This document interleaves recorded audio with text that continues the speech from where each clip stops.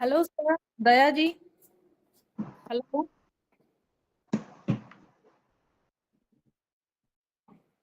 Sir, how are you? Good morning, Daya sir.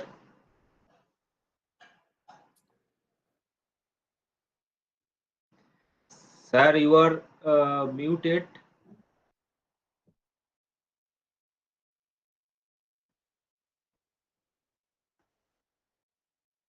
Please unmute, sir.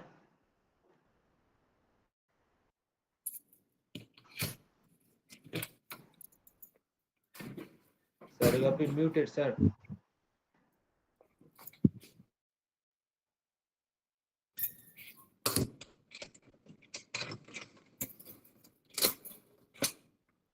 বলছি আমি কি একবার ডিন ম্যাডামকে ফোন মানে গিয়ে দেখে আসবো রুমে? তোমার রুমে যাবে, ফোন করো না। ডিন ম্যাডামকে ফোন করব। ডিন ম্যাডামকে ফোন করব, দেখছি। ফোন করো।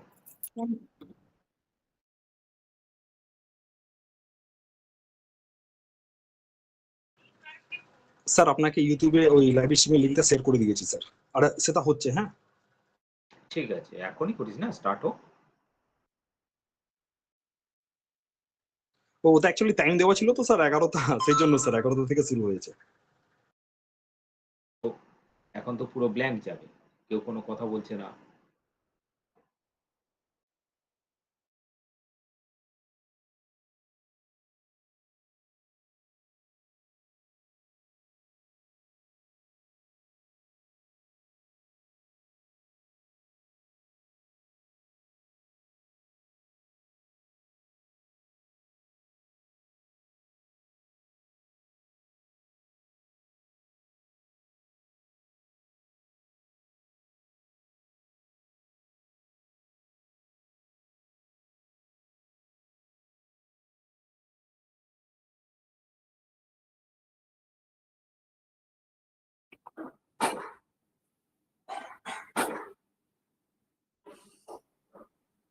Namaskar, sir.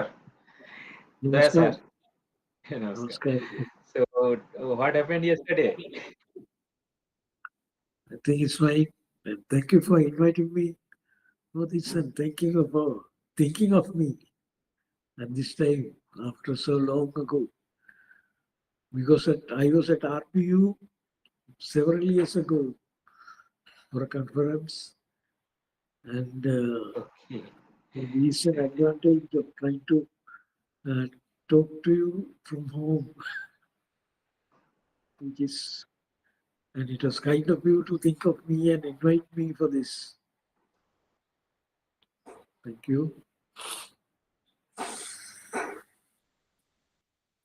Sir, your voice is very low.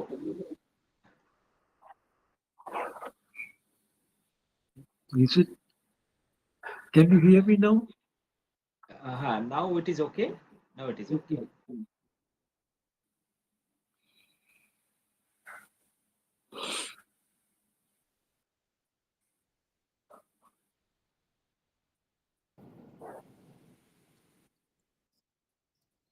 Sir, actually here, Pro Vice Chancellor from Jadavpur University has already come to for our next program.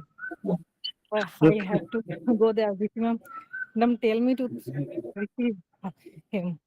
Okay, we are just going to start our workshop.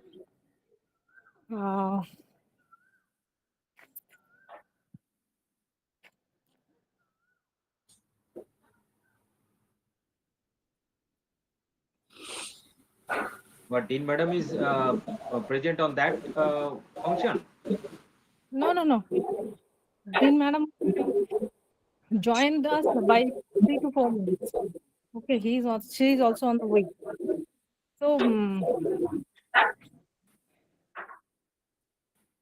good morning to our distinguished dignitaries, esteemed faculty members, scholars, and participants joining us from across the globe.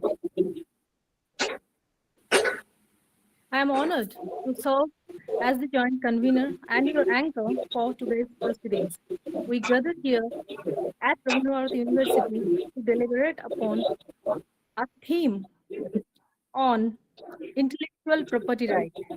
To begin this auspicious occasion on a harmonious note, I invite our very lovely and adorable scholar, a talented student from our vocal music department, Ankita, to perform the opening song. Ankita, are you here? Yes, ma'am. Please continue. Okay, ma'am.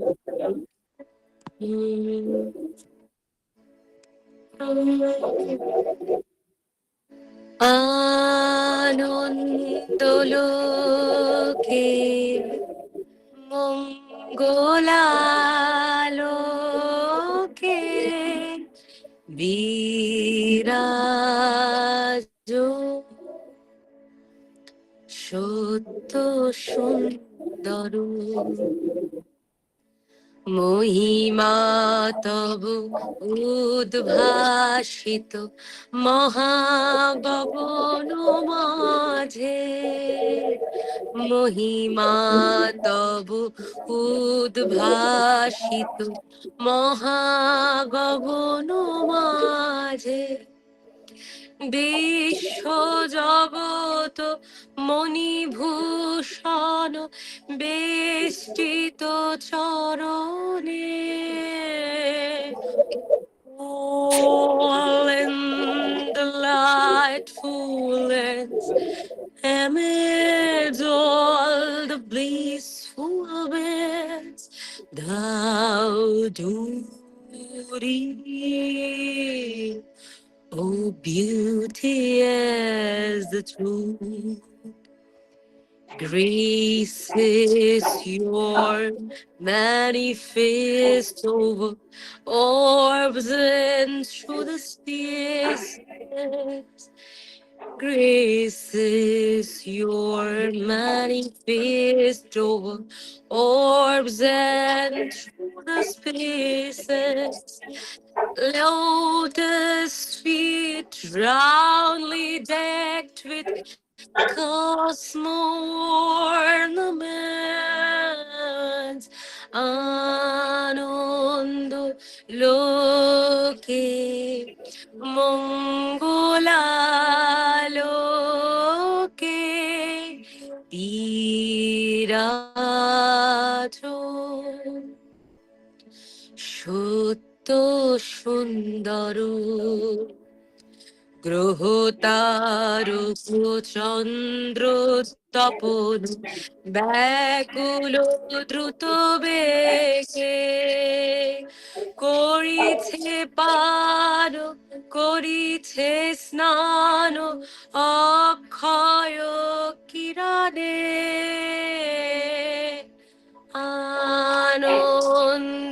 আনন্দলোকে মঙ্গলালোকে বিরাজ সত্য সুন্দর planet and stars, moon and the sun, hastily Koranves, ধরণী পর ঝরে নির্ঝরে মোহন মধু শোভা ফুল পল্লব গীত গন্ধ সুন্দর বরণে all in the lightfulness amidst all the blissful beds thou do thee. Oh, beauty as the truth. Anandoloke Mongolaloke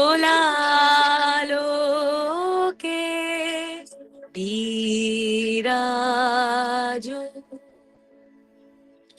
সত্য সুন্দর Thank you. It's really nice and mesmerizing. Thank you, Ankita. Thank I you. love the song. Welcome, ma'am. Start. Thank you. And it's now time to formal uh, welcome address by Professor Sudeep Ranjan Hatua sir. So to begin the session of formal welcome address, I just want to introduce sir with all of the participants and also our dignitaries and also Daya sir too. Professor Sudeep Ranjan Hatua sir is the HOD of Department of Library and Information Science, and he is also an alumnus of the DRTC ISI Bangalore. He's currently he's HOD in our department, and he possesses 20 years of more than 20 years of academic and teaching experience and 6 years of professional practice in the field of library and information science. And prior to joining RBU, right, Rabindra University, as a lecturer, he served at the National Aerospace Laboratory, Bangalore, Karshak Engineering College, Hyderabad, and the Central Library of the Indian Institute of Technology, IIT Kharagpur. He earned his PhD from Vidyasagar University under the supervision of Professor Devika Mandali, who is presently the director of InflipNet and a member of the board of directors at ORCID.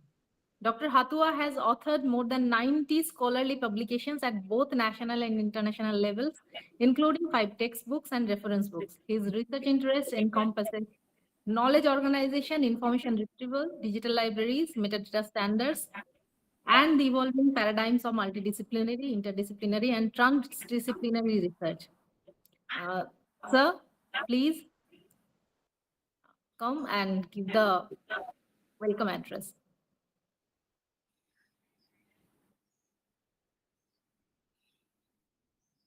Sir, you unmute first, sir. Hello? Thank you. Thank you, Snigdha. I am very much delighted by listening about myself from my very lovely younger colleague, Snigdha. I'm really delighted, and my days become very charming with these very warm greetings. Thank you very much. Thank Okay, you. so a very good morning to all of you. Before proceed, I take this opportunity to extend our deepest respect and gratitude to our Honorable Vice Chancellor, Professor Sonali Chakraborty Bandyopadhyay. Though she is unable to join us virtually for this inaugural ceremony, owing to her exceedingly demanding schedule, we remain over inspired by her steadfast guidance and encouragement. On behalf of the department, I respectfully welcome you, ma'am, and we draw strength from your continued support. It is my privilege to honor to welcome you to this international workshop on a topic of immense contemporary relevance, intellectual property rights, innovation, ethics, and sustainable development. Before we delve into the heart of the subject, please allow me to briefly introduce our organizing department. The Department of Library and Information Science at Rabindrabharati University, established with a vision of blending tradition with modernity, stands as a beacon of knowledge management, true to the ethos of our university, which is named after the Nobel laureate Rabindranath Tagore. Our department is not merely a center for technical training. We strive to cultivate a deep understanding of the library as a living organism, a custodian of culture, a facilitator of learning, and a guardian of intellectual heritage. We are committed to producing information professionals who are equipped to navigate the complex landscape of the digital age, while upholding the core values of equitable access and intellectual freedom. As library professionals, we stand at a critical crossroad. The copyright and the IPR represents a profound professional and ethical dilemma.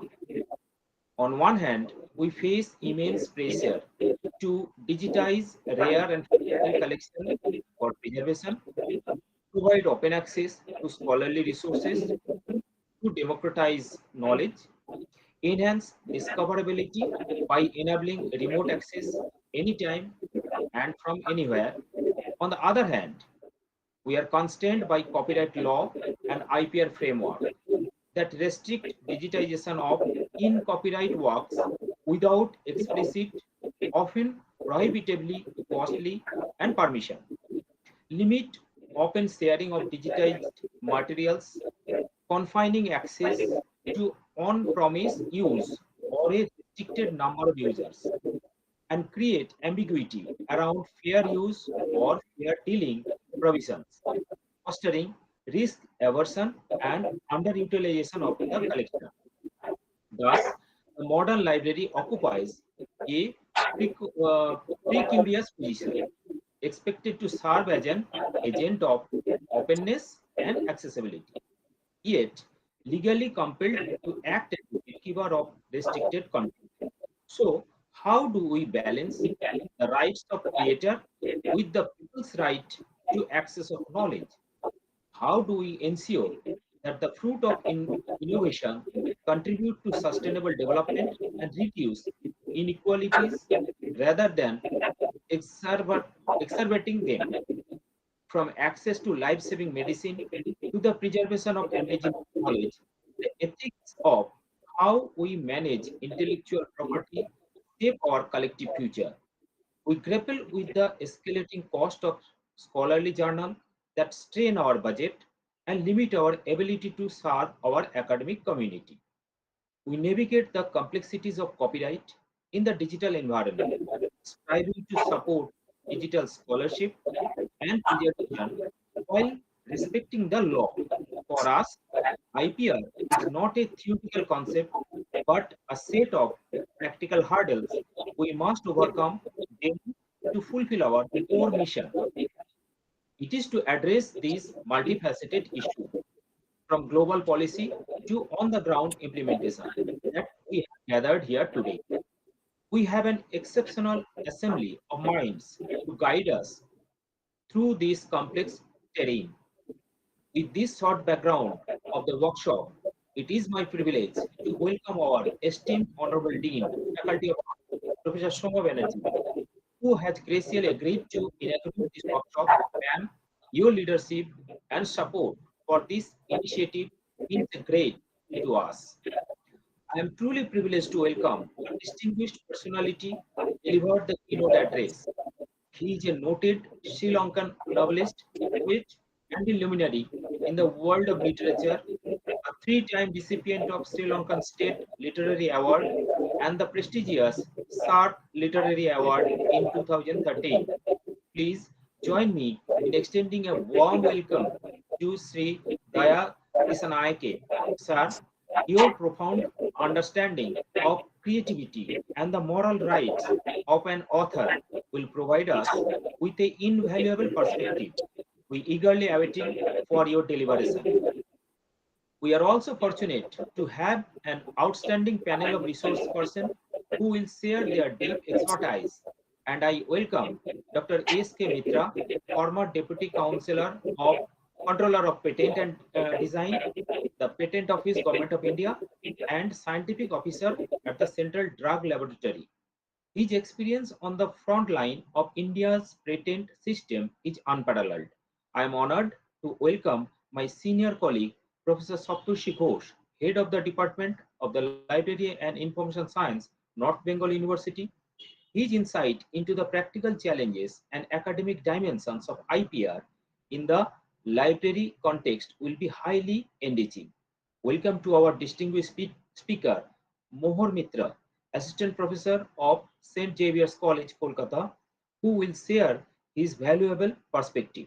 Finally, I welcome one more senior colleague, Professor Arun Kumar Chakraborty, from the Department of Library and Information Science, Netaji Subhash Open University, who has kindly consented to deliver the valedictory address. We look forward to his concluding thoughts to help us synthesize our learning. To our distinguished guests, esteemed resource persons, faculty, colleagues, research scholars, and students, welcome once again. I extend my sincere gratitude to all of you for your presence and participants. I am confident that the deliberation over the course of this workshop will be enlightening, challenging, and ultimately fruitful in helping us to find pathways to an IPR ecosystem that truly fosters innovation, uphold ethics, and champion suitable developments. Thank you. Thank you very much.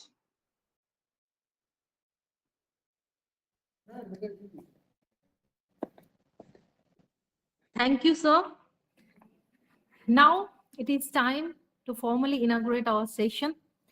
And for that purpose, here, Professor Shoma Banerjee, our Dean, is a senior academic and professor in the Department of English at Rabindrabharati University also.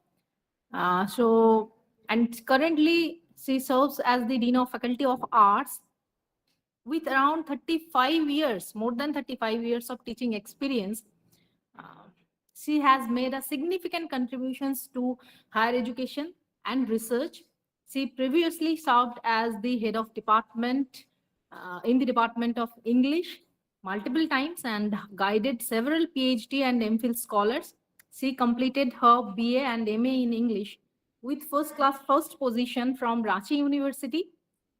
She is a JAM and earned her PhD from Jadavpur University on Shakespearean studies. Her areas of specialization include Elizabethan literature, particularly Shakespeare, tribal studies, and Indian literature, along with interests in American and Australian literature. She has also authored number of books, and contributed to number of academic publications. So now I invite Madam, the most elegant madam of us, to inaugurate the session. Please, Shumadi.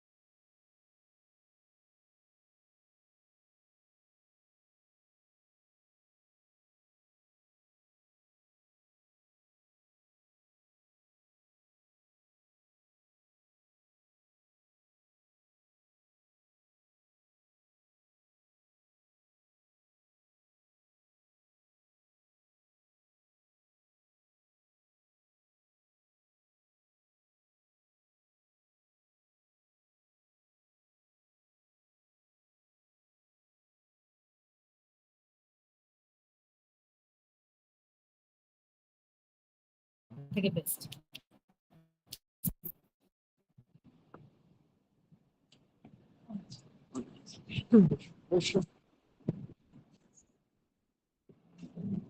Good.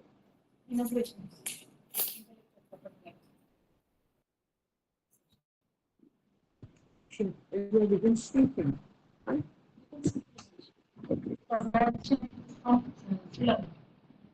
Has he come here? No. Right. Okay. On Thursday? Yeah.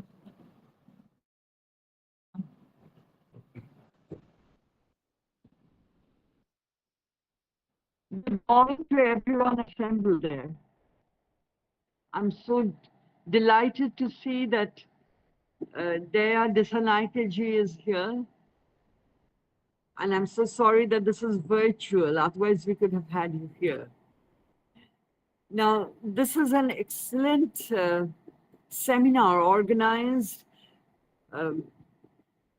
by Snigdha, who is one of our most energetic conveners. And she really gets things going. So thank you, Snigdha, for having me over. And I'm so sorry that I was a little late because there was a jam on a little lane outside. Now, this is on intellectual property rights, about which my knowledge is very, very limited. But I'm so delighted that I can listen in and I can gain a lot of knowledge. Thank you very much again. And I find that many of our officials, senior people are here. And thank you again, Snigdha.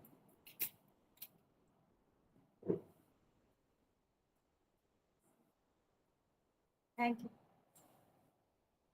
Thank you, ma'am. Thank you very much. So it's now time to introduce our keynote speaker, Daya ji. He is an award-winning bilingual Sri Lankan novelist, poet, and feature writer. His work spans 9 novels in English, 6 novels in Sinhala, and a collection of poems and numerous articles in newspapers, journals, and magazines. He is the author of the first e-novel in Asia, The Sadhu Testament, in 1998, and the first e-novel in Sinhala, Vishan Novu Vedu, in 2003. He has penned a critically study of King Ashoka. His first notification work is Who is Ashoka? He is the only Sri Lankan writer to receive the Sri Lankan State Literary Award for the Best English Novel thrice and was awarded the Sark Literary Award in 2013. Being the first Sri Lankan to release his work online and for free access, he is often seen as one of Sri Lanka's earliest and most vocal advocates for the ebook format, copyleft, and Creative Commons. Thank you, sir. Now I invite you to give your keynote speech. Thank you. Dayaji, please unmute yourself. Thank you, and thank you for the opportunity to uh, share my ideas with all of you. It's a wonderful opportunity, and this is an achievement of our technology that I can talk to you from my home in Sri Lanka and still be part of your program. So thank you again for that. And I have always believed that we should share what we create. Share and share alike. That's why I do not believe in promoting copyright or intellectual property. I believe if we have to have some copy idea, then we should go for copyleft, so that our thoughts, our creative ideas can be shared with everybody. Because we live in a world which I prefer to call as cyberspace, where we can share our thoughts, our writings, our views with anyone, anywhere, as long as they have digital access for it. And that is where the idea of copyright is fading away. We have to now look at copyleft. In fact, if we need something, otherwise, I believe that we should share our creative ideas with everyone without any commercial or any other interest behind it. Because our ancient writers, poets, they didn't expect to earn from their creative work. They loved to share their work with the others. And this is what we should come to very soon, where in a world where we live in what is called cyberspace, where digitally we can share everything with everybody. And that with almost no fees, no charges, almost totally free, as long as we have digital access to their creative work. That is why cyberspace has changed the concept of literature, writing, poetry into an entirely different format where the writers need not depend on publishers to share their work, and the readers can share them online in what we call cyberspace.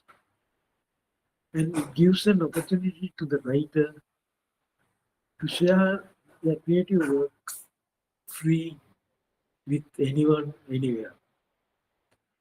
So that could someday, very soon, eliminate the concept of copyright.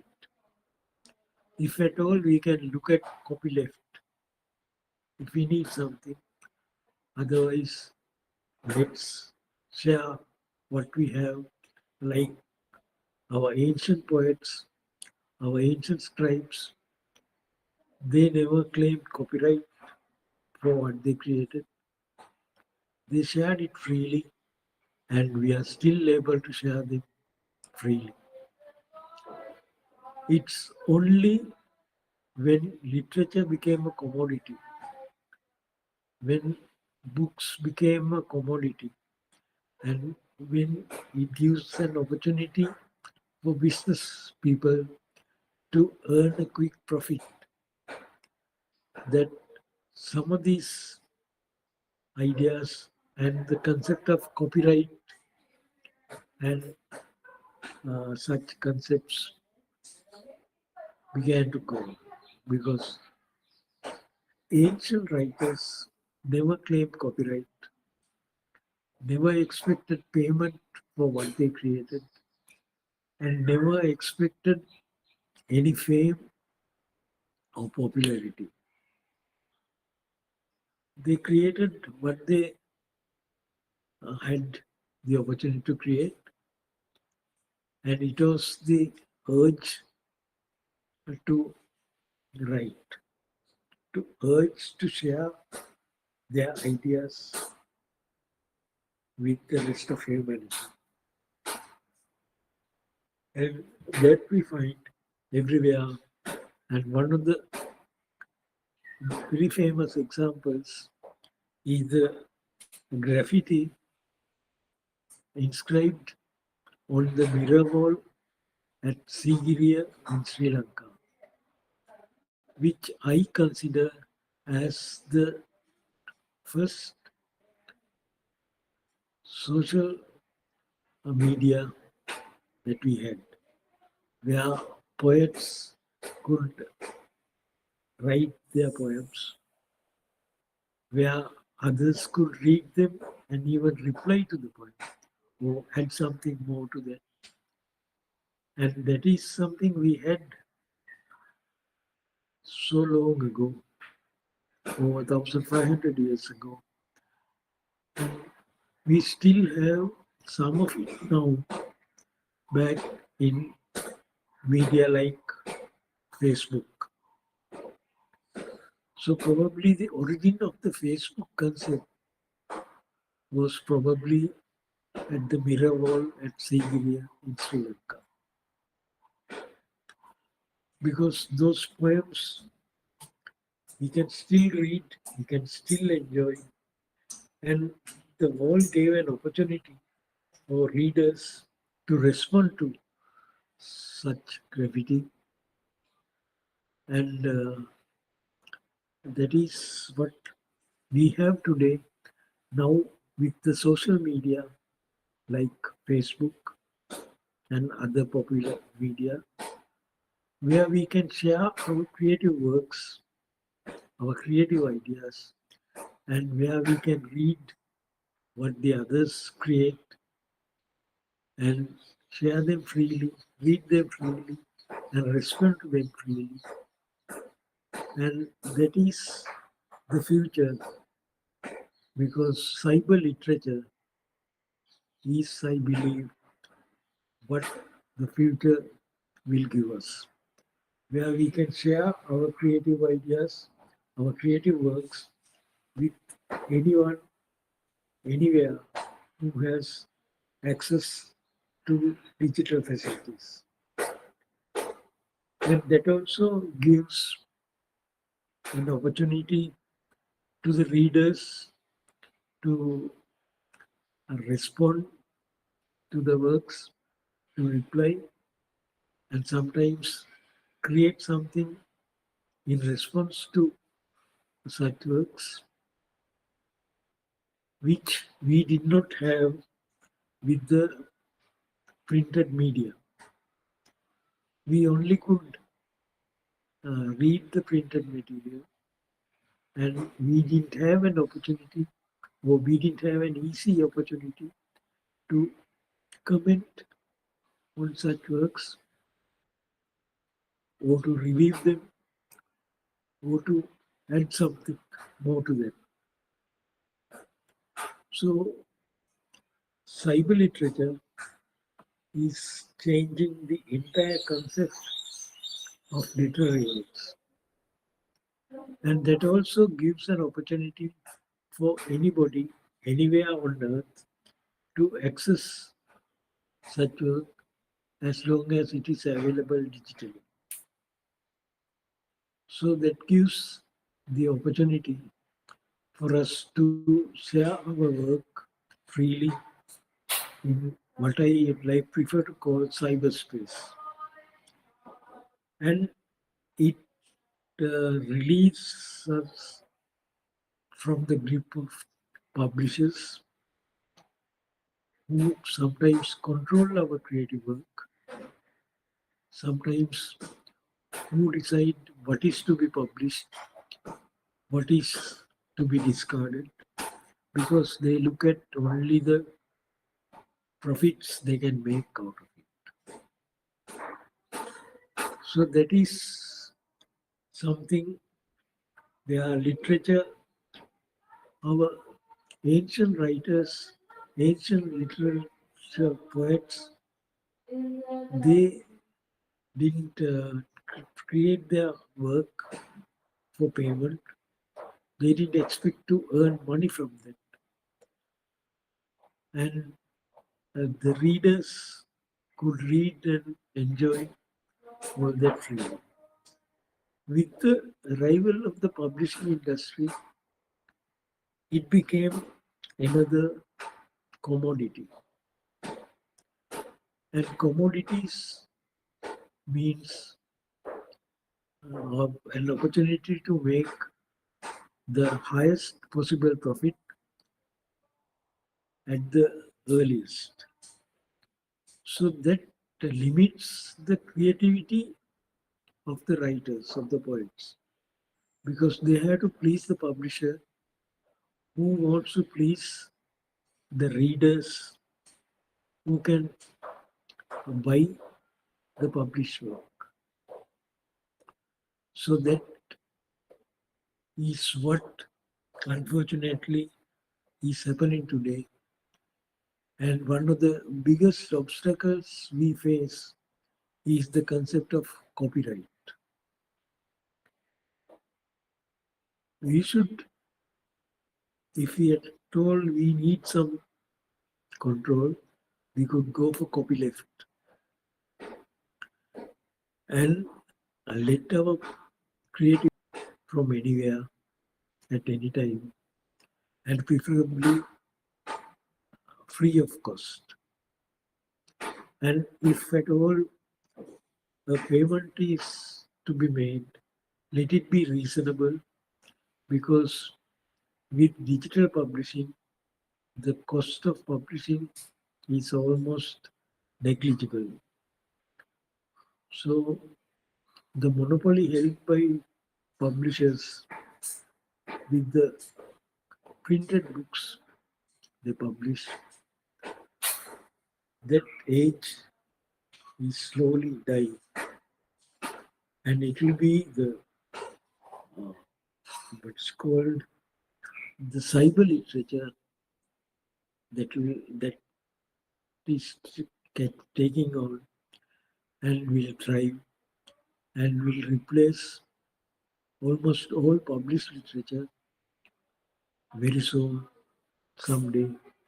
And it also gives an opportunity to share our writings with anybody, anywhere in digital format, and also an opportunity for us to share what we discover in the written world, what we come across, which we can share with the others, which we can inform the others of the availability of such literature, which was not available with the print media only. Because sometimes now in our country, in Sri Lanka, we rarely get any new books published in other countries. A few from India and from the West. But other than that, our readers are not aware of the writers or the creative works of others around the world. Now, because of that, we are back to an era where there was no publishing. Because publishing limits the availability because of the cost of publishing and the cost of purchasing such published material. And the limits which discourages sharing the creative work with everyone. Only those who could afford to purchase the published material could enjoy it. So, what I have always preferred is the concept of copyleft or the concept of free publishing. And we have the platform now in e-books, in electronic or digital books. We can create e-books at hardly any cost. And we have the opportunity to share it with the entire universe in what I call cyberspace. So sharing is easy now. And sharing gives us, encourages us to create more. And also because of the feedback we can get online, digitally, we can improve our work. We can revise them. And which is an opportunity which we did not have with published work because we do not come across or hardly come across any revised literary works in the world. Because once a book is printed, it's there forever. Sometimes the publisher may not want to release a revised edition because of the cost involved. And also sometimes the revisions, e-books or electronic books, digital books, we can always create something, share it with everybody, and we can always revise it. A poem that we publish online as an e-book, we can take it off the e-book, or we can change it, we can modify it, we can add to it. Those advantages we do not have with the published material. So I always believe that the future of literature and creative work is online in cyberspace using digital technology. That frees the writer or the poet from the clutches of the publisher. Because often the publisher decides what's to be published and when it is to be published and to what extent, which needs to be done away with. Now we can publish our book online ourselves at virtually zero cost. And anyone could read them almost free of charge if the author does not expect any financial gain from them. Or even if he expects a financial gain, it could be limited to what he charges the reader. So there will be no intermediaries out of the creative work or out of the transaction. That is a good sign that we see, and I look for the day when we can read anything in digital format in cyberspace, and if the author is free to share it at no cost, that will be the best advantage. Otherwise, he could make a nominal charge, bypassing all the intermediaries who gain high profits.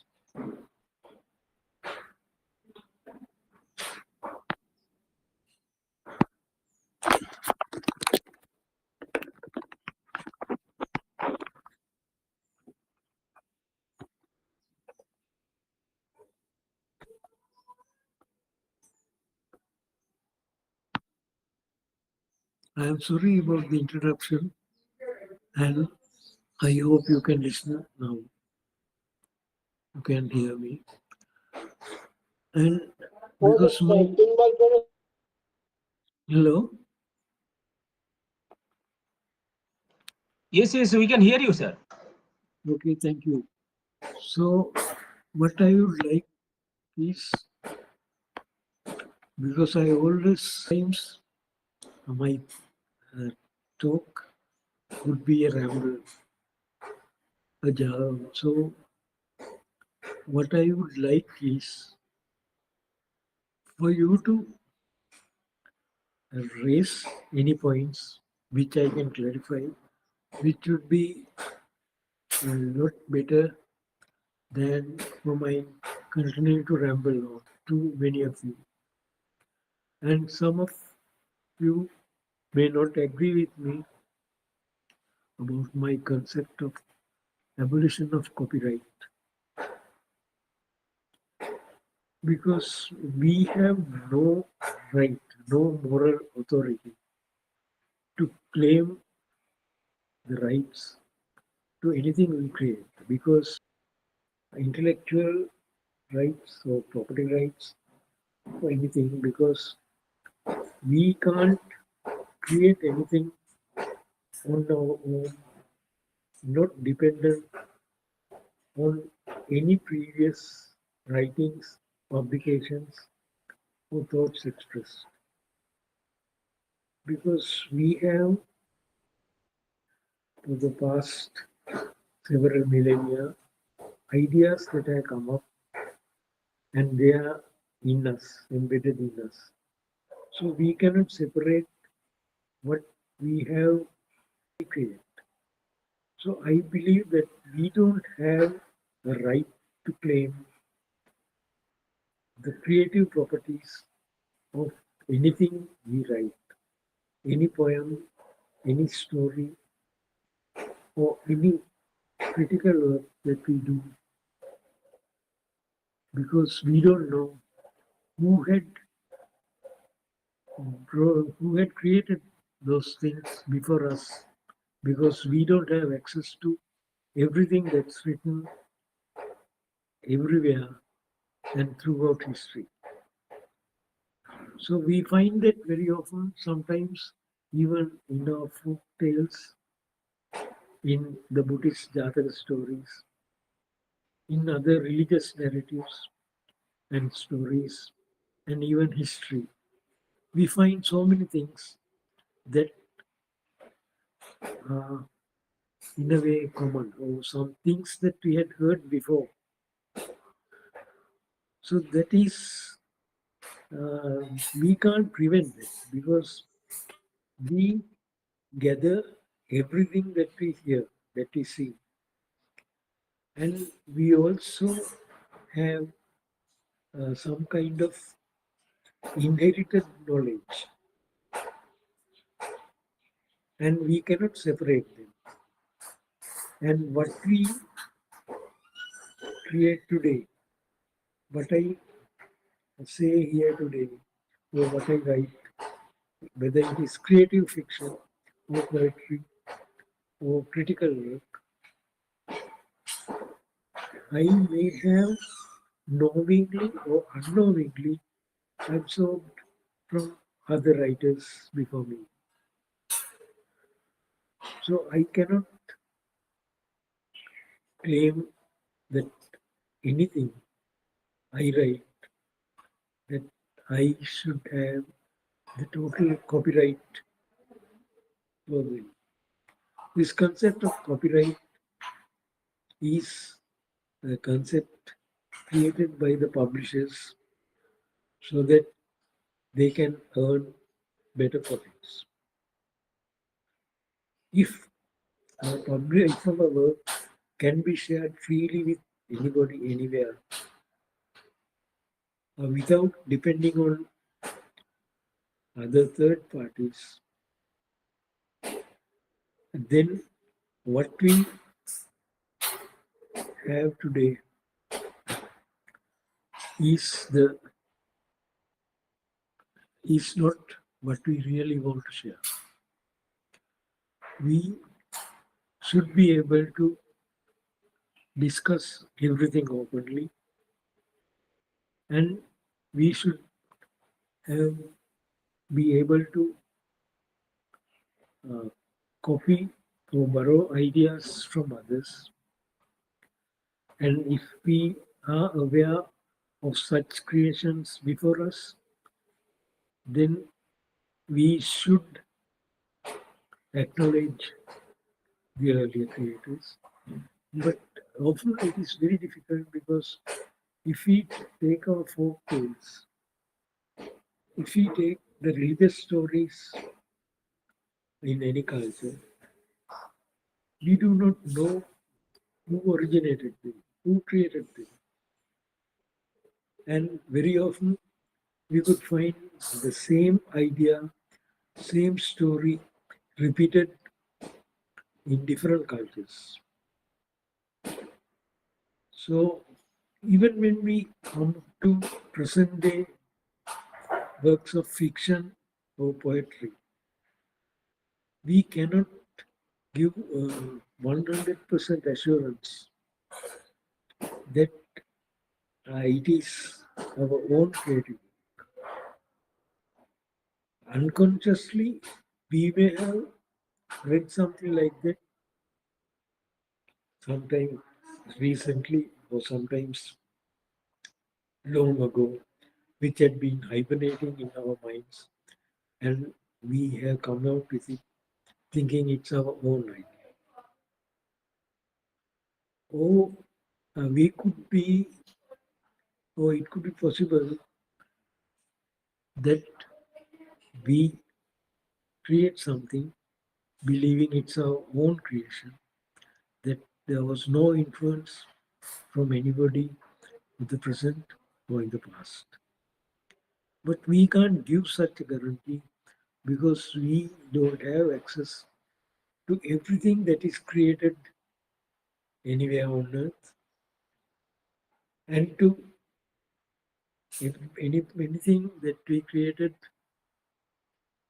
may have been influenced by other creative work, or sometimes knowingly we borrowed from other works, which unfortunately is becoming very common. And sometimes when we are borrowing such things, we could distort them we could give a totally different idea or concept, and that's a danger that we always face. We have always faced that. And I don't think we can do anything about it. So we have to look at what we write, whether we are trying to create something original or whether our ideas are borrowed. And about literature, I prefer to use our South Asian word Sahitya instead of literature, because Sahitya has a deeper meaning instead of the blank word literature. And when we talk of Sahitya, I believe that we should always try to create what I prefer to call Subhashita Sahitya. Because what we write, what we create should belong to the Subhashita. Otherwise, what happens is they become Durbhashita Sahitya, which is a mercenary concept, so that we create a lot of violence, a lot of hatred, or we use the literature to create distrust, disturbance among people. So that is not what our writing should be. That's not what literature should be. Literature should be for the betterment of mankind, for to create better awareness, to bring unity among mankind, so that we avoid the conflicts among human beings, whether it be caste-based, race-based, religion-based, or language-based. We need to be free of all such restrictions. We should be open, and our literature should be aimed to bring together the human beings as brothers and sisters. We should not have any categories that promote a certain group of people, a certain caste, a certain race, or sometimes even language based. Because language is only a means of communication. And though we can have what is called a mother language, it is very few people in the world today who can claim that they respect and they use a mother language.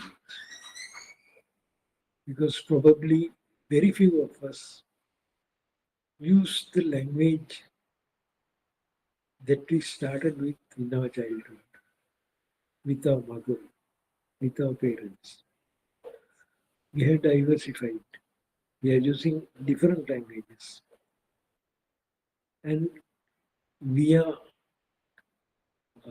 considering language as an issue. And there are very few instances where language united people. An example is Bangladesh today.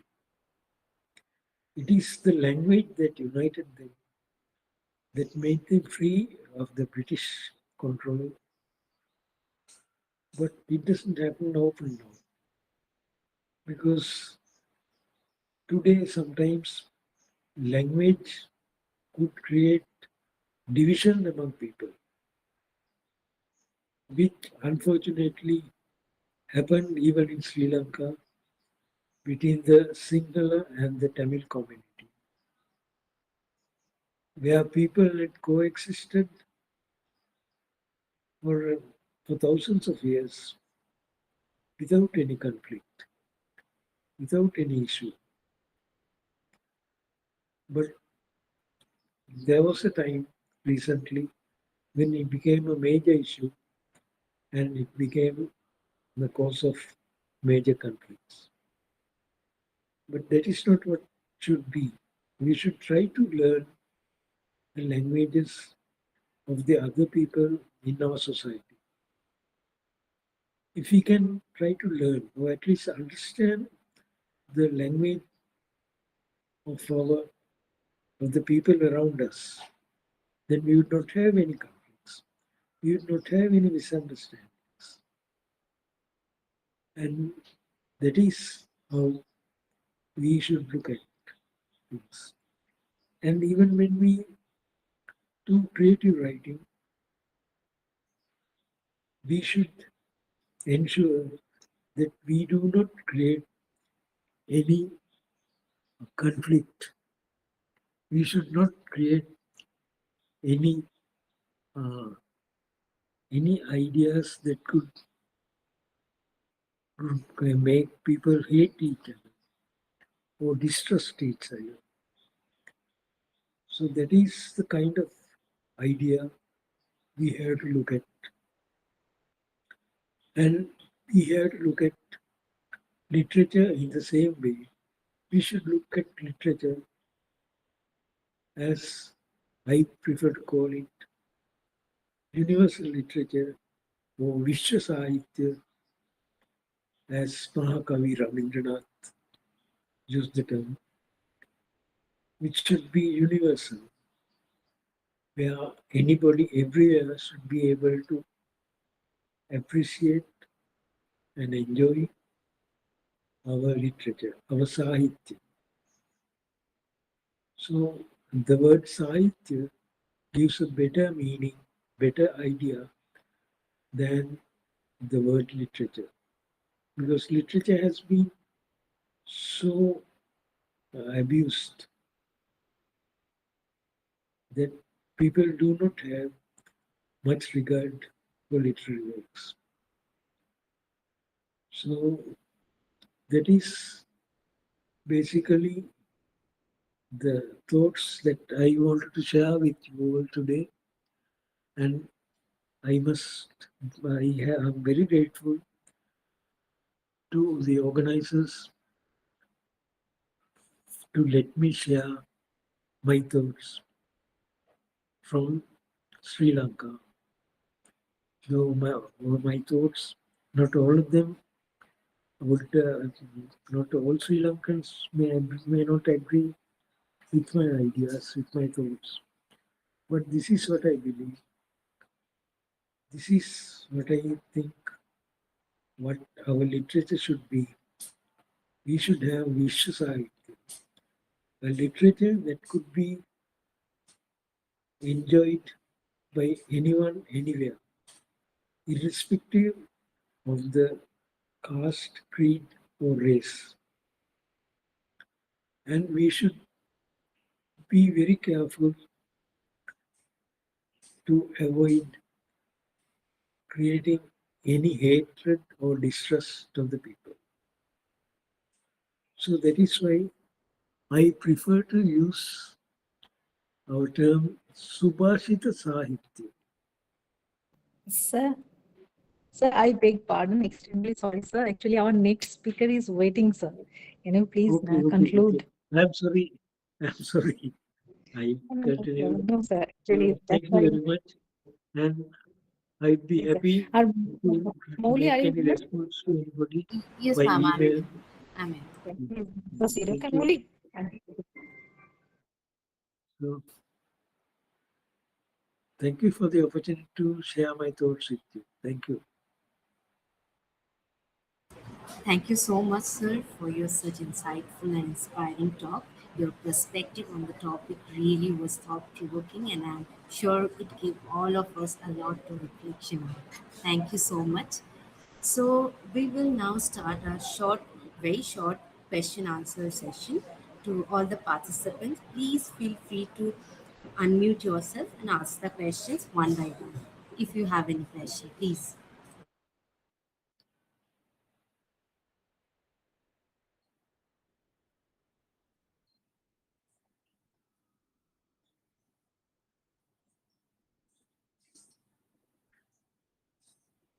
Anyone having any question? Anybody?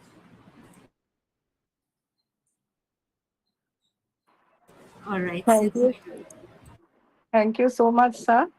I'd like to know if there is any means information or fact with you about translation literature, about translating the literature.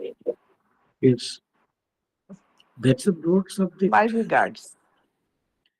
So, do you want me to talk about it now? Do we That the have time? coordinator, madam, will decide. Yeah, no, translation is something that we have to give more opportunity, because very few of us can read what has been written in other languages. And if we do translate, we should be very careful so that we do not distort the original work or give misinformation or misdirection. So translation should be done by those who are very familiar and very thorough with both languages. The language from which the original work is given and the language to which it is translated. And we should be very thorough with the culture and the background. Otherwise, the translation could do more harm than for people to try to understand somehow the original.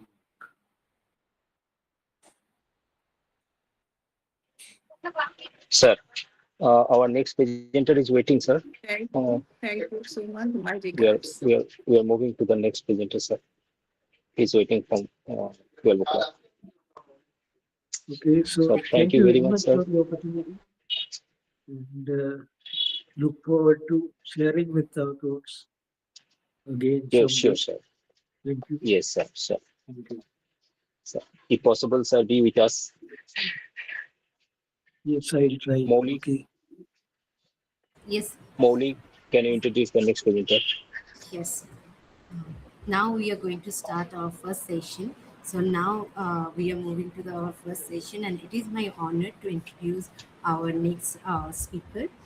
So our next speaker for this session, and our first speaker actually for this session, is Dr. Sushil Kumar Mitra, who is a distinguished expert in intellectual property rights with over 43 years of professional and academic experience. He served as Deputy Controller and Patents and Design at the Patent Office, Government of India, and as Scientific Officer at the Central Drug Laboratory, Government of India. He is holding the degrees MSc, PhD, FASST, and LLB degrees. He has a strong interdisciplinary foundation in science and law.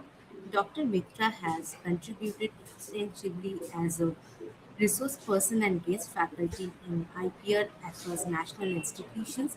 He has published over 22 research papers and contributed to chapters in academic books, formerly professor and director at CIPR, Adams University. He is currently professor of practice at Xavier Law School, Kolkata, and actively advancing IPR education and research. We welcome you to our session, sir, and the session is all yours. Please. Thank you. Thank you, madam, for giving opportunity to speak something before the August gatherings. I have already heard the keynote address excellently presented by previous speaker. And what I have learned from his speech, that any creative work should not be protected, should be used by everyone, and it should be free. But my topic is just Sorry for the interruption, sir. I would like to request Dissanayake sir to unmute yourself. I mean, mute yourself, sir, please. I have already unmute. Can you hear me? Hello, can you hear me? Yes, you can continue. Yes, sir, you are audible, sir. Okay. Yes, sir. So, I'm requesting Dissanayake sir to mute yourself, please. So, sir actually told that every creative work should be used by the society for the purpose of learning, research, training, and for the public interest. But the intellectual property law and the intellectual property rights is playing just reverse the concept of the 50 years down the line of the professors. 50 years down the line, professionals are creating, doing certain research work. We know from the Acharya Jagadish Chandra Bose to Prafulla Chandra Rai and many other scientists in the India, they are not interested for creating IPR, patent, trademark, copyright, design, and others. But the situation has become changed. From 1970 to 95, the 25 years transition period, we have used a lot of information coming out from a research laboratory and from the creative work, literary work from your university also. But the situation changed 1995 when we have joined TRIPS agreement, that is a part of WTO, that is the World Trade Organizations. And then that TRIPS agreement has given certain mandate to go and protect your intellectual right, because every intellectual right needs time, money, and skill. These three things are very important. So in the present commercial world and competitive market and in business environment, the creation and protection and commercializations, these three C is very much required for the development of the science, technology, creative work, and for the sustainability of the research work. So you see, before going to my presentation, just I'm sharing my slide. Then you can understand what is the object of my views. So you see, is it visible? My slide is visible? Yes, sir, visible, sir, clearly visible. Okay, okay. So now coming to the intellectual property rights system in India and its development in post-TRIPS period. Post-TRIPS period means that is the after 1995. After 1995, what we have witnessed? We have witnessed a lot of new laws are coming. Lot of new laws are coming, and that laws I will explain. But before that, just to see what is intellectual property. Intellectual property is an intangible property, but it is ownership and it is transferable. My idea cannot be seen in the open eye. My goodwill cannot be seen in the open eye. My aesthetic sense cannot be seen in the open eye, and my expression of any matter also cannot be seen in the open eye, unless this intangible matter will be fixed in a paper or CD or computer chips in a tangible form. So intellectual property is a property of mind. So intellectual property cannot be commercialized directly unless you create the intellectual property rights. That means the right to be created on the intellectual property. Then that property has a commercial value. So idea should be converted to patent, goodwill should be protected as a trademark, your aesthetic sense should be protected as an industrial design, and your expression of writing of poem, literary work, story, that will be converted to a copyright. And certain things are there which should not be disclosed publicly without agreement. That is called trade secret. That trade secret is a very important part for any kind of business. Whenever will be transfer of technology will be there, whenever there will be an assignment or license will be there. So now coming to what is intellectual property law and how it works. Actually, it is a negative right. Why it is negative right? Because by virtue of getting this right, you are preventing others not to do work without my consent. But you cannot directly stop your infringer. You directly copy your work whenever will be done by someone. You cannot directly stop. You have to go to lawsuit, and court will give you the order, either temporary injunction or permanent injunction or damage or compensation. Then only that work will be prevented by the others without your consent if it is done. So the intellectual property rights are divided into 7 limbs after the TRIPS agreement, that is patent, industrial design, trademarks, trade secret, plant varieties, integrated circuit, geographical indications, and certain other associated laws are there: biodiversity law, competition act, and contract act. That is the common law provisions whenever transfer of technology will be there. So, but another intellectual property which is very important for your university, that is copyright. The previous speaker has talked many things about copyright, so I will not repeat it again. So literary work, novel, poem, plays, films, musical, artistic drawings, photographs, performing arts, and sculpture, and even in 99 Amendment Act of Copyright, software programming can be protected under copyright law. So copyright law, now the global law, it originates from the Berne Conventions. Thereafter, it has been revised through Rome Conventions, and by TRIPS agreement, the several different times actually it has been revised. Okay. So now coming to, let us start with the copyright provisions. What is copyright? That it is a legal right granted to the author, composer, playwright, publisher, distributor to exclusive publication, production, sale, or distribution of a literary, musical, and dramatic and artistic work. So you can have the royalty out of that commercializations of that copyright work. So if you look at again, what does it do? Gives the authors or the artist the legal rights to exclude others from using their work. That means without unauthorized use is excluded by copyright law.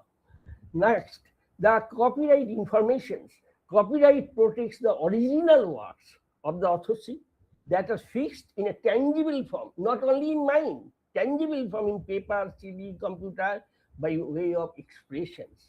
And rights begin at the moment of fixation. That means whenever it will be fixed and published and reached to the public domain, your right will be started from this. You may not go for registration immediately at that moment, but whenever it will be published, and it is a global right. But in other intellectual property laws, in patent, trademark design, you have to register in different countries to enjoy the right.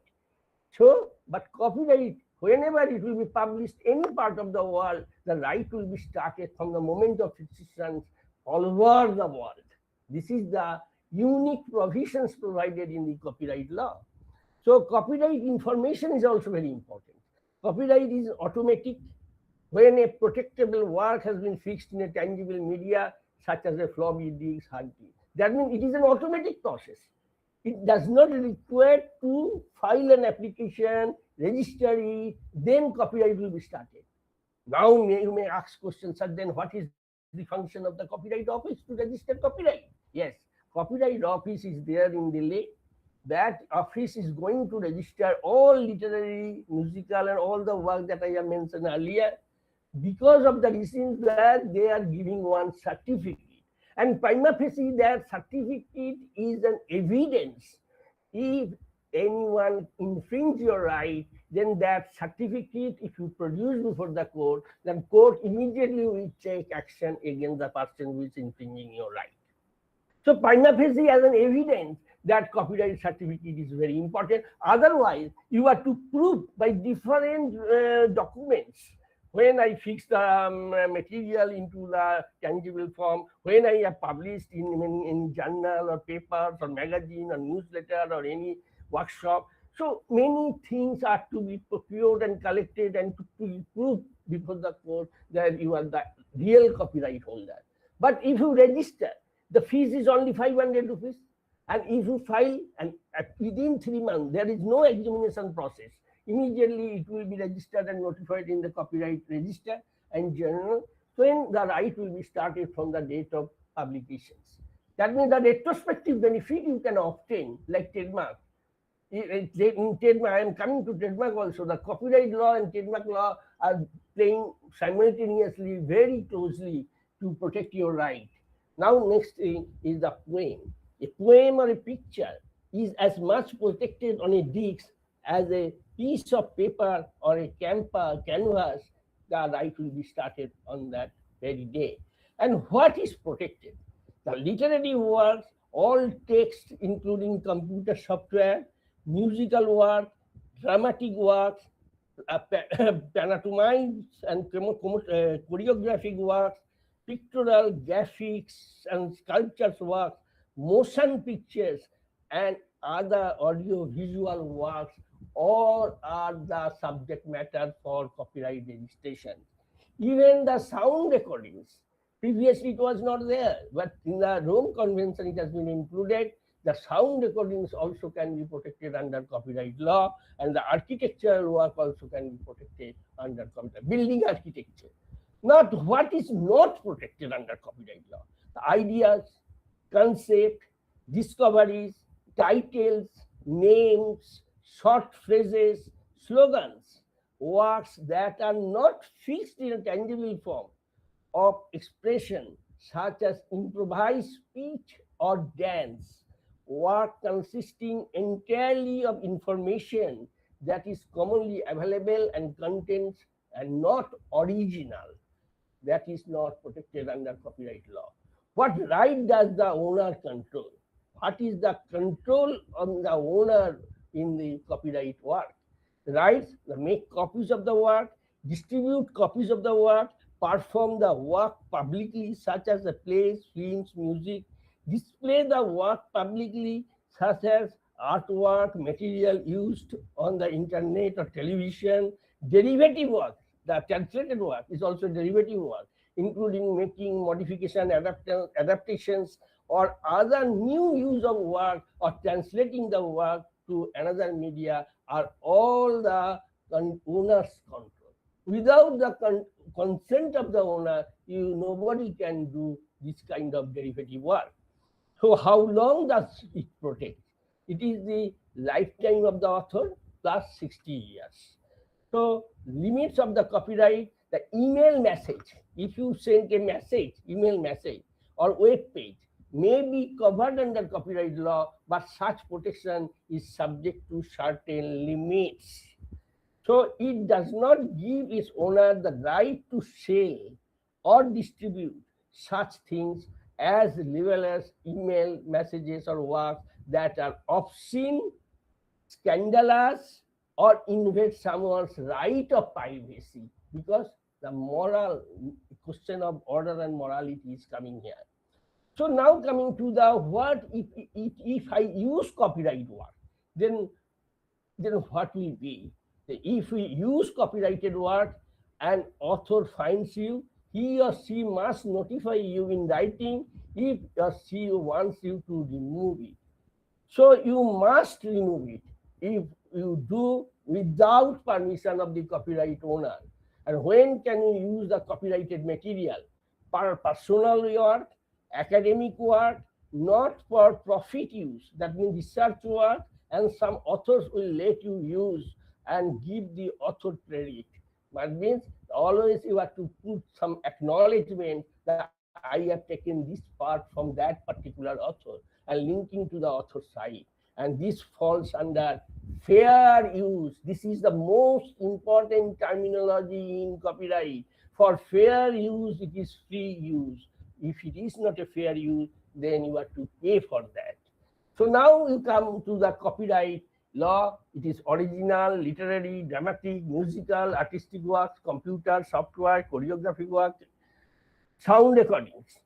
Copyright, right to produce, make copy, adaptation, translations, already I have mentioned.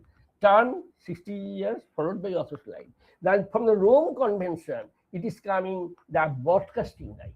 Broadcasting and the reproduction right is 25 years, and for the performance right, the 50 years. And the author's right is the moral right, authorship, object to alterations, subject to permissions, and resale and share right in original copy. Now, India has made the copyright law fully TRIPS agreement compliance. First copyright law comes in 1957, then 1981, 84, 92, 94, and finally it is amended in January 15, 2000.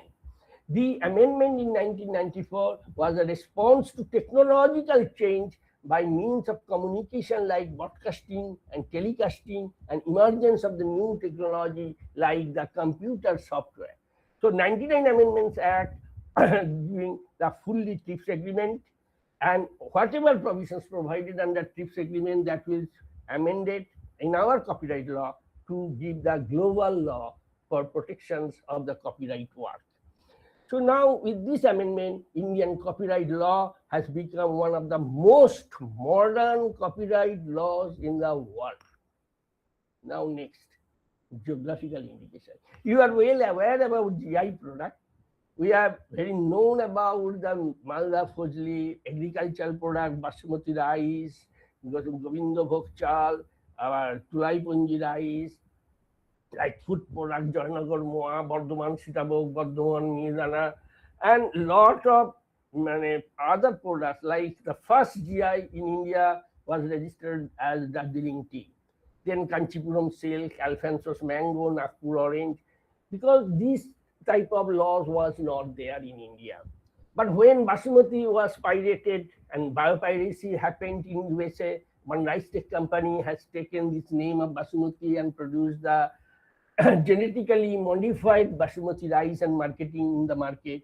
Then India protested it, and ultimately that name has been removed from the product, and after the introduction of the Geographical Indication Act in 1999. So the regulations are coming, it is just like a brand, like a trademark, but only difference between trademark and GI, that GI always originates from a particular geographical origin, and the right is for 10 years. It is a perpetual right. Every after 10 years, if you renew, then you can continue the right whole period of business. And the most important thing in GI, that it is not an individual right, it is the association right, group right. Only the group of the people who are staying in that particular geographical location and doing business with that product, the rights will be percolated to all the members associated with this product in a particular geographical origin.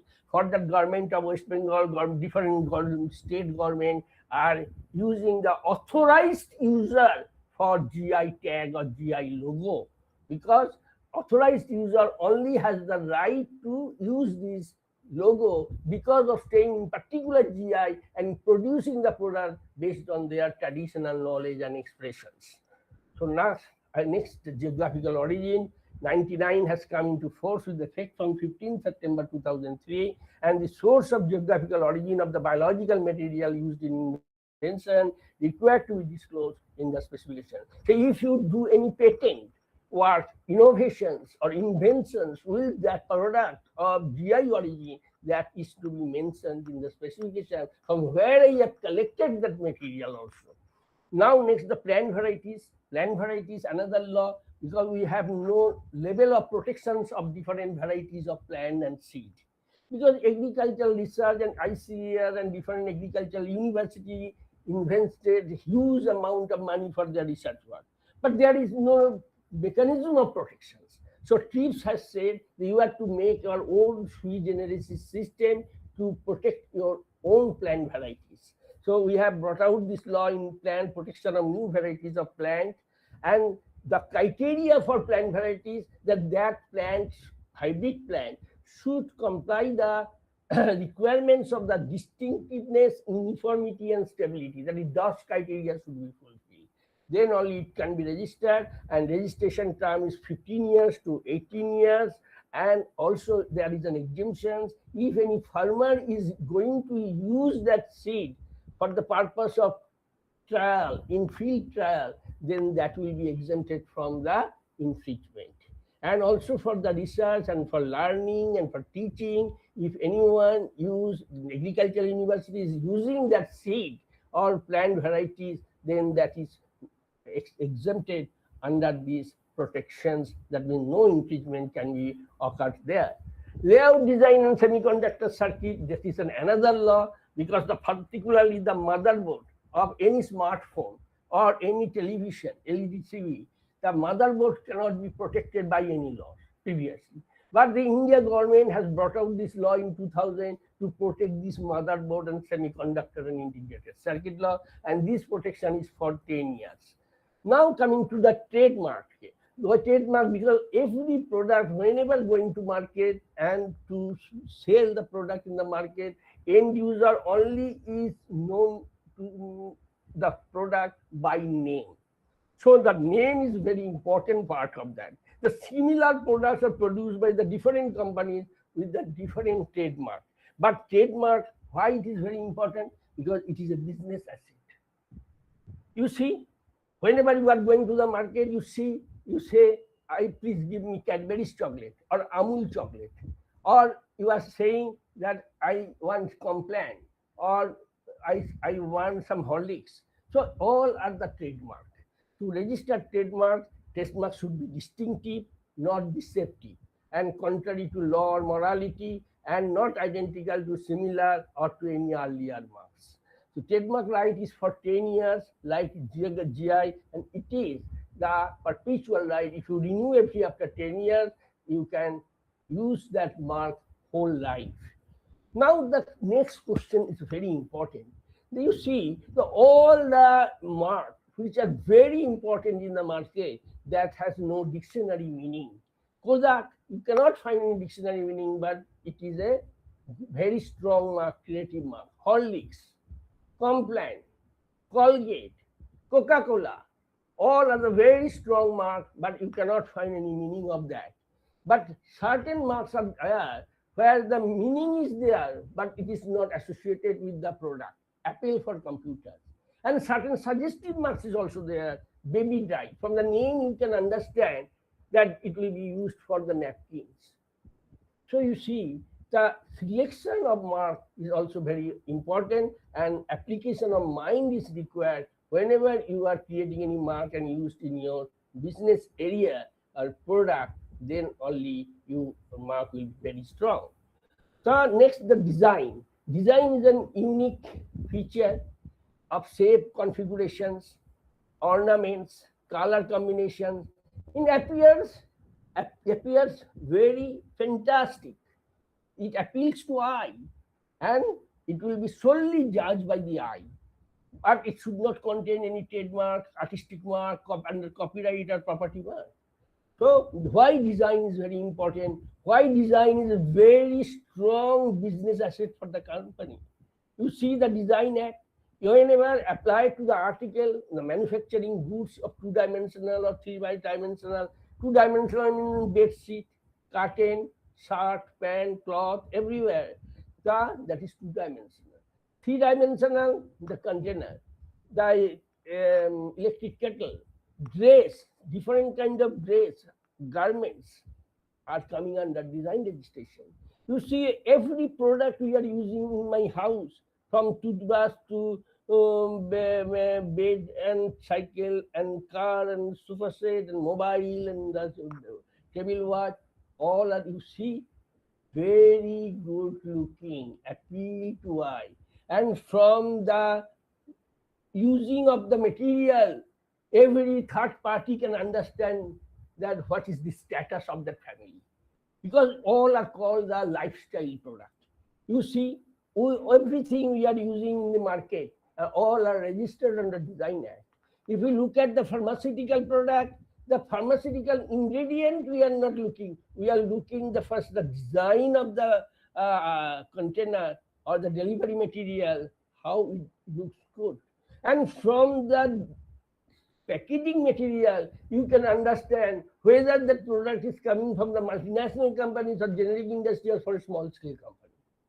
So the packaging is very important part. From capsule to tablet to anything, any product, even the textile products, jewelry products, all are coming under the domain of the design registration. Even in agriculture sector, all the farm machineries are now coming under registration of design. The design is a very strong IP for creating business environment.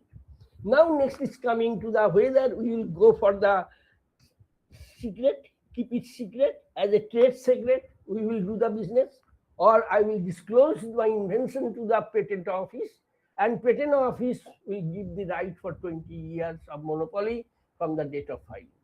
What will be your decision? Yes, for any kind of technological development, certain parts should be used as a trade secret, keep it secret, only transferred through confidential agreement and non-disclosure agreement under the Contract Act, or the disclosure part will be protected under the Patent Act. So the patent law is a very strong law in our India, and patent is a legal title for the invention, and it gives the exclusive right to make use of an invention in a limited area. Limited area means in a territorial jurisdiction in India. Indian patent is valid in India. Indian patent is not valid in USA. Similarly, US patent is valid in USA, but US patent is not valid in India. So lot of innovations and inventions are coming in the world. Very few inventions, hardly 20% to 20% inventions are protected in India. That means rest of the inventions, 80 to 90% inventions are free for utilization for the Indian companies. So in return, the applicant must disclose how the invention works in sufficient detail. And when a patent is granted to the applicant, he will become the owner of the patent. And that can be transferred, assigned, licensed, or sold, or they can do business with the right also. And patent is a territorial right, and Indian patent will only give you the owner rights to India and stop others not to importing the similar product in India also, because I have the right to sell this to you. No third party can import the same product in India also.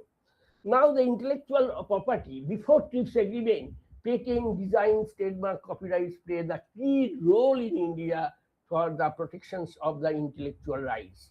So if we look at just a product, CD player, very common things, you know very well, you see 4 intellectual property rights are involved in the CD players. Industrial design, to protect the 3-dimensional shape and configurations of the CD player. Brand name, HMG, protected under the trademark law. The music played on the player, protected under copyright law. And various technical parts and mechanisms are the subject matter for protections under patent.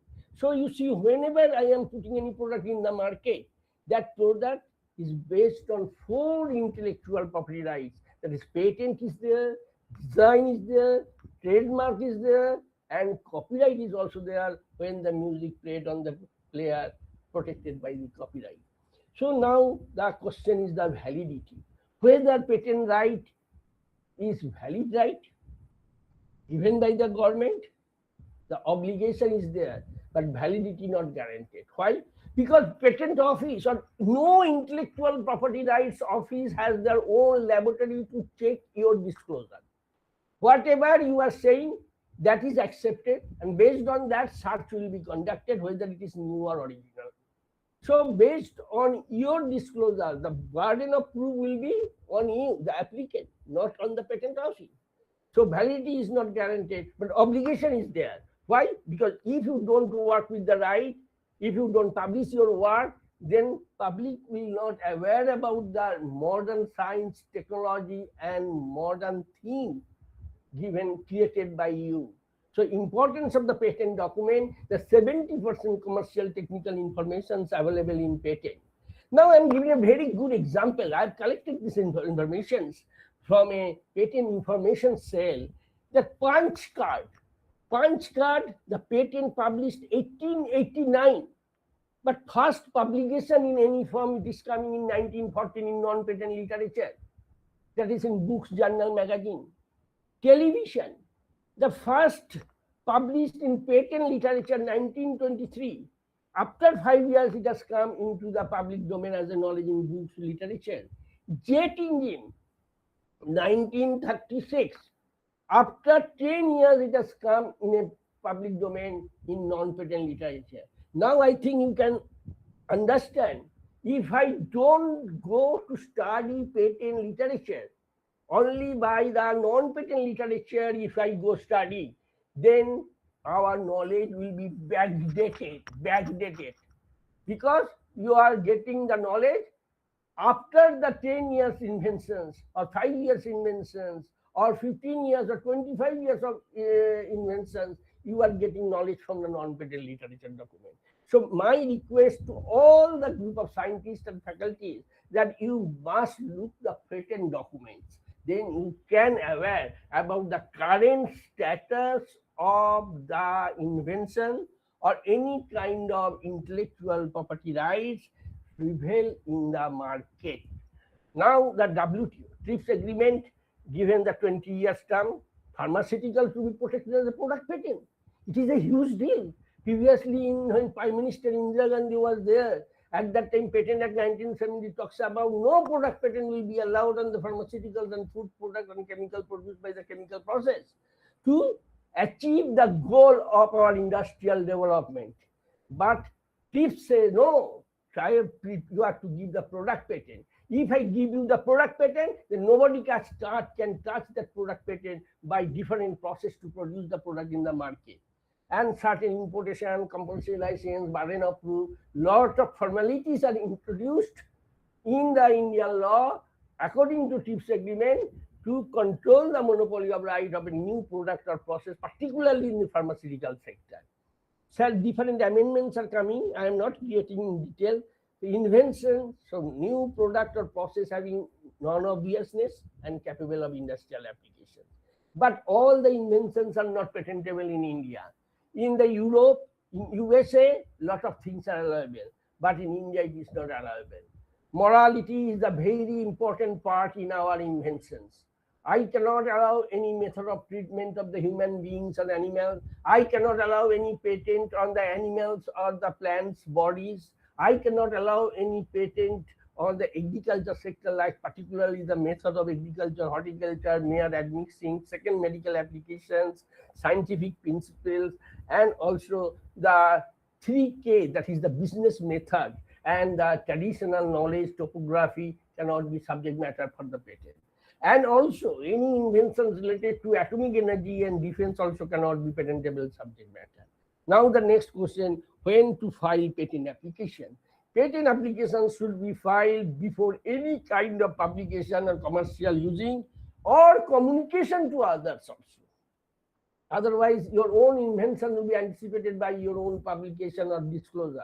So before use, before claim, before publication, first you file the application. If your invention is not complete, then I advise you to file at least provisional application, and within 12 months you file the complete specification to protect your invention. You will get the priority date to protect the novelty of the inventions. And the filing procedure, the applicant, who can apply for the patent? True and first inventor can apply, or his assignee, or licensee, or legal representative if the inventor deceased inventor. In case of deceased inventor, legal representative can file, or the assignee of the legal representative severally or jointly can file the patent application. The prescribed form is there, and specification, that is the most important part. Lot of statutory forms are required, but the most important part is the complete specification or provisional specification. I have seen in my life, when I was in patent office, that many scientists, renowned scientists, can draft the very good publication, but writing good paper in different international journals, but they are not very much familiar with the drafting of the patent specifications. And patent specification, there is the need to skill the claim drafting, because whatever you are claiming, that will be your right and the boundary of the invention. And during infringement, the court will decide the matter whether it is infringed or not based on the claim. That is the claim of the invention. What was the claim of the invention? So it should be done by a patent attorney. I am coming to that part. But next thing is the jurisdiction, where to file.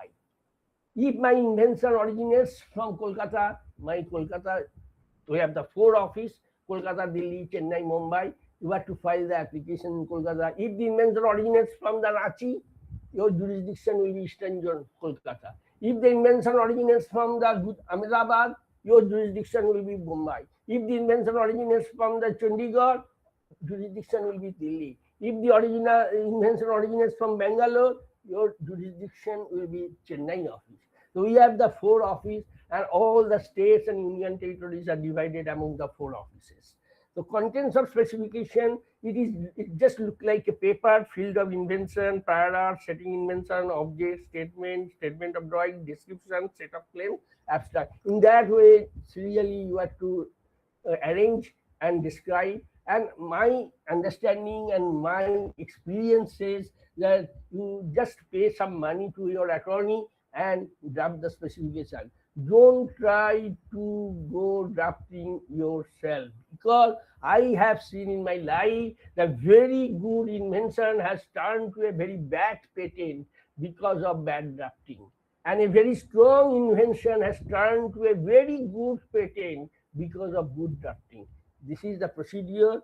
The filing, after filing, it will be examined, and if the response coming with the satisfaction of the controller, it will be granted. If it is not satisfaction to the controller, then it will be refused based on the hearing, and you can prefer appeal before High Court, and based on the decision of the High Court, patent will be granted. The Patent Cooperation Treaty, another form, that is the treaty we have signed in 7 December 1998. This is a patent filing system, not granting system.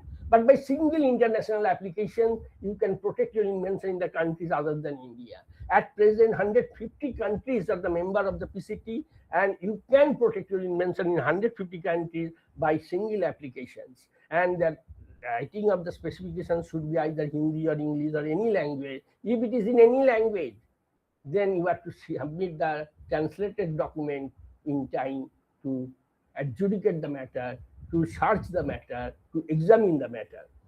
So role of patent attorney is very important, and every year we are conducting these exams, and of the science graduate who qualify this exam, their salary is not less than 50,000, I say.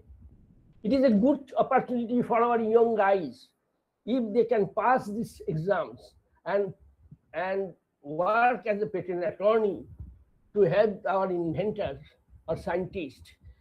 So that boy can be a very good opportunity, can get a very good opportunity to work as a patent attorney in any firm, or they can do their own startup business, and they can take the responsibilities of that institutions for filing application, granting, licensing, commercializations, and everything they can do on behalf of the institutions.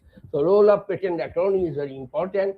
So I say it is a very good example I have collected. We need to learn the new game of utilizing our R&D results. Benjamin Franklin, the original discoverer of the electricity, but he cannot earn single penny from the market. The person who has earned money, the person who has invented the meter, that person has made the money only to record the generation of the electricity and consumption of electricity. Just to see. So only invention is not sufficient to do business. You have to know how to utilize my invention into a device or in a product and sell the product in the market to get the money from the market. So the person who has developed meter and no house can think without a meter for recording the consumption of electricity. Even the generation unit also cannot think of any meter, how much generation they have done today, কত kilowatt, how much kilowatt they have generated today. So this is the new game of utilizing your R&D results. So now what to do? The suggestions: utilize the benefit of the patent system. I say utilize the benefit of the IP system, intellectual property system. But design is also very important. Trademark is also very important. Copyright is also very important. Plant varieties is also very important. Utilize resource, our natural resource and the human resource through organized R&D activities. Capture global and domestic market judiciously. Otherwise, you can receive a legal notice from the lawyer, and immediately next day your business will be hampered. And earn profit in a protected market after creating your right in your field and do business in the protected market. So with this thing, I thank you everyone for given patience hearing. Thank you all. Thank you so much, sir, for your very engaging and enlightening session and this elaborative slides, and your insights on the topic truly added depth to our understanding. We truly thank you, sir. Actually, I am trying to finish by time because time is very important for me. Yes, sir, this is very helpful. And another institutions today, and there is a lecture from 3 p.m. Further, I am become very hurry. Otherwise, I am not saying anything to any speaker. So, if you have any questions, any kind of questions you can ask. 1-2 questions I can take. Yes. So we are now opening our question answer session to all the participants. Please feel free to unmute yourself and ask question one by one. If you have any question, anyone? Yes, I will share the PPT to your organizer. Yes, so that would be very helpful. Yes, whereas one of the participants asked to share my PPT. So I say, okay, I will share it, no problem. So nothing is confidential to me. But you don't commercialize my PPT, though my PPT is available in Google mode. As we don't have any questions from anybody, so we would like to thank you, sir, and we would like to move on to our next session. Thank you so much, sir. Okay, thank you very much for giving So now we are officially moving on to our next session, and it is my honor to introduce our next speaker. So I am leaving now, okay? Yes, sir. Yes, sir. Okay. Yes, sir.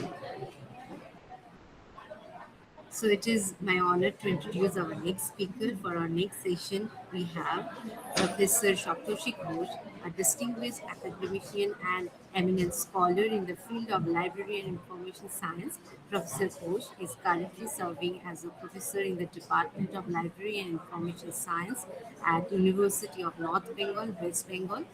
With more than 2 decades of teaching and research experience, he has made remarkable contribution to the advancement of library and information science, education and research in India.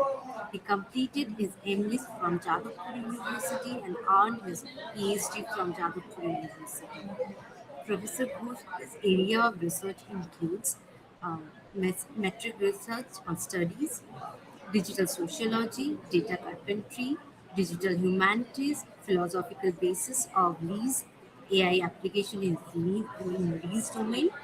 He has published extensively in reputed national and international journals and has contributed chapters to several scholarly books. His research work has significantly enriched the academic and professional community. Now we welcome you, sir, and the session is yours.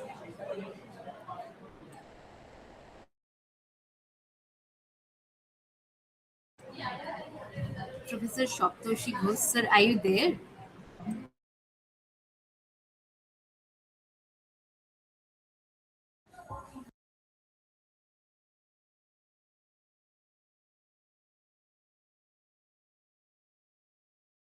Sir, kindly unmute yourself, sir.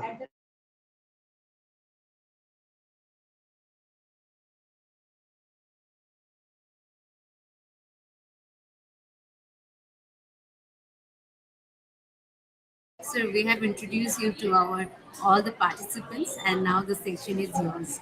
Please, sir. Thank you.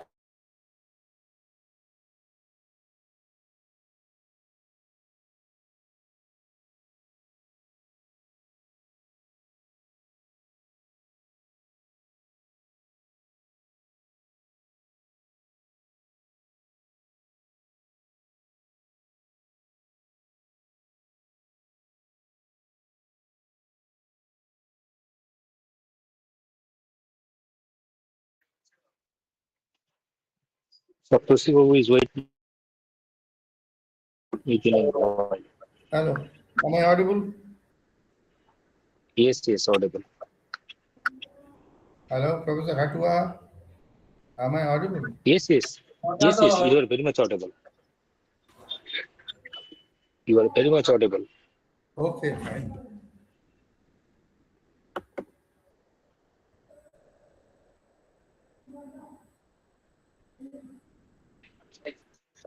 Moli, introduce her. Introduce him. Moli. With us, we have Professor Saptarshi Ghosh, a distinguished academician and eminent scholar in the field of library and information science. Professor Ghosh is currently serving as a professor in the Department of Library and Information Science at University of North Bengal, West Bengal. With more than 2 decades of teaching and research experience, he has made remarkable contribution to the advancement of library and information science education and research in India. He completed his MDs from Jadavpur University and earned his PhD from Jadavpur University. Professor Ghosh's area of interest include metric studies, digital sociology, data carpentry, digital humanities, philosophical basis of these, AI application in these domain. He has published extensively in reputed national and international journals and has contributed chapters to several scholarly books. His research work has significantly enriched the academic and professional community. It is my honor to introduce you to our all the participants, sir. So please, the session is all yours. You can continue. Thank you. Thank you so much.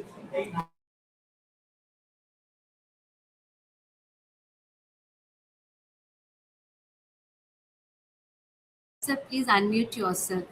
Sir, please unmute yourself. Okay. So thank you for your introduction. And it's nice for me, it was nice for me that I didn't hear what you told about me that one because I was struggling with my audio devices. So thank you for that one. And all of you, many of you are familiar to me, most probably that DP I am getting. So from that one, it looks like that one many are familiar. But those who are not familiar to me, you people will get familiar with me with this presentation. But see, uh, uh, I am asked to talk about something regarding the IPR issues, not IPR rather. This is a broader term is IPR, but this was in Copyright Act mostly, and specifically for all the artistic works. So that is how Indian copyright is having its prescriptions and a way of mitigation of conflicts that can arise by violating or breaching the laws of the Copyright Act. So let's go with that one. So see, first of all, I must say that one, I won't say anything here regarding the patent laws, nor even the GI indicators, not even the IPR as a whole, because we have so many different branches of the artistic works. So I shall try to elaborate some each and every such sections along with the provisions in the Indian IT Act or Indian Copyright Act, along with something the advanced acts like the IT Act 2020, 2000 IT and its subsequent modifications. So let me allow me to share my screen so that you can have a good glimpse of what I want to show you. So let's start with that from the beginning.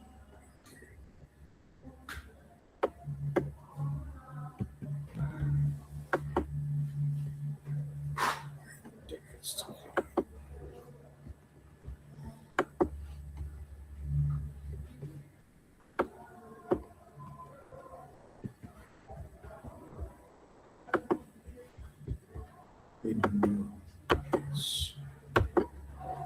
Now, tell me that one whether you can find or my PowerPoint is visible or not.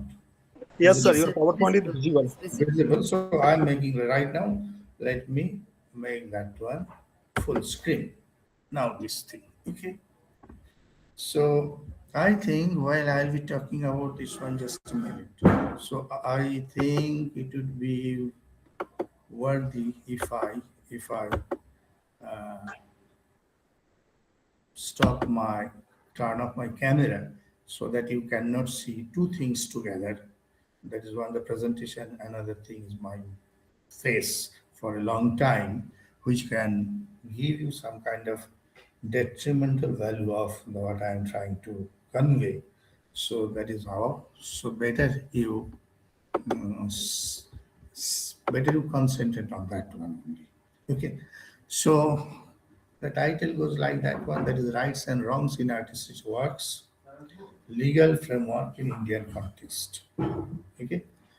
So within this, so we have a lot of things regarding the copyright of different sections of artistic works, like you see the graphics, like paintings, like sculptures, like choreographies, music itself, and solo music, music along with a container that is the cassettes or CDs, all these things. So this presentation is rather a very lengthy presentation, very lengthy presentation of near about 150 slides. And the hopeful thing is that I won't show you all the slides. I'll skip that one as and when it is required, or rather, if you think that one some pre-knowledge or pre-existing knowledge is required, I can show you that particular slide, but otherwise, I will simply hop from one place to another so that you can get a good glimpse of that one, what is really important. So now the preliminaries. So this is what the scope foundational definitions. So I do not know, most probably today, after the inaugural session is over, I know that one very eminent individual was there who delivered something regarding patent, or he was actually associated with Patent Office of India. So he did a good justice with that. So most probably he talked about this thing also a bit, but let me go with that one. That is what we are right now going to discuss. That is the Indian Copyright Act. It is known as the Copyright Act 1957. And it is the short title, you know that one, and it extends to whole of India. And it applies to all states and territories and came into being in 21st of January 1958. And at the same time, that was not the only thing, but it was amended at least 7 times. That is, you see, 83, 84, 92, 94, 99, 2012, and 2007, 336, 7. And it repeals Indian Copyright Act 1914, and the UK Act 1991 as applied to India. Initially, we had these two acts, and once that particular act was enacted, that is actually it came into force, the previous two rights that were repealed. And what was the purpose of that one? To amend and consolidate the law. Now, here the key definitions, that is important, what I am going to say. So we have the different contexts, like you see, as because the organizers, they told me that one, because the university is having a multifaceted dimensions of some multifaceted subjects and different dimensions, those where the overlappings are there, but at the same time, each and every subject is having its own unique identity. In that case, I'm trying to give you the specificity of each and every word that is mentioned in our Copyright Act, as you know that one. The first one is the literary work. And you see, in literary work, this is not only the printed one or inked one. So it includes computer programs, it includes tables, it includes compilations, and it includes databases also. So dramatic work, now see, piece of recitation, choreographic work, entertainment in dance show, musical work, music plus graphical notation, the musical notations, but it excludes words and actions. Artistic work. Now see, although my slide termed as artistic one, but this is actually so-called painting, sculpture, drawing, engraving, photographing, architecture, craftsmanship, and author different for each category. As you know, that one, that is the, in our perspective, the subject I belong to, where the definition of author is like that, a person who is chiefly responsible for the creative content of the document. So here you can replace the document with your own thing, that is your work, so you can get the definition of author. So if you are a writer, you are rather the creative owner or creative creator of that particular write-up. If you are a composer, the same thing, artist, photographer, producer, or programmer. And for cinematograph films, any work of video recording, visual recording, including video films, along with the analogous process like editing, like you see, that is the stunts, that is the designing, everything goes with that one. So these are the interpretation clause. Now we have the adaptations. So what are the adaptations? Adaptations are conversions. As for example, you know that when in theater, many times we actually adapt something. As for example, for theatrical presentation, we can go for the Othello. But this Othello is something different from the main text of Othello, and that is where the adaptation concept came, and that came from 2A of our Copyright Act. So abridgments, arrangement, rearrangement of a work in any form, and you can understand that one. That is why most of the cases, whenever the critics they are saying that one, the movie itself was not like the book. Movie didn't follow the what the real work or the book was supposed to say.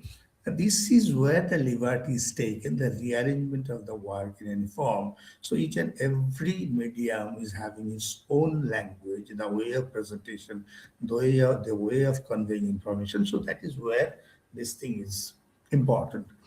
And broadcasting, that is communication by wireless diffusion or wire to public, includes rebroadcast also.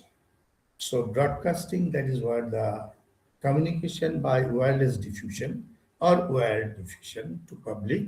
But here the rebroadcasting is also included, because many times there might have the provisions that you can only broadcast that one for a single time. So in that cases, whether the redistribution or rebroadcasting is allowed or not, that comes under the purview of Copyright Act.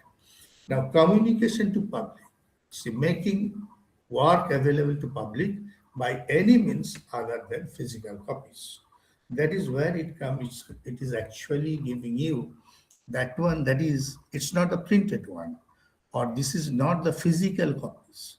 This is what, as for example, see, suppose a drama, and that drama is aired, or rather right now you can say that on the OTT platform, most of the OTT contents, that you can say that on communication to the public. regarding a theme, regarding that can be the messages, or rather giving you a story, feeling something, inculcating something within you for provoking your thought for the positiveness in the society, that comes under this communication to the public. Now, computer program. Now, see, in the first one, I told you that one literary work that includes computer programs, tables, compilations. Now, see, I want to extend that one in the light of that is our IT Act 2000.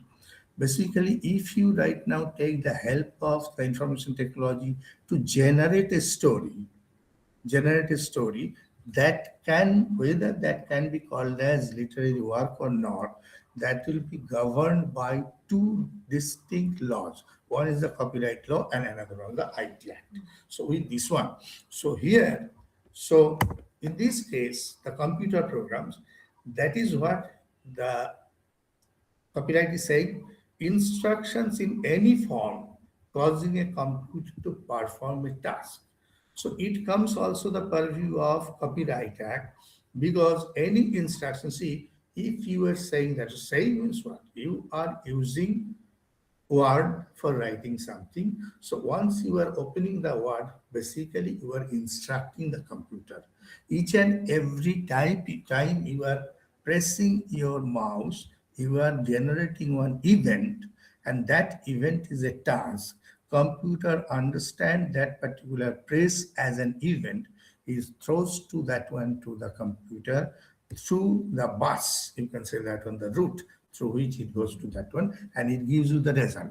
And that is what is the computer program. So whenever we are talking about computer file, that computer file in a narrow sense, you can call that one, that is the output of a computer program, because at the back end, whenever the word is running, so there the program is already there and it is giving you the finish of your writing, but ultimately all the dark and gray things are rather doing by the machine and the software itself. And that is what is a computer program. Now, another term, there is a copyright society. What is that? A society which is registered under Article 33(3) to administer the rights collectively, collective rights. Now, infringing copy, what does it mean? Reproduction made in contravention of Act provisions. So, infringement, reproduction made in contravention of Act provisions. So, this is known as infringing copy. As for example, you know that on once upon a time, Rabindranabharativani was available as a CD. And that was most probably came from one agency in Calcutta, and the individual who was at the back, he was one big industrialist, that is Purnendu. I just forgot the full name of that one. So he made that one, that is the Rabindranabharativani. But that Rabindranabharativani was actually being distributed with a protected CD. Protected CD means this can only be run or only be used for a single computer that was bound with the computer hardware. But after a few years, I saw that one, the pirated copies of that one also available. The same thing, but only thing was that that particular restriction was removed. So obviously, one individual who is having that capability did that one, bypass that one, and after bypassing that thing, by ripping the CD and burning that one, made the infringing copy. So infringing copy is the same thing, but in this case, I must say that one, once we are using any computer program made by a third party, that is, whenever you are saying you are the first party, the program is the second, and the person who developed that one, it is always coming with a license. And that license is not, if the software is a commercial one, that license is given to you as a lease. It is not given you as an ownership. And that is why Leasing means you are only the person who can use that one in your work, in your home, your work, your task, but you cannot redistribute that one. And if you give a single copy of that one to anyone, or if you install that one in other machine also, you are making that one as the infringing copy. That is what the infringement lies. And sound recording, the recordings of the sounds from which the sounds may be reproduced, as for example, the tapes or like that. Now see, this one is the publication, and here the meaning of publication. What are the different types of publication? Publication is a making a work available to public by issue of copies or communicating it to public. So like you see books or other. And communication to public is now included as publication. That particular amendment came in 2012. So where the communication to public, that particular term, that is or communication to public, it already included to publication, because publication itself means dissemination of something, communicating of something, conveying of something to the recipient, that is the public. And a work published without the owner's license is not deemed published for infringement purposes. A work published without the owner's license is not deemed published if the user or owner is not giving you the very nod of publishing that one. It should be considered as not published, and it is actually infringing the copyright law. And you know that one in the library, that is why it is not possible to make the full copy of the document from cover to cover. It is coming with that one. That is, the author is not giving you the permission. The publisher is not allowing that one. So you cannot do that one. Even the so-called fair use policy, that is also a kind of debatable one. So if I get the chance, I will tell you some perspective of the fair use policy, because NDLI in 2019, they made one committee where the senior judges of the Delhi High Court, along with the key persons regarding the industries, they were actually having the team, and they prepared a draft, and ultimately that thing, that the copyright for librarians, that came into being, where it is given lot of, it is actually a 32-page document where lot of contents, a lot of clarifications were given, because the librarians who have been working in the libraries, many times they are facing lot of trouble, the real-time trouble. Many times the users do not even understand that one, whether that is a trouble or not, and they demand that one from the library. But the librarian, as because he is the custodian of that knowledge, he has the liability also to protect the ownership of the individual who is the creator of the document. And that is why that particular, if all of you are, if you are interested, you can download that one from the NDLI website. It is available. Just download it. You can actually, lot of misconceptions and different ideas that can be demystified if you just go with that one. So the unpublished works retain full copyright protection. That is what, as it is not published, so that is why full copyright protection is along with that one. Simultaneous publication in India and in other countries recognized within 30 days. So if you publish one book in India and the same book you are publishing that one in other country, it is recognized. So, but it should be done within 30 days. Okay, and deemed first publication in India, even deemed first publication in India, even if published abroad simultaneously, if India term is not shorter, so that 30 days can be curtailed, only that one, if it is first published in India, then published in other places, so that particular time frame can be curtailed, not shorter, it should not be. So next one, disputes and publication. So I'm rather coming to that one right now. Categories of works protected. Which are the works that are eligible for copyright, and what are the works that are not eligible for Copyright Act, or these are not actually taken into cognizance under the copyright law.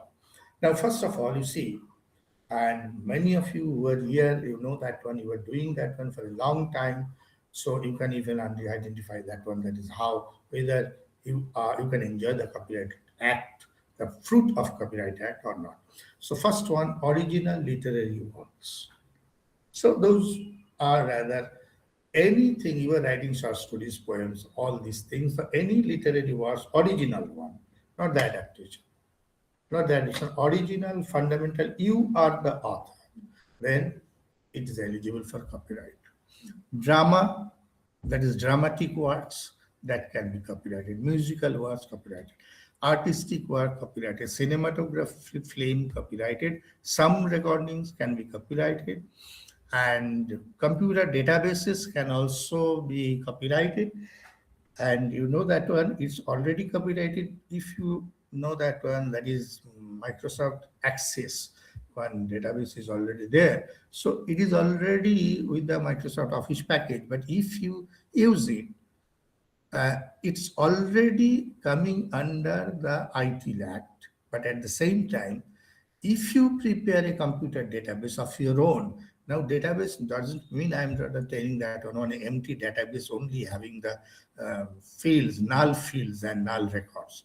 A database really filled with records, and that particular database can be considered as a copyrighted database. And computer programs, if the computer program you wrote and you think that one, if anyone is using that one, they could be benefited with that and they can use that one of their own. So this one can be considered as protected. But what are not eligible? Now see, ideas. Ideas which are not taken any form as you know that one explicit way, it cannot be considered as the copyrighted one. Procedures, methods, not expression, methods. As for example, the way you are, suppose I am saying that one, that is what cannot be copyrighted. That is, in your ideation, you thought of that one particular thing should go with these phases, arbitrarily. Now you cannot go for the copyright of that particular design. That is what is the method. You cannot do that one. That is, this is my method, and I am rather going for taking the copyright of it. Works without originality, in that case adaptation will come, in that case compilation will come. And works first published abroad without qualifying condition, initially I told you that on 30 days, that one. So works of foreign authors, unless treaty applies. If there are the treaties between the countries, that is, this one is recognizable in both the countries, then only that should come under the copyright law. Otherwise, this thing is not. Designs registered under Designs Act, so I don't talk you about this one because this is something different, although I have this one, but right now I don't want to say this one because this will be a junk thing. So you will get a lot of things together. So now, works in public domain. Those works which are public domain, that is born free, and that one actually born digital native, born free, or rather converted, retro converted, and then the author actually use the copy left option. So in that case, we can say that one, that works are not eligible. Now, regarding computer, I will come that one to later because computer geographical. So now see, for this one, so Indian Copyright Act, this is having the 15 different chapters, and each and every chapter dealt with the different topics. So we can go with that one also. That is now for the chapter 1, what we talked about. That is, there are definitions, more than 30 definitions, amendments, we got that one. Sections and windows, and at the same time, digital perspective, that came in 2012. So if time permits, I will come to that and I will tell you something regarding that one, the digital perspective. Now see, what are the key amendments affecting Chapter 1? What are the different effects then, or amendments, how the terminology is changed? Some of the things that I have given that one. See, in 1983, one amendment was there, and there the definition of broadcast is given and radio diffusion. That particular context term was changed to broadcast. In 1994, it rewrote publication and added computer-related definition in 94. In 99, the amendment, it substituted databases with databases in literary. In 2012, amendment rewrote the communication to public, added visual recording, added right management information. And 2017, the amendment, copyright board, this particular thing was replaced throughout by affiliate board. And it has a relevance with the Finance Act of 2017 also, because in copyright, if there are the concepts of royalties and others, so that's why it is tagged with the Finance Act 2017, and the copyright board, that very term changed to affiliate board. And these amendments were actually made for, you can say that one, the interpolation or rather extrapolation of the new concepts, that because of the modernized digital and internet age compliance. So now this one, that is Copyright Office and Affiliate Board. This is the chapter 2. So I am rather going to the third part after 3. So now I am going that one, that is chapter copyright. So let's go with that one. Then we will go for board and other things. Now, what does it mean and what are the different words it covers? So now let's go that one. Now, words in which copyright subsists. So this is section 13 of our copyright law or Copyright Act. So copyright subsists throughout India.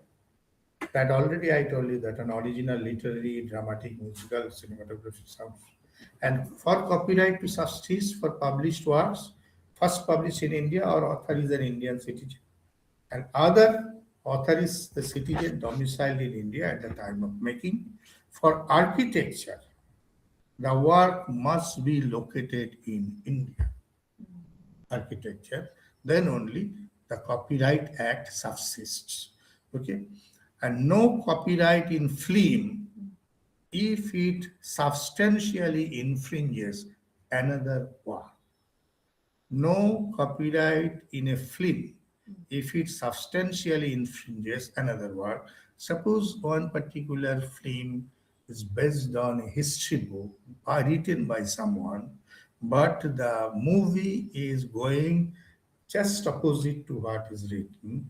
In that case, the film cannot get the copyright or cannot claim the Copyright Act. So, and for architectural work, copyright extends only to artistic character and design, not the construction method.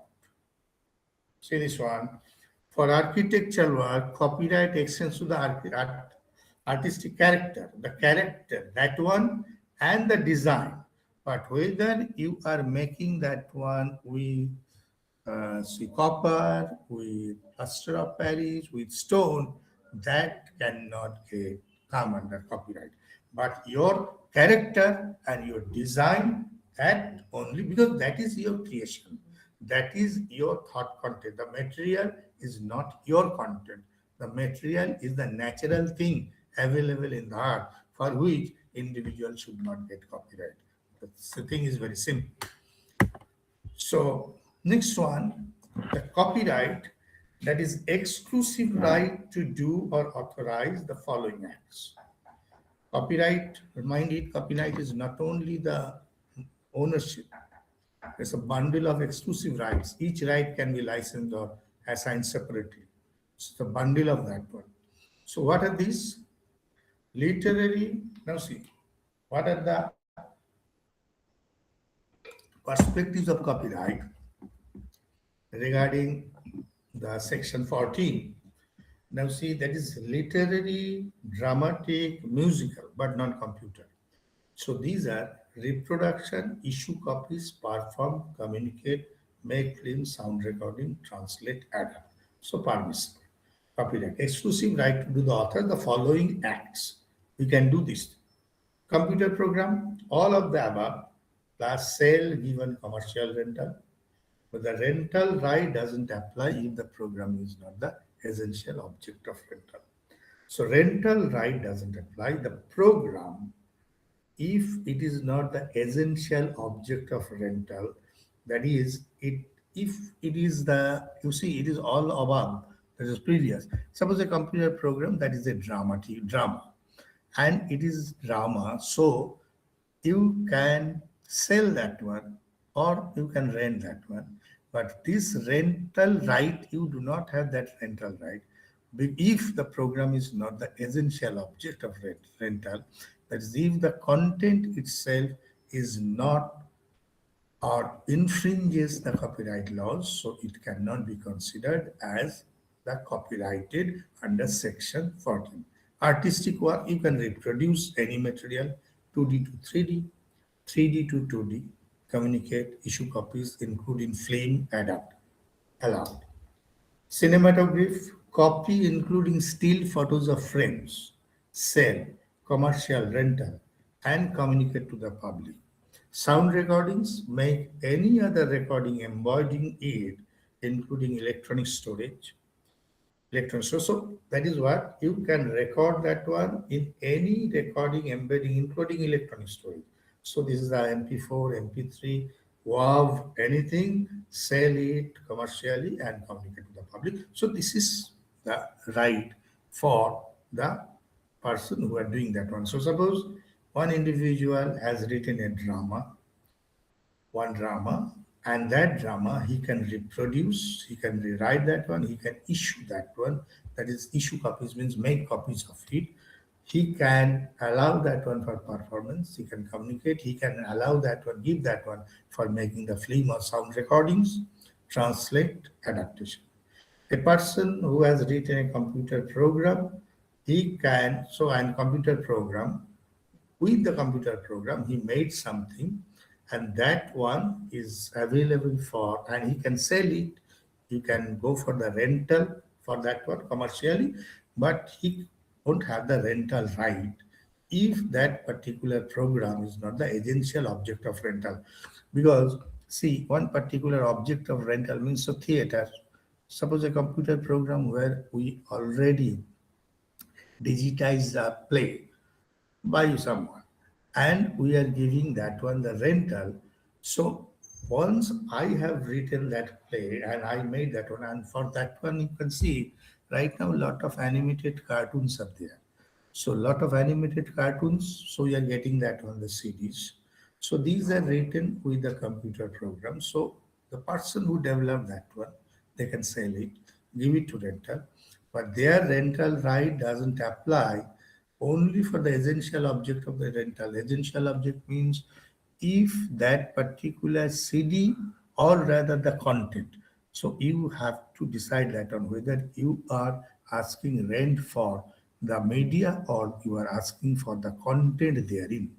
Artistic work, if you draw something, a painting, and if you transform that one from 2D to 3D, 3D to 2D, you can communicate. That is what, that is the organized a show or arranging something and issue that one or rather make copies of it. You can include that one in a film, adapt. So cinematograph, so one photographer, that is, or rather the maker of cinema. So in that case, still photos, sell for commercial, you can rental, go for the rental and communicate to the public. And sound recording, make any other recording embodying it. That is, make any other recording embodying it. The recordings where including the electronic storage and your song, your sound, or rather the only, you can say that initially we had some kind of, or rather we have till that one, that is the audio enabled plays or like that, that sound right. And that can be communicated to the public. And rights in literary versus computer program, that should be demarcated, and that is why I made this one. So see, literary work, that is what, that is section 14A, and 14B, this is the computer program rights. Now see what the literary right, reproduce any material, many material form, reproduce any material form. So you can reproduce that one in any way. Issue copies to the public, perform or communicate to public, make cinematograph film, make sound recording, translate the work, make any adaptation. So these are the literary rights. Now in computer program, all rights of this one left. Along with that one, sale or give on commercial rental, offer for sale or commercial rental, exception. Rental right waived if the program is not the essential object of rental, that I told you.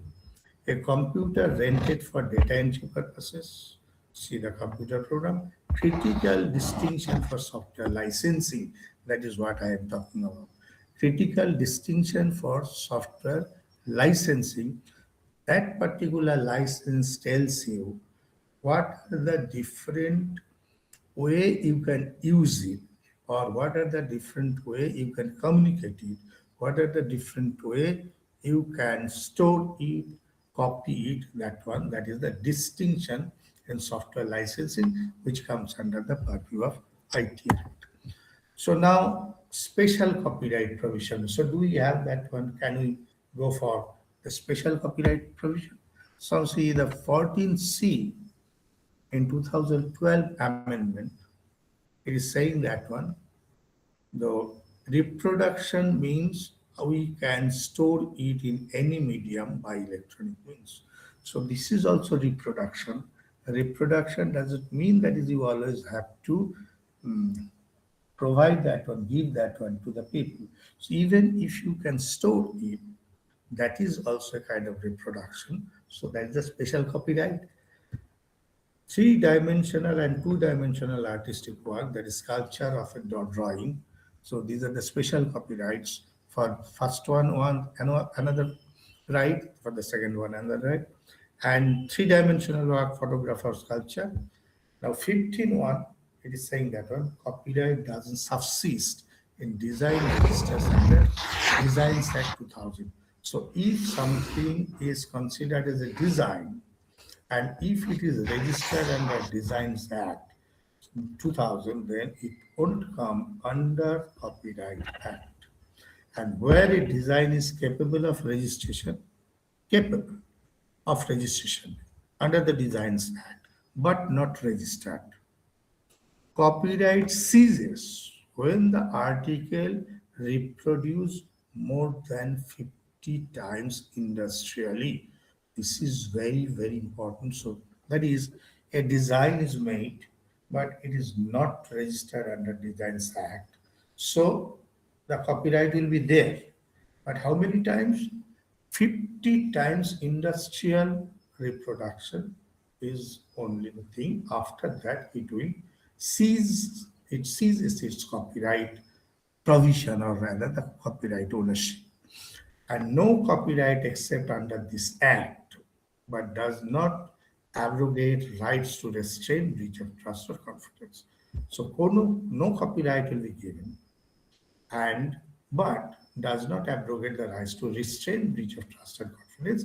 That is, if you want to keep that one, the rights, that is, you do not want to publish, or you do not want to go for or asking for the copyright, then it's okay, but no copyright except under this act, but doesn't abrogate rights to restrain, breach of trust. That is what is the most important thing.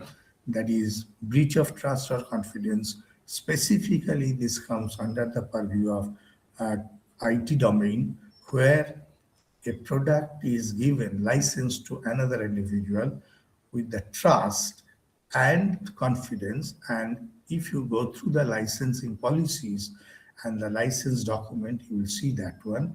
The breach of trust means if you willfully provide the copy of it to another individual. So next one is cinematograph. So let's go for the cinematograph. Cinematograph film is independently protected, separate from underlying literary, musical, and artistic. These are independently protected. This will come. So now 13, section 13 and 14, these are the maximum provisions are given there.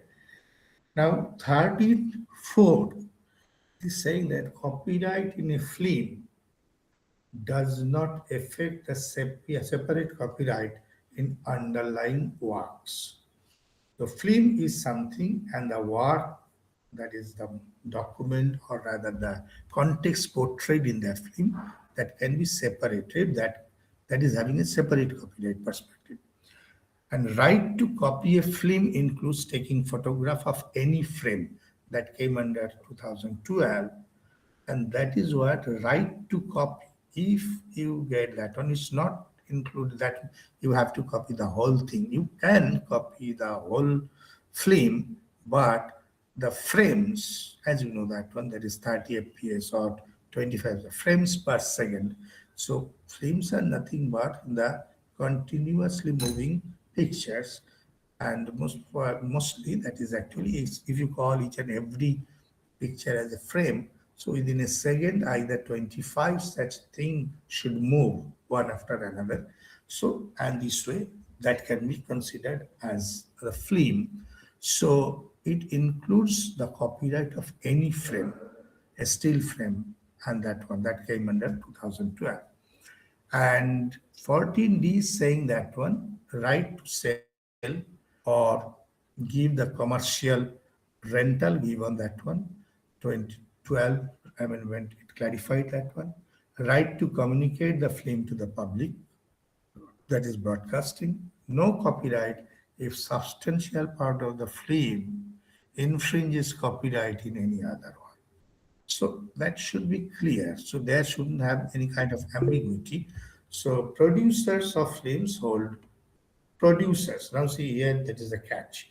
Producers of the films hold a range of exclusive rights, not the director, producers of the film.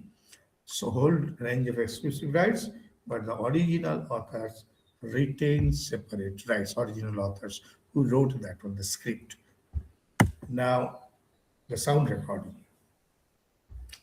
Sound recordings is protected independently from the works recorded in it, independently. The works recorded in it, no copyright in sound recording. If the copyright is underlying work is infringed during making, no copyright.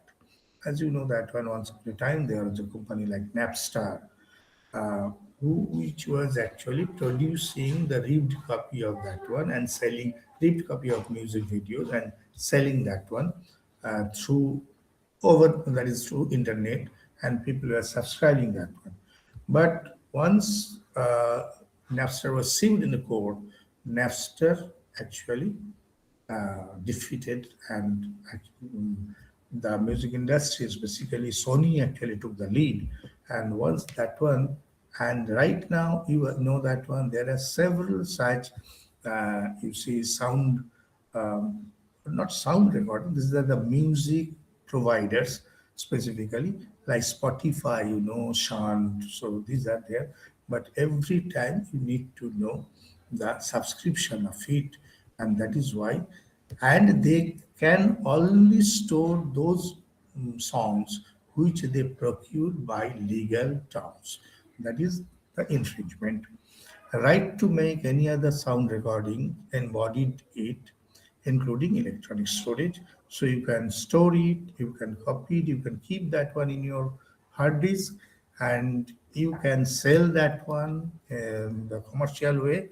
You can communicate, you can play that one for the public, and copyright for the sound recording subsists for copyright for, so that one subsists for 60 years. Ji, sir. Which one? So copyright subsists for 60 years from the calendar year following publication. That is year following publication. So it's subsists of 60 years. This is just like our text documents. So now the special provisions for design and designs. See, if a design is registered under Design Act, you cannot have the copyright. If the design is capable of registration but not registered, copyright initially subsists. But as I told you that one, industrially, you can go with 50 such applications. After that, it will be seized. This prevents double protection of industrial design. Threshold of 50 articles distinguishes artistic from industrial use. That is what 50 articles. So Design Act 2000, it replaced to 1911 Act.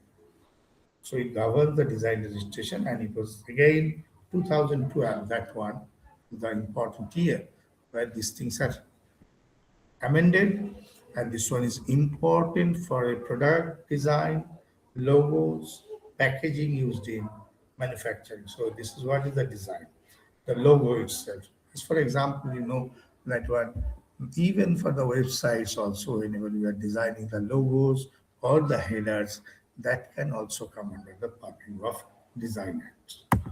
So in chapter 3, at a glance, we talked about 3 different perspectives: literary artistic things, films and sound recordings, and different categories of works, classes, rights under section 14, India's application threshold, article 15. Now 13 to 16, these are the comprising sections. Now 2012, that is a key year. That is what I was trying to emphasize. That is key year for digital rights expansion. And this one is the electronic storage commercial rental. And where is the separate one? Copyright in film and sound recording is separate from underlying works. So now, no copyright. So that is the chapter 3 continuation. So let's no copyright except under this act, section 16. 16 is a fundamental restriction. See this one, fundamental restriction. What is this? No person shall be entitled to copyright except under this act or other. That is, no person shall be entitled to copyright except under this act or other law. This is what is the only law. Prevents creation of parallel copyright regimes by courts or customs. So you cannot do that one. This is the only act through which you have to claim your copyright. However, 16 doesn't abrogate the right to restrain breach of trust or confidence. So this was also, if you actually breach the trust, confidence, then there is the chance that you will lose your fundamental restriction or fundamental, that is the power, but and equity jurisdiction preserved. Equity jurisdiction is what it is. That is where the trade secrets, confidential information, these are protected.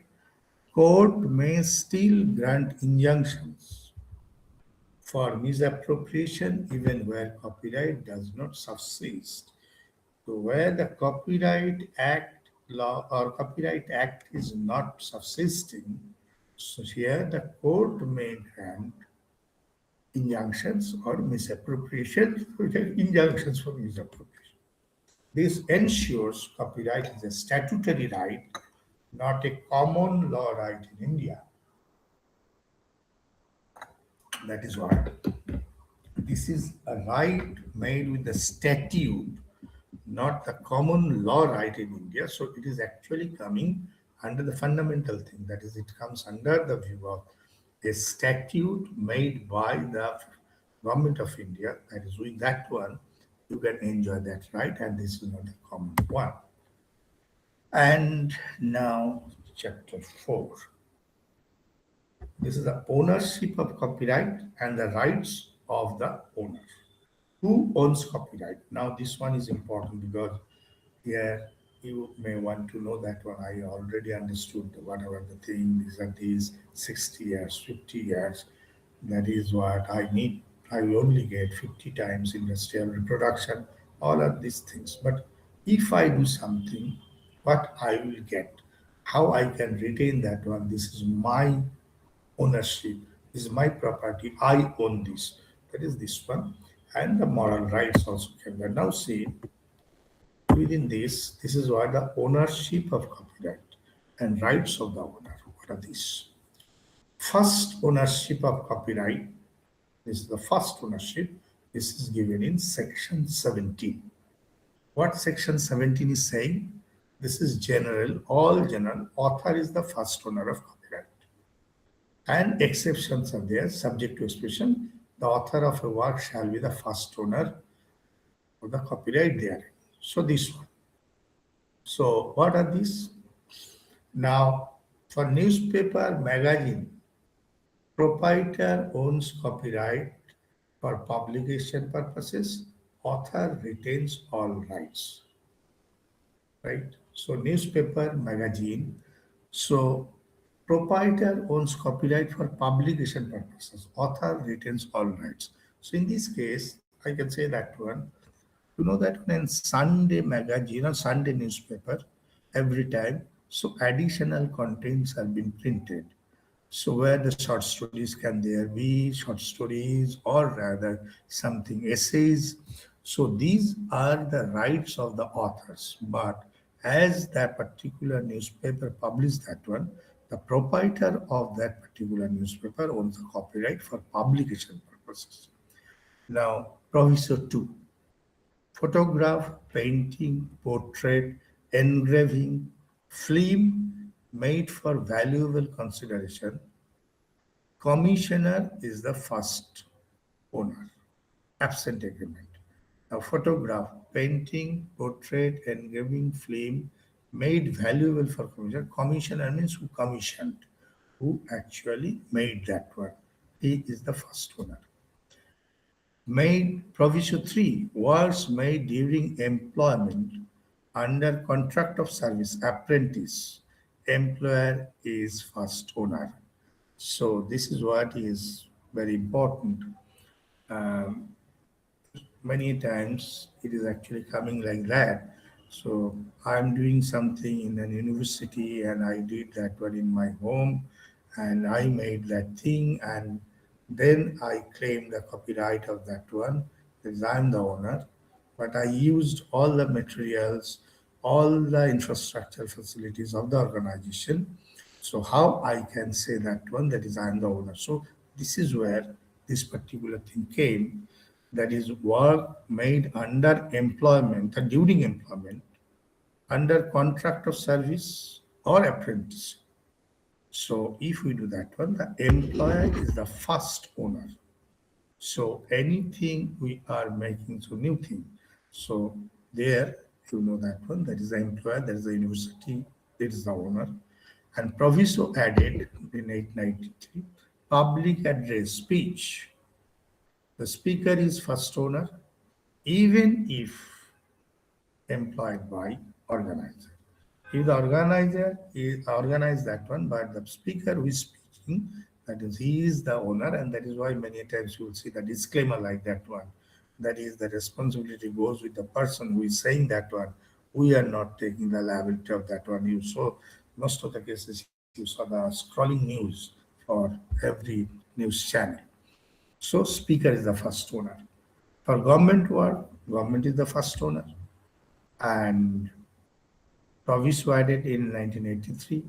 Public undertaking was, public undertaking is the first owner. And what for a cinematographic film, Proviso B and Proviso C, Proviso B and Proviso C do not affect literary dramatic work authors' rights. So those who have written the story, those who has written the script, their ownership retains. But at the same time, for cinematography film, the ownership goes with the person who is the producer.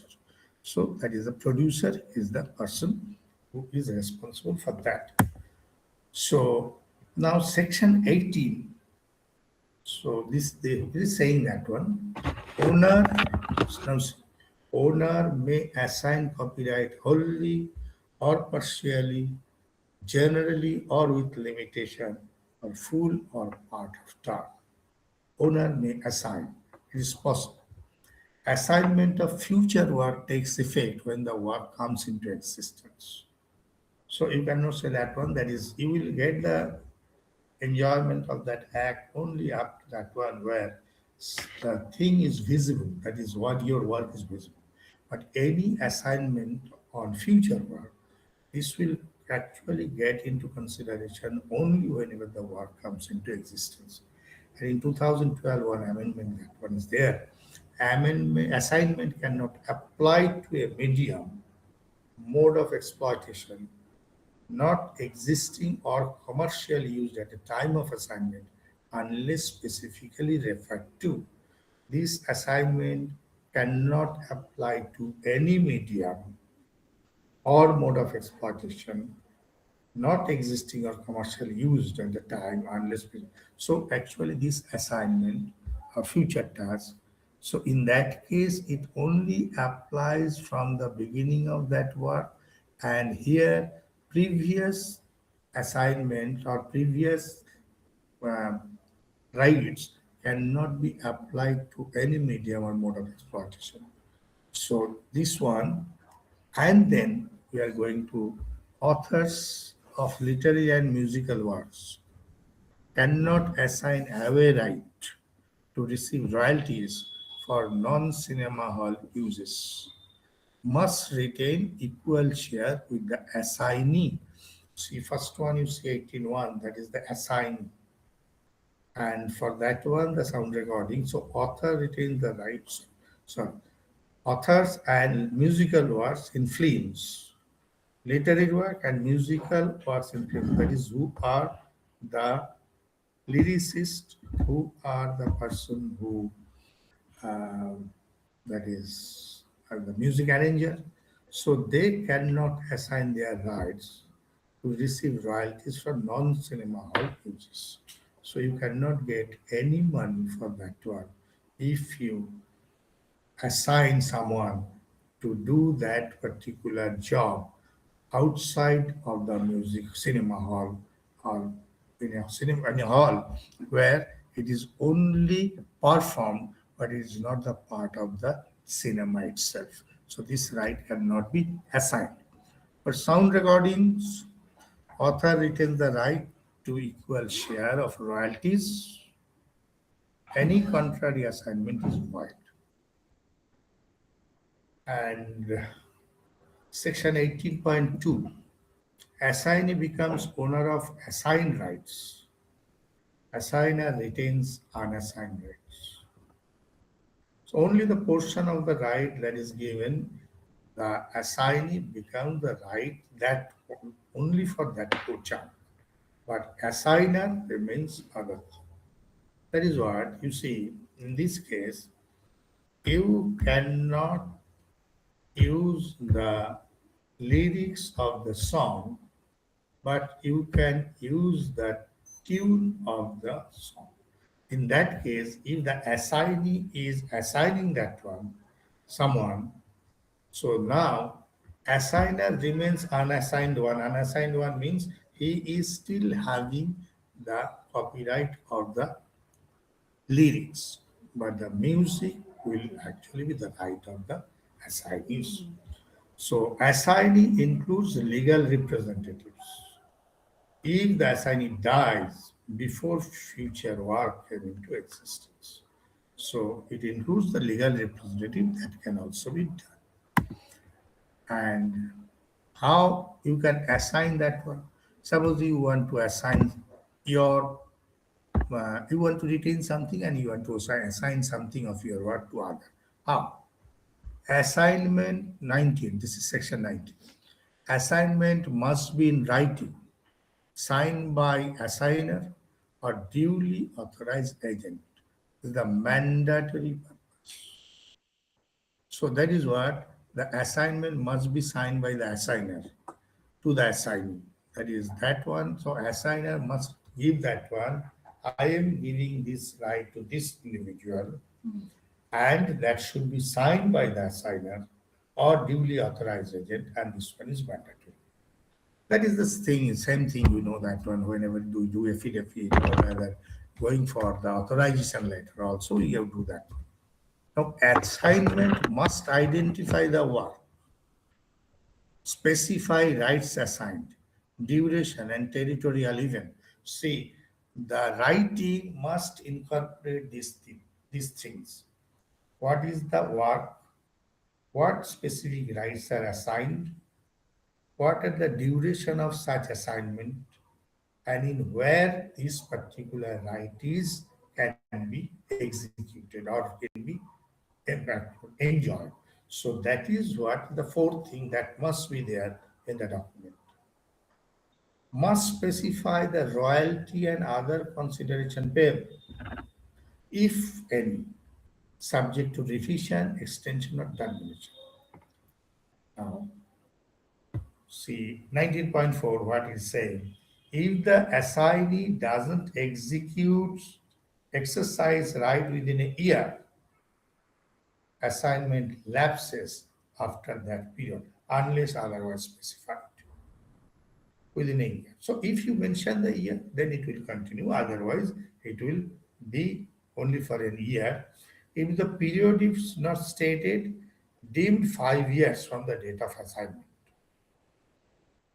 If territorial extent is not specified, presumed to extend within India only. Assignment contrary to the terms of existing rights given to copyright society. Right now, that is the affiliate society, where the author is a member, is void. Contrary. If that one is the contrary to the rights given by the affiliate authority, that particular assignment is void, and author retains rights to equal share of royalties. For the film's sound recording, it is non-negotiable.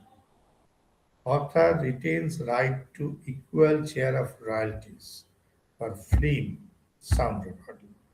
It is non-negotiable, that is to be mentioned. And what are the key provisions then according to 2012? So now see film works. Authors of literary musical works in films retain equal share. Applies to all users except cinema hall exhibition of film. Rights cannot be assigned except to legal heirs or copyright society. 19.9, assignment for film doesn't affect the royalty right. Any agreement contrary to this one is void. Protects composers and lyricists from exploitation by film producers. So these are the key rights. And for sound recording, what are the author's royalty rights? Now, author of the work in sound recording, not in film, retains equal share. Applies to any utilization of the work in any form.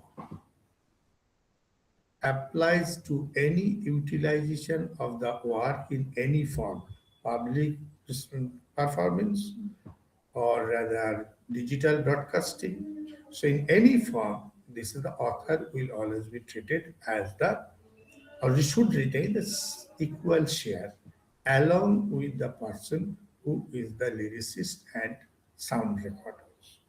Okay, that is sound arranger, music arrangers. Now, can only assign to legal heirs or the collecting society, that is the assignment. Assignment for sound recording does not affect this. Any assignment contrary is void and protects musicians and lyricists, that one, in album streaming industries. So if anything is streamed, now see Spotify. So Spotify is streaming that one. So now it is actually being utilized in any form, that is in a digital form, it is coming to us. And in that case, the musicians, lyricists, and the singers, all of them, they have the right to get the share of the royalties. and disputes in assignments. So if there is a dispute, after that, I will stop for 5 minutes and then I will continue again. So now see, if assignee fails to make sufficient exercise of right without attributable fault of assigner, so fail to make sufficient exercise of right, appellate board may revoke assignment on assigner's complaint. So if the assigner complained that one, I have given that particular fellow to broadcast that one for a period of 1 year so that he can enjoy some of the royalty from that, but he didn't do that one. And ultimately, I also couldn't get the royalty because the share becomes minimal. So in that case, I am rather saying that one, discard the very right of that one. So in that case, the assignee, the appellate board can revoke that. Any dispute over copyright assignment, any dispute over copyright assignment,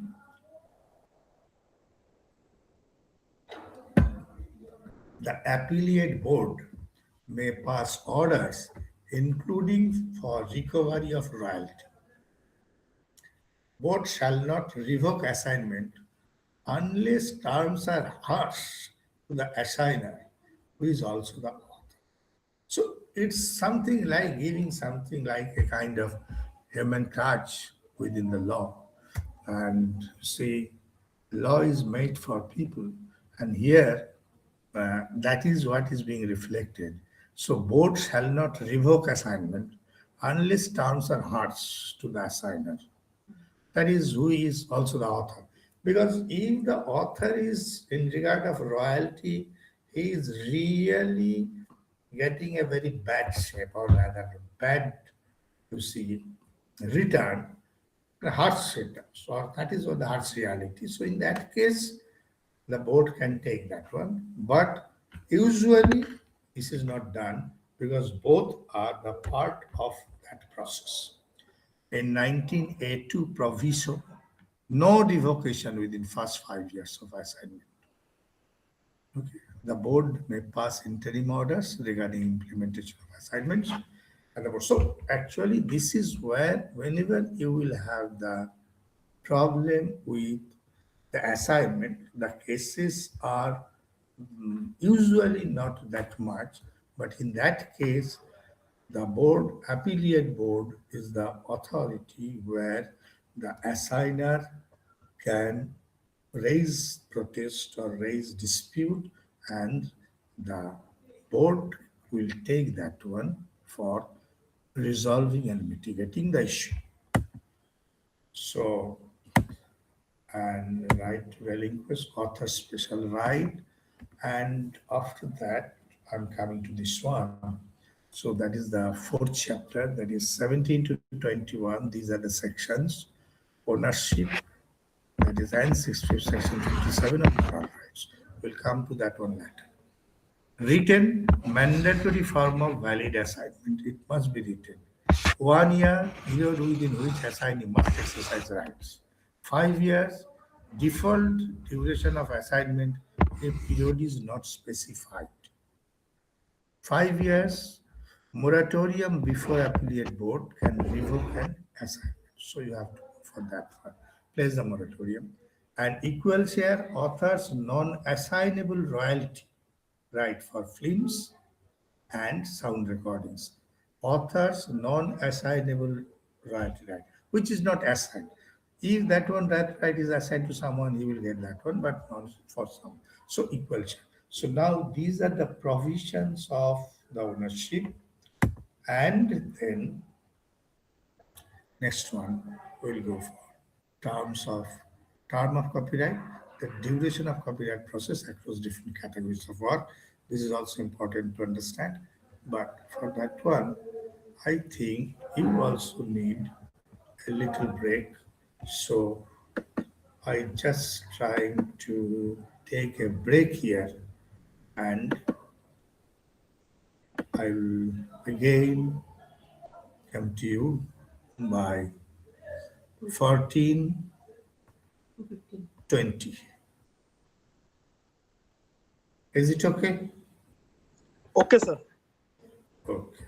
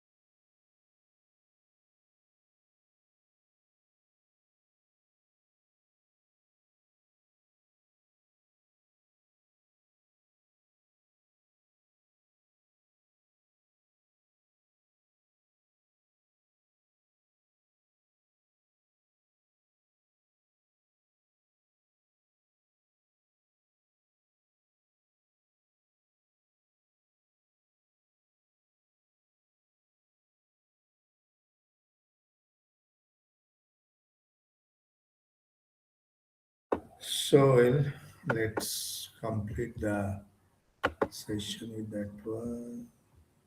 Let's see this thing. আমার কথা হচ্ছে যে লাইব্রেরিতে বইগুলো আসছে সেই বইগুলোতে আমাদের university librarian যিনি আছেন সেগুলো উনি কি করছেন জেরক্স ডিজিটাল কপি করে স্টুডেন্টদেরকে হোয়াটসঅ্যাপে দিয়ে দিচ্ছেন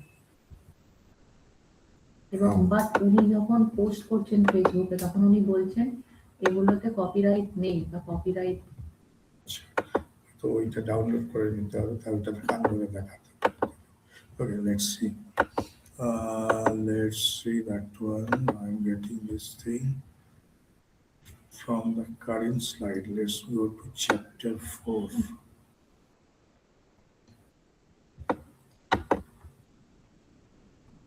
Okay. Right. So now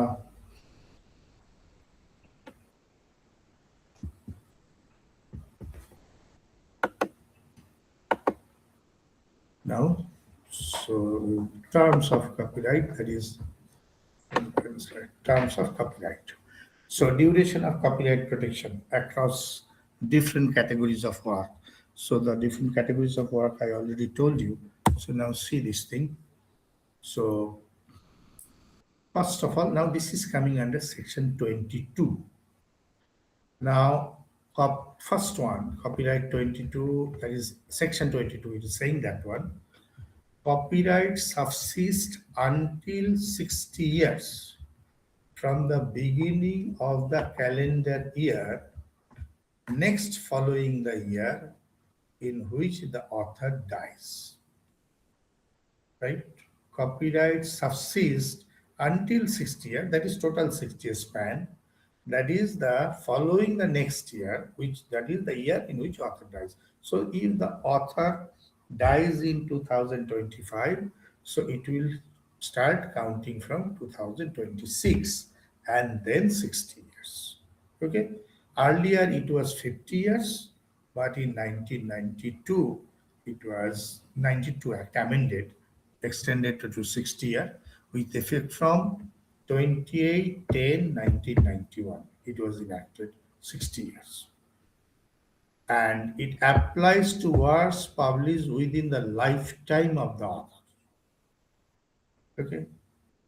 So what are the terms with the heading? Terms for literary, dramatic, musical, and artistic works. So all are section 20. Now for joint authorship, reference to author means the author who dies last. For joint authorship, the reference to author means the author who dies last, and then it will be counted from the next year, following next year, up to 60 years, the copyright will retain. Example, that is, you see this one, author dies on June 2000, copyright runs till 31st December 2060. The 60 years from death term aligns with India with the Berne Convention standard, where that is life plus 50 to 70 years are given. So that is what is the literary, dramatic, musical, artistic work. Now for anonymous and pseudonymous works, this is section 23. Copyright subsists 60 years from the beginning of the calendar year following publication year, where the author is anonymous. So in that case, so 60 years from the, because we do not know that one whether the author is alive or not. So that is actually beginning the calendar year of the publication year. Okay, following the publication year. So if the book is published in 2025, it will start counting from 2026 up to 60 years, then plus 60. So that is what that one, because the anonymous author. If the author's identity is disclosed before expiry, copyright runs until 60 years from the death of the disclosed author. So here the identity might be disclosed. Now, that is why, although he was anonymous author, so in that case, the published year is not considered. It will be considered the death year of the author, and from the following next year, that is following the next year, till 60 years. For anonymous joint works, if one author's identity is disclosed, runs from that author's death. And if multiple disclosed, runs from the last to die among disclosed authors. So it's simple. That is that always it is considered as that one full enjoyment for the lifetime. And the right copyright, the author will enjoy the Copyright Law Act, the provisions of Copyright Act, entire life plus 60 years. Okay. So for pseudonymous joint works, complex rules based on which names are pseudonyms and whether disclosed. So that is actually a legal issue.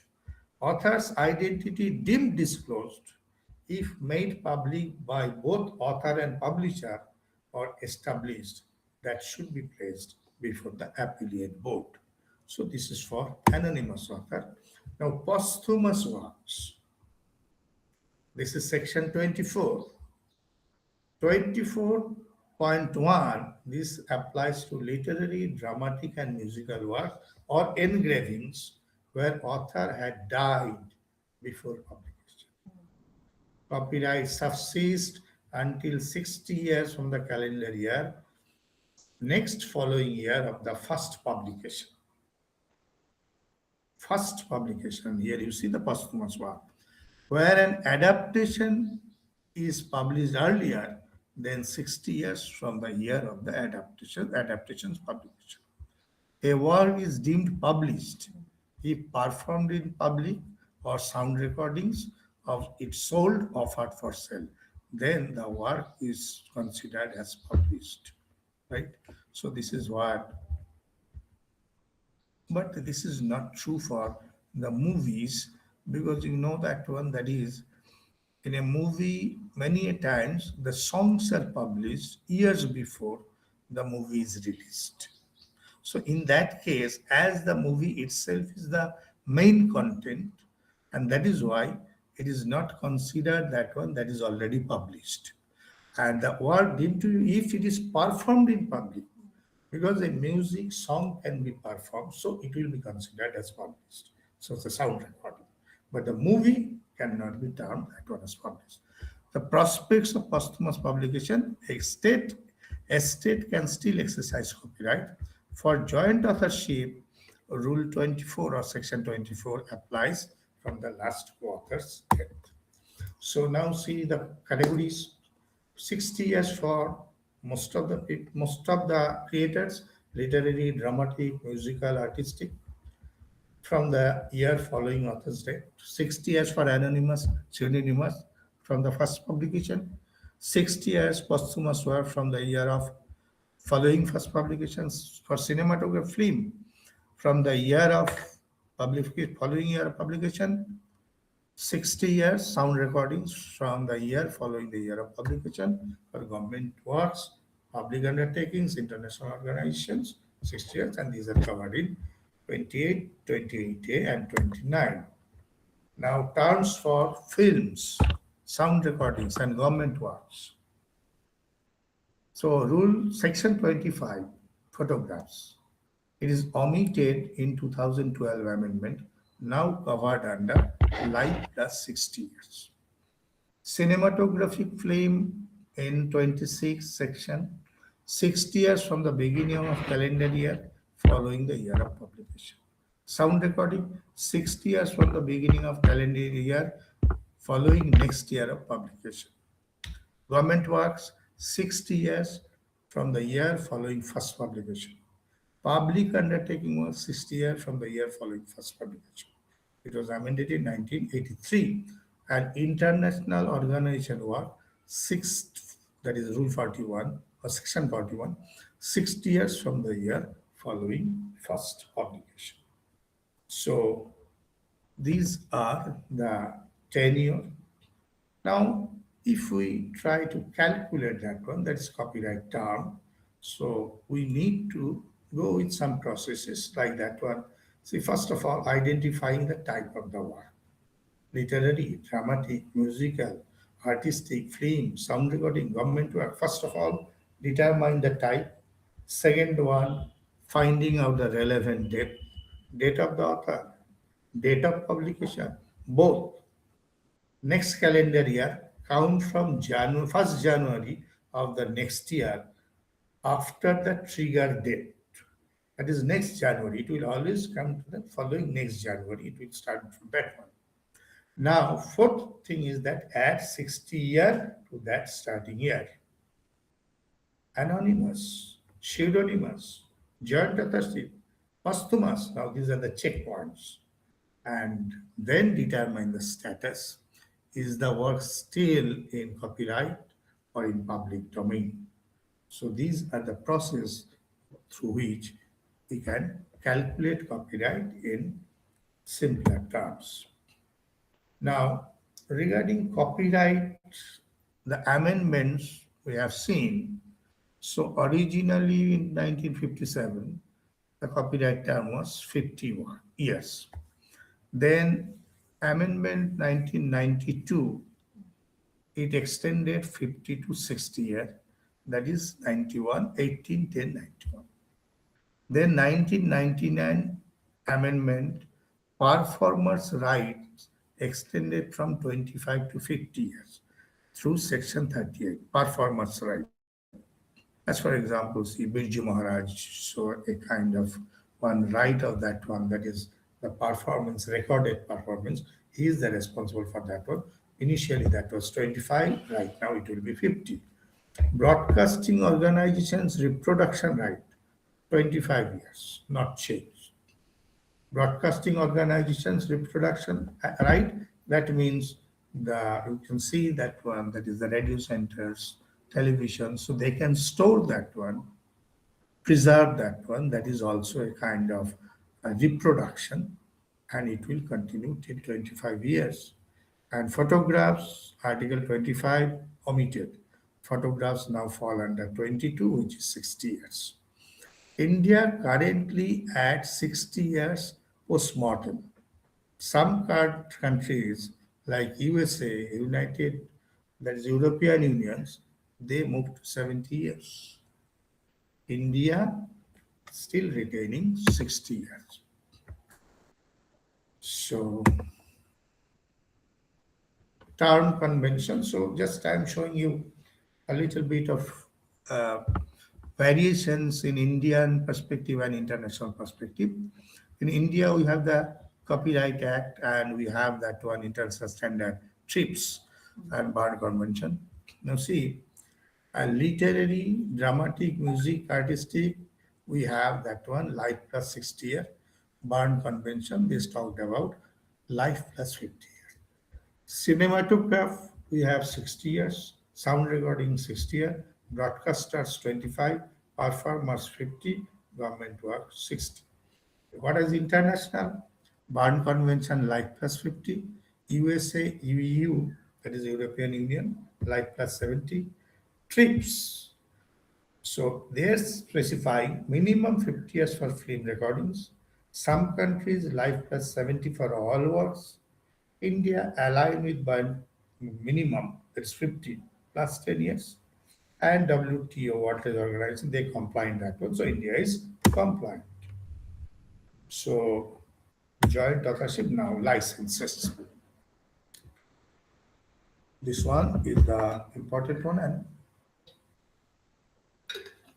under licenses, we are talking about the provisions of Copyright Act, but we have to understand that one, the amendments of Copyright Act was actually made till 2017, where in 2000 itself, the IT Act is already passed in India, and many of the provisions for the electronic documents or electronic perspectives or electronic performances or electronic presentation, representation, that are actually licensed in the IT Act also.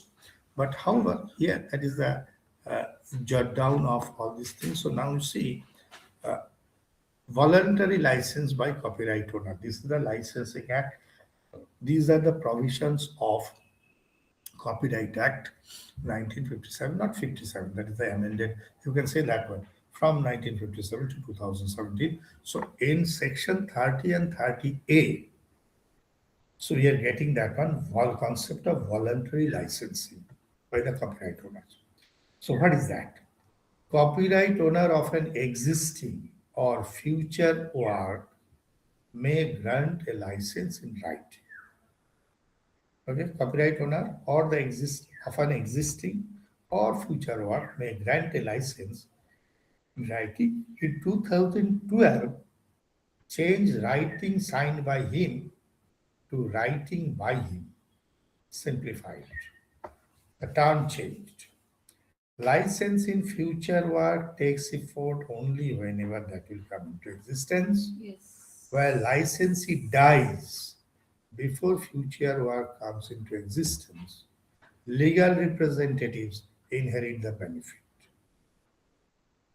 Legal representatives, not the readers. Legal representative means who is rather the legal heir of that particular individual, the licensee, he will inherit the benefit. And 30A, section 30A, read with section 19, apply to license all necessary modifications. So it is actually taking 19, that is section 19, but extending that one by using 30A, and it says that one 30A can apply to all modifications required for the licensing. Duration, territorial extent, and royalty all are given in section 19. An exclusive license confers rights to the exclusion of all other persons, including the copyright owner. So that is also given, that is coming under section 2J, exclusive license, to the exclusion of all other persons, including the copyright owner. That thing can also be, that thing is also included in the section 30 and 30A. Now see compulsory license. This is section 31.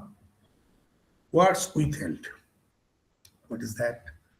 During the term of copyright, if owner refuses to republish, allow public performance, broadcast, then works withheld. Any such refusal withholds the work from the public. Any person may complain to Appellate Board. Board gives owner reasonable opportunity to be heard and conducts inquiry. If board finds grounds for refusal reasonable, directs registrar to grant compliance or license. So this is how we can challenge that one. So that is during the term of copyright, the owner refuses to republish or allow that one. So that thing is challengeable, and that should be registered to the appellate authority, which will direct the registrar to take appropriate action. Now, third one is the compulsory license. So see what we have. The voluntary license, that is section 30-38, compulsory license, section 31, compulsory the unpublished and orphan works. That is 31A. So 31A, the 31A1, that is, initially that was 31A, now it is sub-clauses are included. So 2012 amendment is saying that when it applies to unpublished or published works withheld from India where author is dead, unknown, or untraceable. So okay, there's a compulsory license. Applies to unpublished or public works withheld from India, where the author is dead, unknown, untraceable. Owner of copyright cannot be found. Any person may apply to Appellate Board. Section 31A2, applicant must first publish proposal in one English daily newspaper with all India circulation. For translation licenses, also in a newspaper in the target language. Now, the board may redirect the user to grant license subject to royalty and other condition, and register may grant the may direct royalty deposit in a public account for the owner, and the central government can publish some of the and may require central government may require years executors to publish the work in the national interest warrants. So this is what main provision is rather coming with that one, that is the application to the affiliate board and directives to the register. And compulsory license for disabled person that came for 31B inserted in 2012 amendment. Any person working for benefit or disabled may apply for compulsory license. Applies only if 52B, the fair dealing exception for disabled, does not apply, and the board will verify the credential and they will extend the license. Now see statutory license, this one. So what are the cover versions? 2012 edition statutory license, 31C and 31D, and broadcasting license. See, any person may make a cover version of a public sound recording. Cover version of a public sound recording. And that cannot be termed as copying. And as you know that one, and that is why if you go to YouTube, you will see that one lot of covers are rather actually seen by the different individuals. Specifically, you see that one Pratibha Deshpande or rather, so they are also making some of the variations that and so these are the different cover version. That is, this is the license. So you can make that, but must give prior notice and provide copies of cover level. Must pay royalties in advance to rights owner at rest fees by the board. Minimum royalty 50,000 copies per calendar year per week. Okay. Cannot alter literary or musical work beyond what is technically necessary. Must not mislead public about the identity. No original performer's name. This is a cover version. And broadcasting license. Any broadcasting organization may broadcast, publish literary, musical work or sound recording. Must give prior notice stating duration and territorial coverage.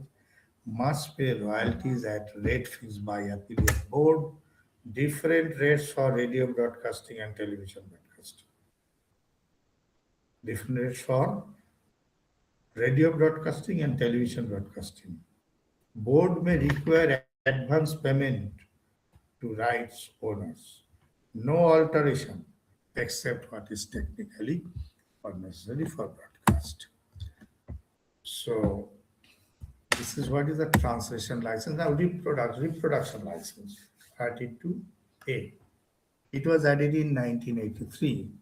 License to reproduce and publish works for systematic instructional activities. License to reproduce and publish works for systematic instructional activities. Now see, applies where copies not available in India are not put in sale for 6 months at accessible price. So in that case, application to affiliate board for non-exclusive license to reproduce and publish. Conditions, what are the conditions? You have to go for the royalty paid. License doesn't extend to export. Name of the author, title printed on all copies. Fiction, poetry, drama, musical art, 7 years. Natural science, physics, math, technology, 3 years. Others, 5 years. Reproduction license. License terminates if owner publishes own reproduction at a reasonable Indian market price with 3 months notice, then the license will get terminated. Now see chapter 6, we talked about license. Now summation of that one, a kind of quick recapitulation of that thing, that is it covered 30 to 32B section, sections comprising the licensing. 5 types of licenses are there. It covers 31, 31A, 31B, 31C, 31D. And most of the cases, waiting period for translation license is 7 years. Shorter period for non-Indian works for educational purpose, 3 years. 50,000 minimum copies of statutory royalty in cover version. And 2 months, that is target disposal time for disabled persons, compulsory license. So these are the different licensing right now. Now, importance of licensing for libraries and education is not required. Copyright societies, I'm not going to tell you that one. Copyright societies. Okay. Now I'm coming to this section. These are called as neighborhood rights, rights of broadcasting organizations and performers. That was sought from me, and see, every broadcasting organization has a broadcast reproduction right in its broadcast. Whatever it is broadcasting, it can store it, it can reproduce it, and keep that one in their own secure place. This right subsists for 25 years from the beginning of calendar year next following the broadcast. This one.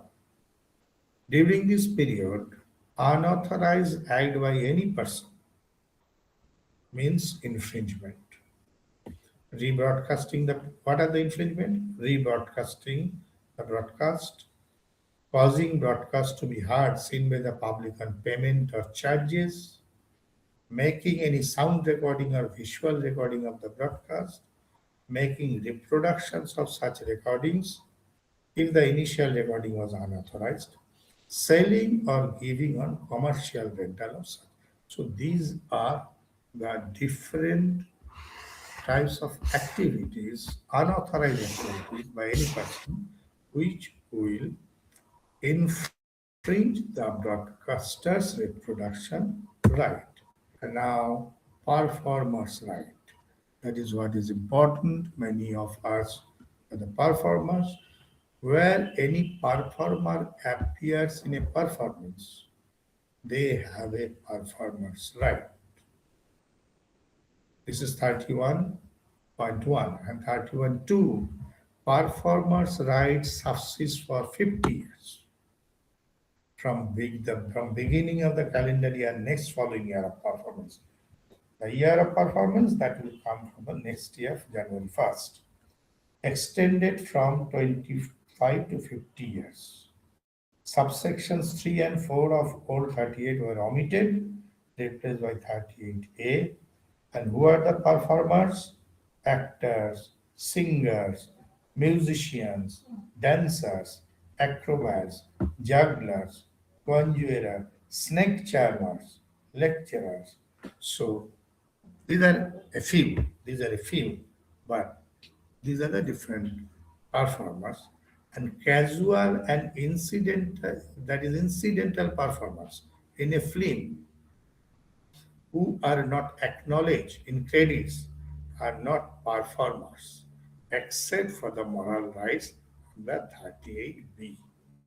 That is a big thing. That is many of the people working movies or the films, and many times those credits are not given. So in that case, if the credit was not given, they are not considered a performer, but they still enjoy moral rights under 38B.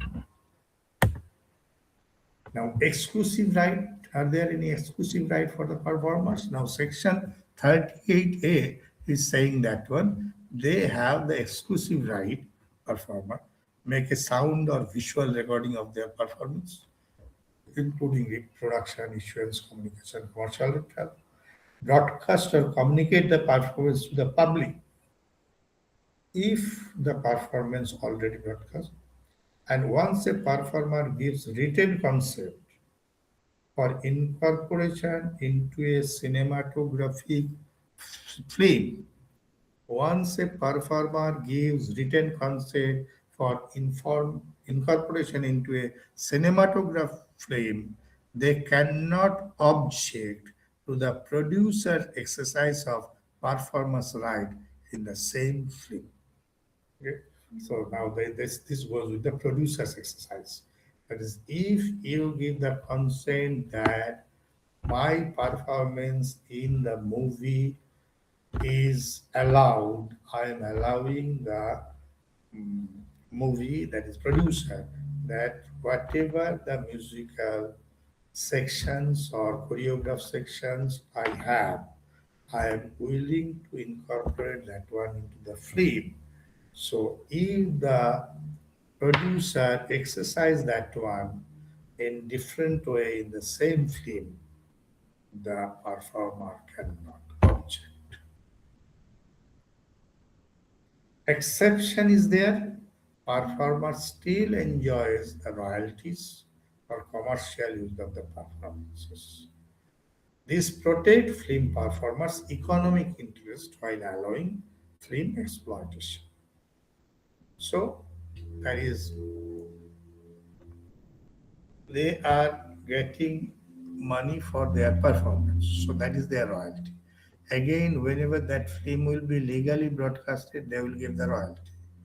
But here also, once they are performing for the film, they have to give a written consent that their performance can be used anywhere in the same film. And that is the right of the producer. That is not their right. Okay. Now we're coming with one particular right, that is moral rights. It's a kind of pseudo rights like that, that is coming under 38B. And it is inserted in 2012 amendment. Performers, they have two moral rights independently of their other rights. One right is right to be identified as the performers of the performance. That is paternity right. Right to be identified as the performer of the performance. Paternity right. Right to restrain or claim damages for distortion, mutilation, modification, prejudicial to reputation.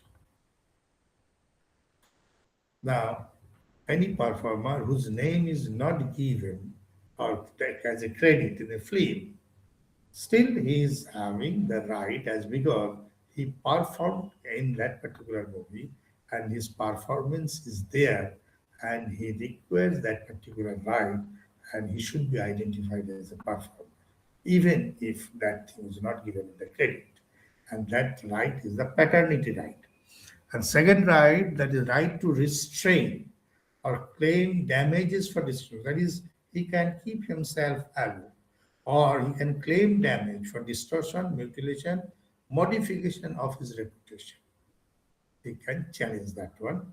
Exceptions are there. Omissions of performance names when dictated by a manner of use is permitted. What is that? Now see, omission of performer's name when dictated by manner of use, that is important, is permitted. Explanation is mere editing, fitting with time constraint, or technical modification is not prejudicial to reputation. Right? Moral rights persist even after assignment of performer's right. The performer or legal heirs after death can enforce this right. So they are also having that right. They can say that one, why the name of my dead father, mother, or like that one is not there? Why they are not enjoying as a right to be a performer? So they can challenge that one. And what are not infringing one? That is 31. X, not infringing broadcast or performance right. No broadcast reproduction right or performance right is infringed by no broadcast reproduction or performance right is infringed by making a sound visual recording for private use or bona fide teaching or research. This won't be considered as infringement. So no broadcast reproduction right or performance right is infringed if we make a sound or video recording that is for private use or for bona fide teaching or research. So that is not infringing that. Use of excerpts or broadcast performance for reporting current events, that is fair dealings, bona fide review, teaching, and any other act which not constitute copyright infringement. These are with necessary adaptations. So these are considered as the safe harbors for educational and research institutions. They can use the broadcast and the performance also. So that is why the important thing for us is the section A. That is, we can use sound and video recordings, which is having the copyright, which is protected by Copyright Act. We can use that one for the private use or for teaching and research, even with that one. So that is what is known as the safe harbor for educational and research use. So we can use that one for this. Now, application of other provisions. So now let's go with the table. Now, broadcasting organization 5 years, protects specific broadcast signal, rights, prevent rebroadcast, recording, public showing, applies to radio, TV, cable, satellite, you know that one. Doesn't cover underlying copyrighted content. This is separate one, content. And performance right 38 and 38A belongs to individual performer. Duration is 50 years. Protects the live performance as delivered. Rights, control recording, reproduction, broadcast, commercial rental. Applies to actors, musicians, dancers, lecturers, XYZ. Also includes moral rights. This assignable moral right. Okay. So with this, we are summing up section 7, that is 37 to 39, sections comprising chapter 8, and duration of the broadcasting 25 years, performance right 50 years, two rights, moral rights of performance, that is paternity and integrity, the second right, that is two rights, paternity right and integrity right, consent required for incorporation of performance in cinematographic film, and 2012, it is actually 31A and 38A and B were added, strengthening performers' economic and moral rights. So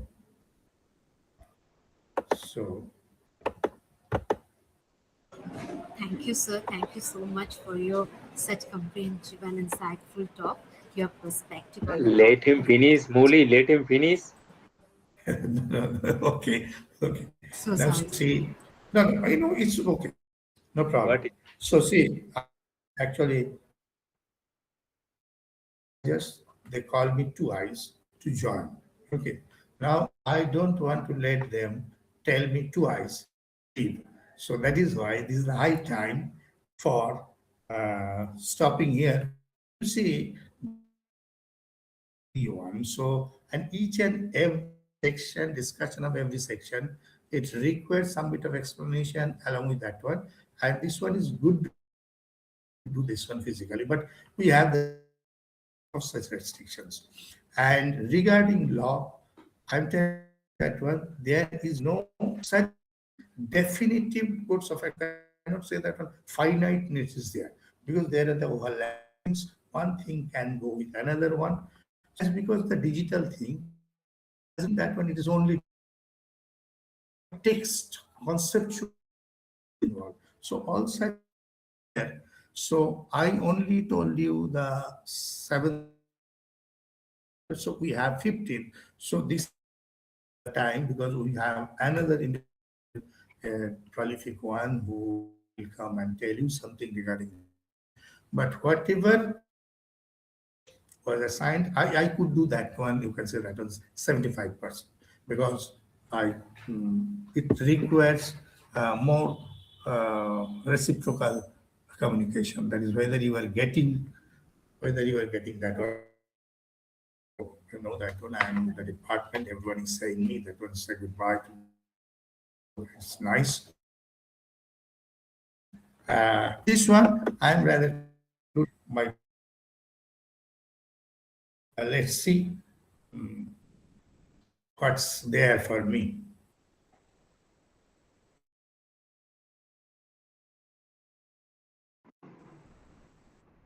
So now you can say Moli. So sorry for the interruption, sir. No, that's not interruption. You were actually going with the time. I would like to take one Okay. probably this is the longest deliberation I ever heard, and bit by bit IPR.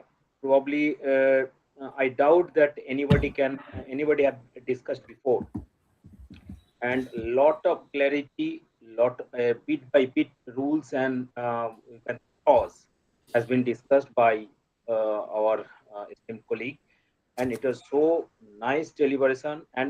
And one more thing, he speaks so softly. I think every bit has entered in our brain.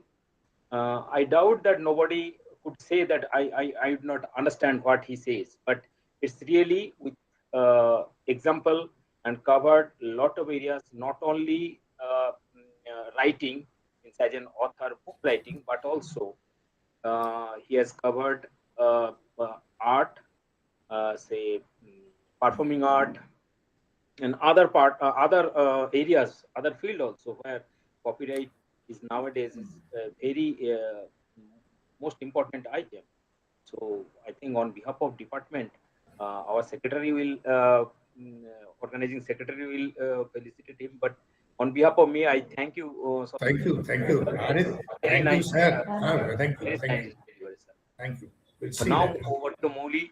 Now it is up to organizer how they can. Thank you. That is up. Okay, fine.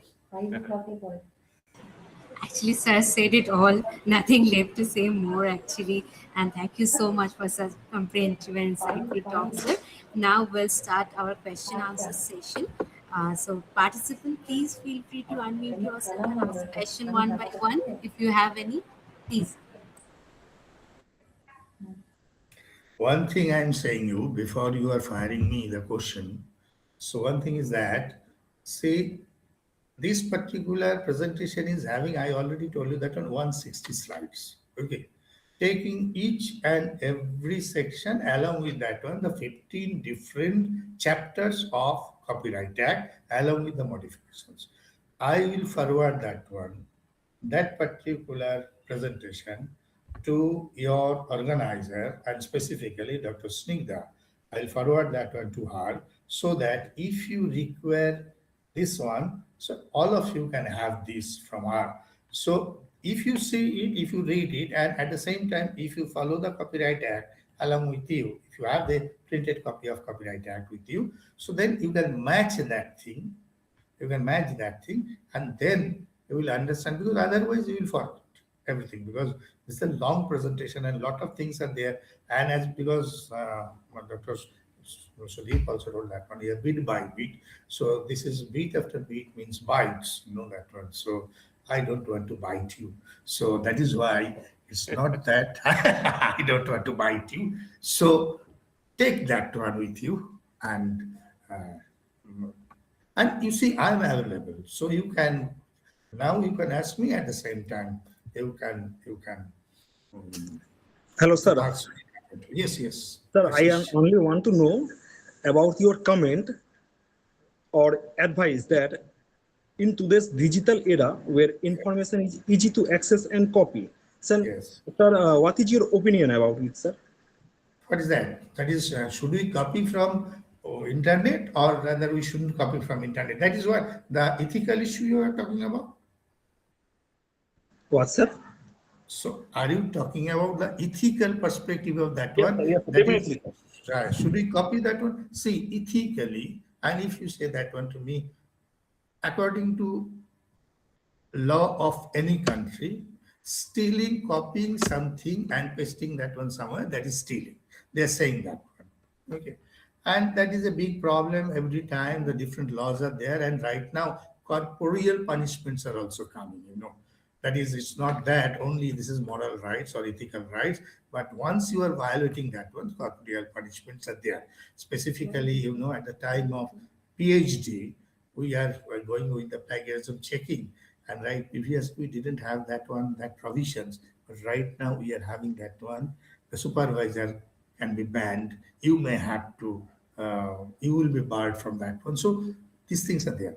But you see, contrary provisions were also given, although in a very subtle way. But one individual in 2012, 11 and 12, he first raised the voice regarding this one. That is why copy and paste should not be considered as the fundamental right of every individual. And he came with a particular religion for that, known as copimism. And the individual was known as Isa Garfield.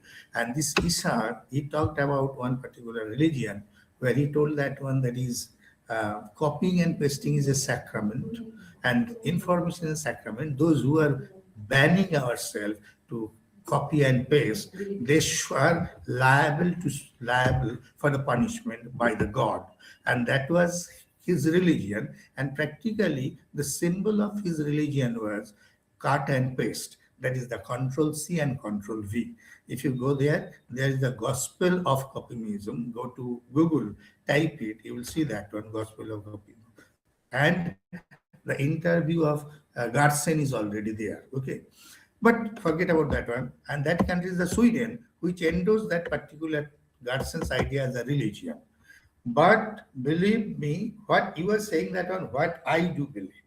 I believe that one, if you have strength, if you have ideas, if you know how to express that one, if you know what the representation should be, don't go for copy and paste. Do that one with your own. Take the helm, do yourself. Don't just use Control C, Control V. If possible, try to remove these two keys from your keyboard so that you will get rid of that bad habit. Understood? Okay, sir. Thank you Thank you, so sir. much for your elaboration, sir. Thank you so much.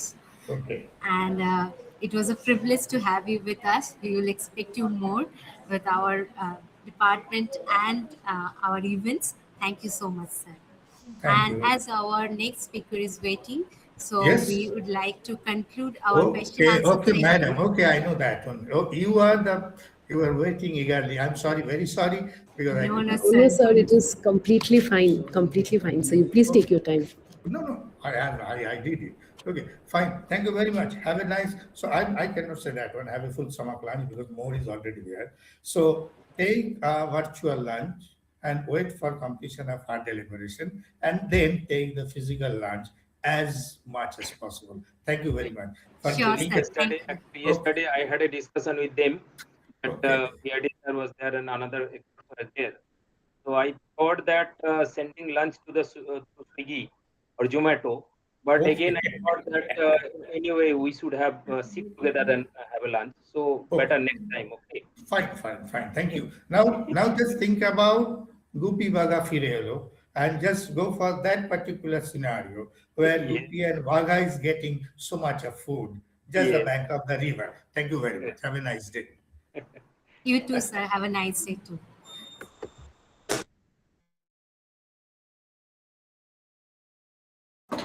So now we are moving on to our next session. We are privileged to have with us Ms. Mohar Mitra. So, Miss Mohar Mitra is dedicated legal academic, currently serving as a contractual full-time faculty member at Xavier Law School, Xavier's University, Kolkata. She holds a BA LLB from ICFAI University, Dehradun, and an LLM from West Bengal National University of Judicial Science, specializing in intellectual property rights. He has qualified the UGC NET for lectureship in 2024 and is presently pursuing doctoral research at NUJS, focusing on intellectual property law and traditional cultural expression. Ms. Mitra has contributed to research projects including collaboration with Bankura University and assisted the West Bengal Lokayato in legal reform initiatives. She has also published a peer-reviewed journals. Her areas of specialization include intellectual property rights and competition law. Ma'am, the session is all yours. Please continue. And sorry Thank you. for the delay. No, ma'am, thank you so much. I'll just take a minute to share my PPT. So, ma'am, is my PPT visible? Yes, ma'am, it's visible. It's visible. Clearly visible. Yeah. Yes. So, good afternoon, everyone. So, my name is Mohar Mitra, and today I will be dealing on a very nuanced aspect of copyright, that is balancing rights in copyright from fair dealing to moral rights. Now, before we answer the question about whether copyright is sustainable or not, or how far it is sustainable, if it is at all, we first have to understand what do we mean by copyright. Now, we all know that copyright does not protect ideas, rather it protects expressions. So how do we move from idea to expression? So let's take the help of this particular scenario. So we can say that there's a night sky. There's a crescent moon which is overlooking a mountain village. Now this is an idea, a theme, or a fact. Now this ipso facto cannot be copyright. Rather, expressions which are derived from this idea are only subjected to the copyright jurisprudence. Now, how do we move from this idea or fact to copyright? Now, to do that, we take the help of two renowned theories, one propounded by John Locke and the other propounded by Hegel. Now, before we move into intellectual property, you have to understand that the time when these scholars, they were writing about theories of property, intellectual property as such was not there. Rather, they were advocating for private property.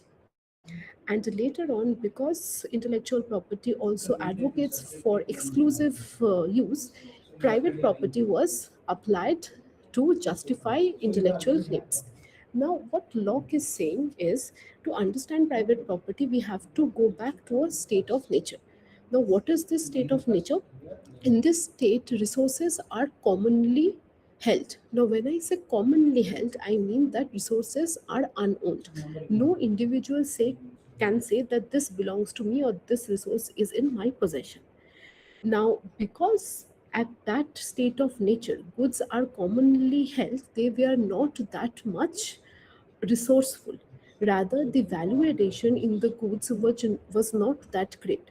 Now, to convert this good into resources, what he advocates is that people should come forward, use their own labor, and by doing that, they can transform this goods into resources which can be used not only by the creator himself, but for the entire society. It would be beneficial.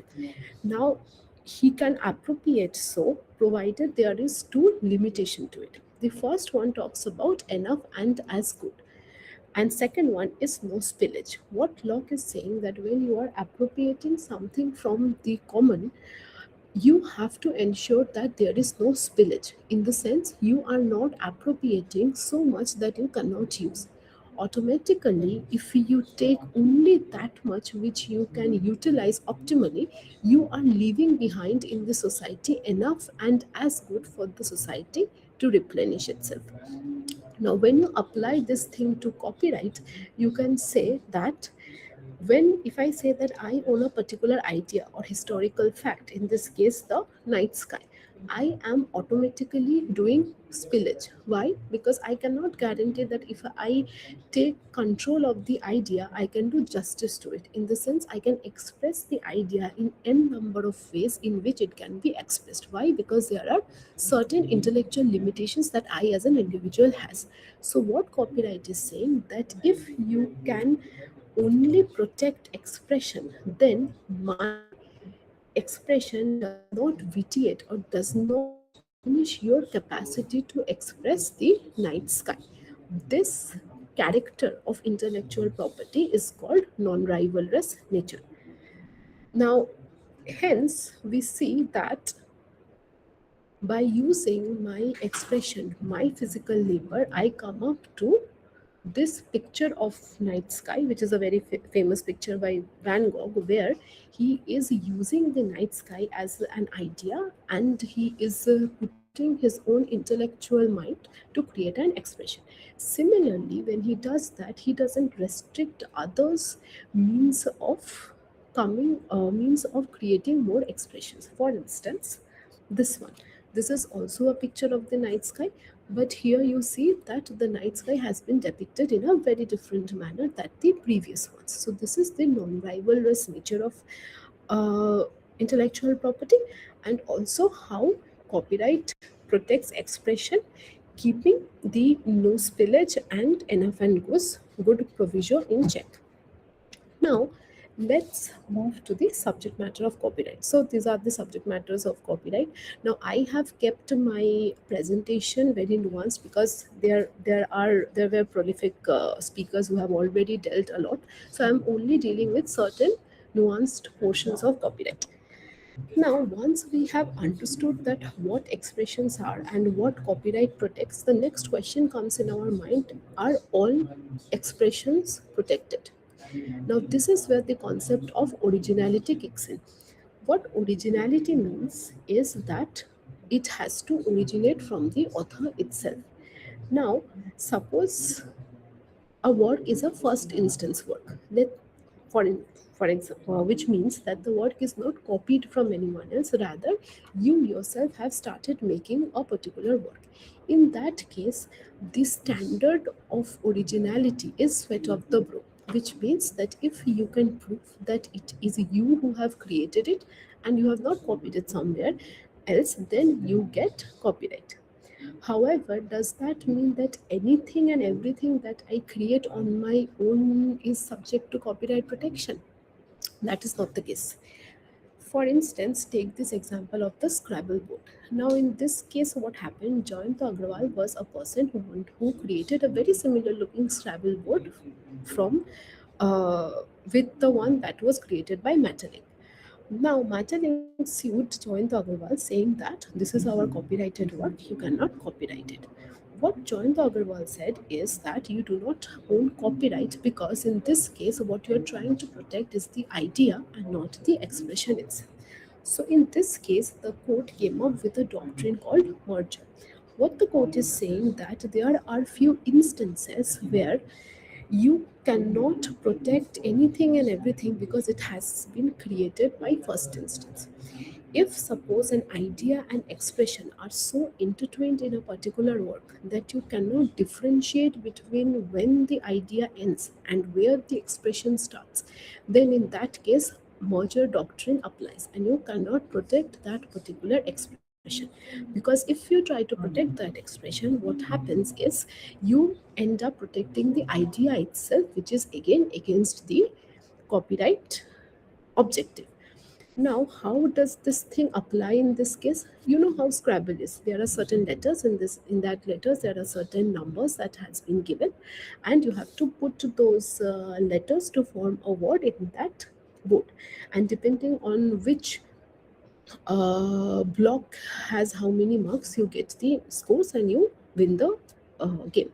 Now, what the court is saying, the moment I give copyright to this expression, what I am doing is I am limiting or I am trying to say that certain words are exclusively owned by certain people. Now, if I do that, it goes against the ethos of copyright because the public will not get access to those works. So, hence, for first instance work, even the sweat of the brow is the standard, not everything can be protected. If the merger doctrine applies, it can't be protected. Okay.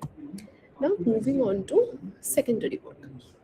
Now, what is a secondary work? When your work is inspired by some other work, or when you are basing your work, or it is an adaptation of another work, then you have to satisfy a higher degree of originality standard. Why? Not so threat of the book, because it is not entirely your physical labor that gives rise to the creation of the work.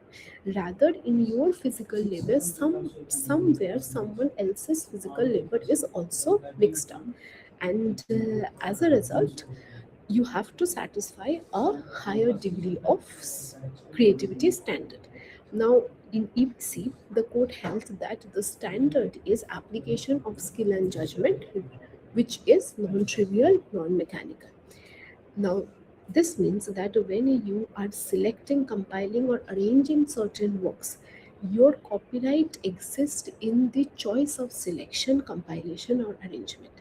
Now, this choice of selection cannot be a garden variety selection, in the sense you cannot select it because you have to select, or you have to show that this is not an infringement of the earlier work. Rather, there has to be some kind of value addition. There has to be some instance where you can show that, okay, this is my contribution. So your copyright lies in that contribution. For instance, in this case, can I say that this map of India is copyright protected? I can't, because it is a fact that these are the states that forms under the demographic definition of geographic definition of India. However, the moment I try to show that this is also the map of India, however, in this case, what has happened, I have not selected the names of the states per se, but I am trying to depict the names of the states through certain Indian cuisines. Now, in this case, you have copyright not in the map of India per se. You have copyright in the selection of foods. Similarly, in this case, you have copyright in the manner in which you have chose the places that you want to visit, or your tourist places. Now, moving forward. Yeah. So, now that I'm saying that you cannot copy from someone, the question arises, what do you mean by a copy? Now, in the Act, there is nowhere given a definition of copy. So, in this case, the court upheld, or the court defined, what do you mean by a copy. Now, a copy can be a carbon copy, which is an exact replica of a picture, a literary work, or a book, or a movie. Second, it can be a substantial replica of the original part. Like, for example, if you see the movie Sholay. So in Sholay, we all know the famous dialogue, that is, "Ye haath mujhe de de Thakur," right? So that is one of the substantial portion of the movie. Or else, when Amitabh Bachchan, he flips a coin, and every time the coin flips, the coin comes in his favor. Why? Because the only one side of the coin is printed. So these are certain substantial portion of the movie. So automatically, I do not have to copy the movie in its entirety. Rather, what am I doing? I am copying certain bits and pieces of the movie, but those bits and pieces of the movies are actually the main crux of the movie. So that also comprises of copy. Now, the third is the viewer's point of view. So, what the court is saying, that if by seeing a work, the court can say, or the people in general can identify from which work it has been inspired, or from which work it has been taken, then in that case, it can also be considered as a copy. However, when you are doing that, you need to keep both the works side by side. What you are looking for is, you're looking for the entire perspective, right? Now, I would just like to ask you, in this case, can you please tell me what is an idea and what is an expression? Participants, please.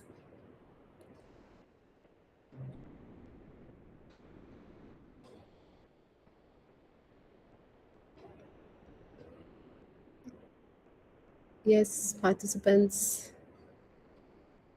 Is there anyone who would like to say what is an idea and what is an expression?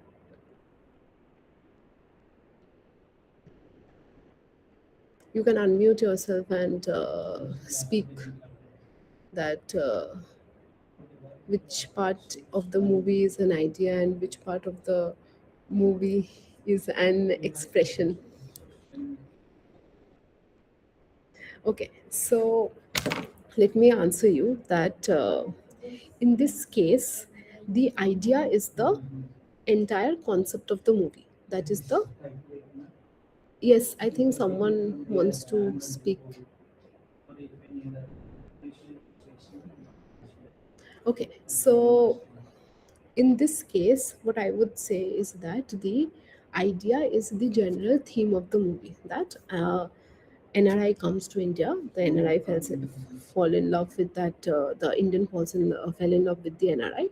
However, she doesn't love him back, and then that is the entire gist of the movie and how the Indian tries to win back the heart of the NRI. Right. So this is the concept.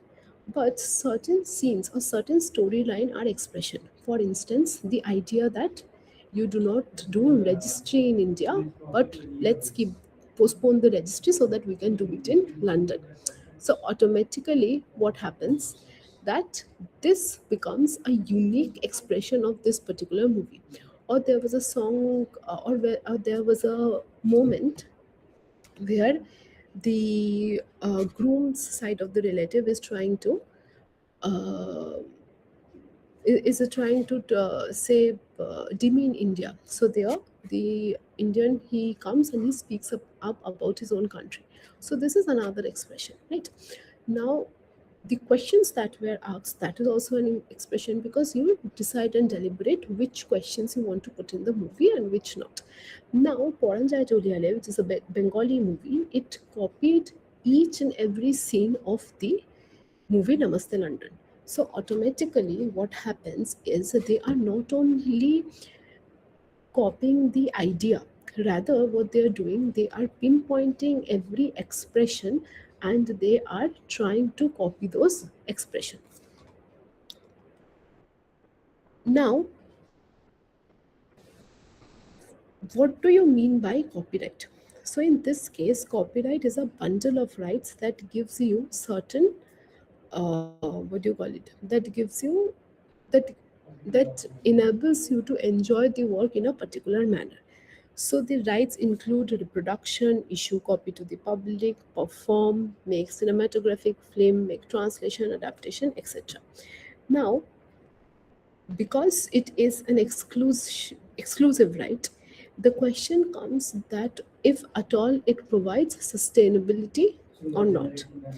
Now, to answer that, let us first understand what do you mean by fair dealing. So, Section 52 of the Act provides certain instances in which even if you use the word without the permission of the author, it will not be considered as copyright.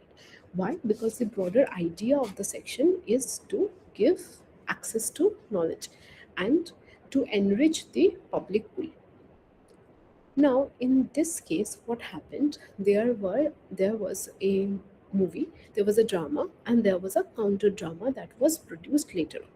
What the Civic Chandran is the person who was the who made the drama, who was the writer of the drama. So what he said is that the counter drama is a infringement of the original drama. Why? Because they have used certain lectures, they have used certain scripts or parts of the drama. So what the court stated is that in this case it falls under fair dealing, and a work cannot itself fall under fair dealing, in the sense, even though you have used it for criticism or review, you cannot say that it automatically is an exception under copyright.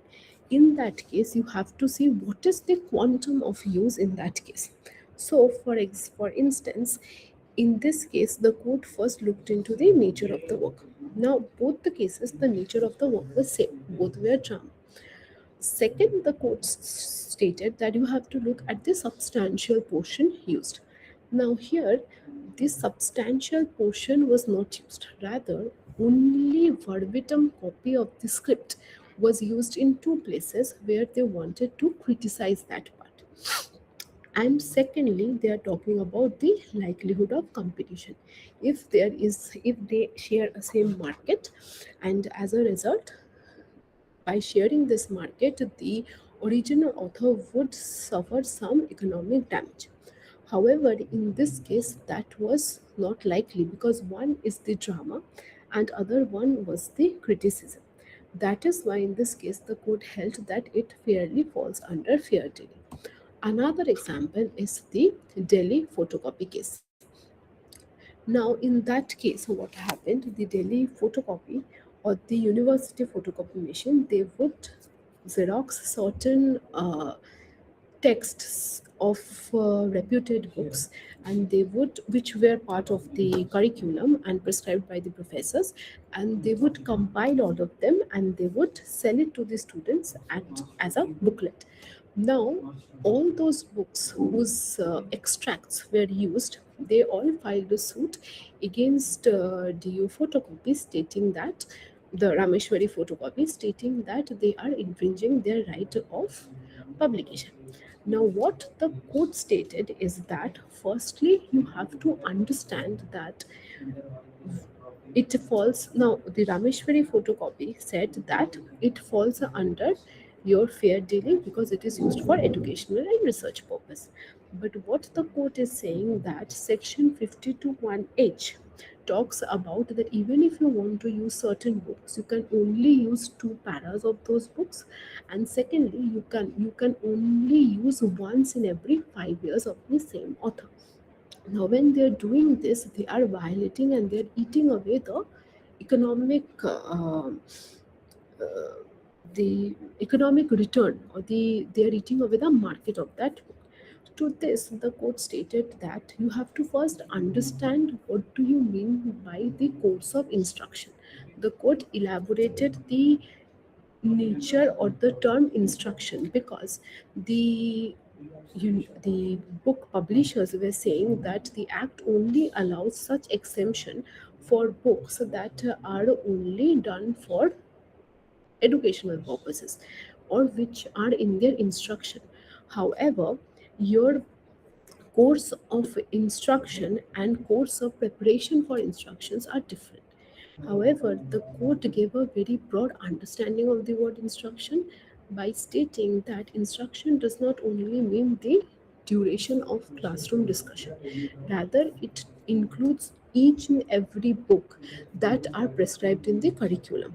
So, this is where you can see that the interpretation of Indian copyright law is very much access centric. So, that in India, we all know that there are many of us who cannot afford to buy such books, and as a result, it becomes incumbent on the government and the universities to provide us with such books.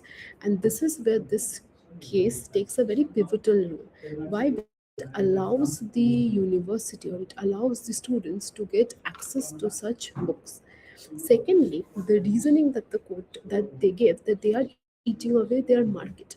Now you have to understand that to apply fair dealing, you have to look back into these three categories. Right. Now, in this case, the nature of the work is different, but the substantial portion used is not necessarily that it is the substantial part of the book, because depending upon your course curriculum, the part of the book is referred. Second, likelihood of competition. Now, a person who would want to buy one book would not go to Delhi University and buy a compendium of that book, because that does not have the entire book, but they have only certain paragraphs which cater to that individual curriculum of the college. Now, later on, when it went to appeal, the Oxford University, it went into a particular licensing regime through Indian Reprographic Rights Organization, where they said that okay, you can copy from our books provided you have to give a certain fee. Similarly, when you talk about online resources, so you have Hein Online, you have Westlaw, you have all these things. So these are basically institutional IDs. Now, these institutional IDs, what they do is that you have to give a particular fee, and in return of that fee, you can use those articles. Now, apart from this, you have Creative Commons. Now, what is Creative Commons? It is a licensing regime where you can upload your work, and accordingly, you can upload the work under certain mechanisms or under certain well set standards. So the first one is CCBY, which says that it is the widest of the widest amount of access that an article can give you. They are saying that you can reuse the article in any manner whatsoever, provided you give credit to the author. Second one is saying that okay, you can use this license, but you cannot use it for commercial purposes. You can only use for personal and educational purposes. Third is share alike. In this case, what happens, you can just share the article. For example, if you would see that sometimes you download sometimes you are unable to download certain PDFs, or for instance, in case of Netflix, what you do, even if you download the movie from Netflix, you do not download it in your own hard drive. Rather, you are downloading it in that app store's drive, so the offline drive. So the moment your subscription ends with that app store, automatically you cannot access that movie. Yes, now talking about uh, another way in which your copyright is protected. So that is Hegel's personality theory. So what Hegel is saying that with every now, for Hegel, person does not mean an entity with flesh and blood. Rather, it only talks about an abstract will.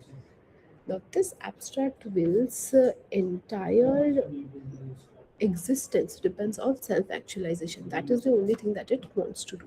Now, how to self-actualize? For that, what this abstract will has to do is, it has to find a thing which has no will of its own. It has to imbibe that thing with his own will, and automatically this creates a relationship between the person's will and the thing. So much so that when anyone in the society sees that object, it does not see the object itself. Rather, it looks forward to the person whose will has been imbibed. Now, taking this forward, you have to understand that this concept or this personality theory is best manifested into the non-economic rights of the author, or which we also call moral rights or author special rights in India. Now, the moral rights of the author has been derived from Franz Ledroit Moral, which talks about or literally translates into rights of the author. Now, you have to understand that moral rights in France is very much culturally situated. How? Now, way back when the monarch was there, the artistic process was not individual, and the epicenter of every art was the monarch and the god. Because the monarch is considered as a representative of the god, so most of artistic creation was influenced by the concept of religion, god, and monarch.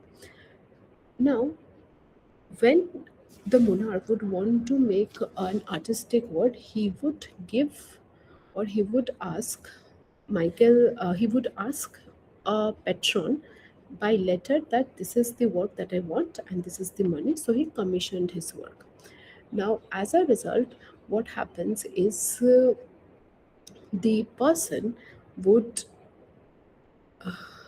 and as a result, in a group, this work will be created. Now, coming back to when Michelangelo started painting the Sistine Chapel, what he did is he did something which no one ever did before. he restricted the Pope to enter into the Sistine Chapel by saying that because he is the creator of the work, he has the sole right to decide when the work has to be disclosed. And also, he chiseled his name and gave himself attribution that I am the author of this work and it is created by me. Now, this gave many authors the chance to say that this is their right and they decide how this work is used in future. Now, coming back to the 18th century, we see that the nascent concept of moral rights starts getting very much, materialized in judicial history. Now, one of the very first cases was Lavigne versus Michael Lenoir. Now, in this case, what happened? The writer Lavigne gave copyright to the publisher Michael Lenoir to publish certain works that he has written. Now, these works were children's stories, but they was very much culturally and morally inspired. But what the publisher did is, without his permission, the publisher took out certain paragraphs of that work. He adapted the sorry, did not adapt the work. He took out certain paragraphs of the work and thereafter he started publishing it. Now, to this, Lavigne went to the royal court and he stated that yes, I agree that I have given the copyright. However, still I have some right in this book. Now, this right I have is because I am the author of the book and creator of the book. As a result, if someone wants to abridge my work, then they have to take permission from me. And similarly, he tried to assert his disclosure, attribution, and integrity right. He's saying that if you take out certain snippets of my work, then the quantum of my work decreases. As a result, it hampers my reputation. So you cannot do that without my permission. The king granted his request and he gave him a royal letter which allowed him to publish his work for the next 3 years. Now, this was the very beginning of what we now know as moral rights. Now, the moral rights entered the international domain with the Berne Convention. 6 bis of the Paris Act 1971 talks about moral rights, where it does not give as elaborate rights as the author had in France. Rather, it gives the author the right to claim authorship, that is attribution, and the right to object to any distortion, mutilation, and other modification of his work, that is right of integrity. Now, in India, we call this moral rights the author's special right. Now, in India, similarly, we have attribution and paternity right. However, in 2012, an amendment was done, and this right was extended to perpetuity. So, if you go back to Berne, you would see that the right exists only up till the economic rights of the author, or until the copyright exists. That is your sixth life of the author plus 60 years. However, in India, they extended that to uh, perpetuity. Now, there's no parliamentary text that why this has been done, but that it is hugely speculated, and there is an author we can refer to, that is Dr. Meera T. Sundararajan. So she played a very pivotal role in making the policy at that time. So these were done to safeguard cultural works in India. Now, you would see that how moral rights gives you cultural like how it protects culture. So in Amarnath Sehgal versus Union of India, the court stated that moral rights are a telescope through which the culture is protected. Why? Because they are saying when you are protecting the works of the author, when you are safeguarding it from certain distortion, you are not only protecting the author itself, rather what you are doing is you're protecting the work, you're also protecting the repository, the public pool, by portraying correct depiction of work. And as a result, in this case, when the mural was destroyed by the government, the court stated that this mural depicts the history and cultural development of India, and as a result, you cannot destroy the work. However, a similar justification was later on put up in Rajreval's case. However, in that case, the court stated that destruction is not an ultimate form of mutilation, because in the previous case it was held that destruction is an ultimate form of mutilation. However, in Rajreval's case, the court stated that you cannot say so. Why? Because indirectly, if you read the judgments, you would understand that in Rajreval, the court formed a committee which would decide whether this particular building, which was demolished to create the Delhi Metro, was of national significance or not. So the court held that because Amarnath Sehgal's mural was of national significance, such a logic was justified. But because in Rajreval, the contested building was not of national significance, the same argument or the case as a precedent in Amarnath Sehgal cannot be used. So this automatically gets us a very nuanced understanding of the purpose of moral right. Now, you would see that internationally also there has been cases where moral right is used to protect culture.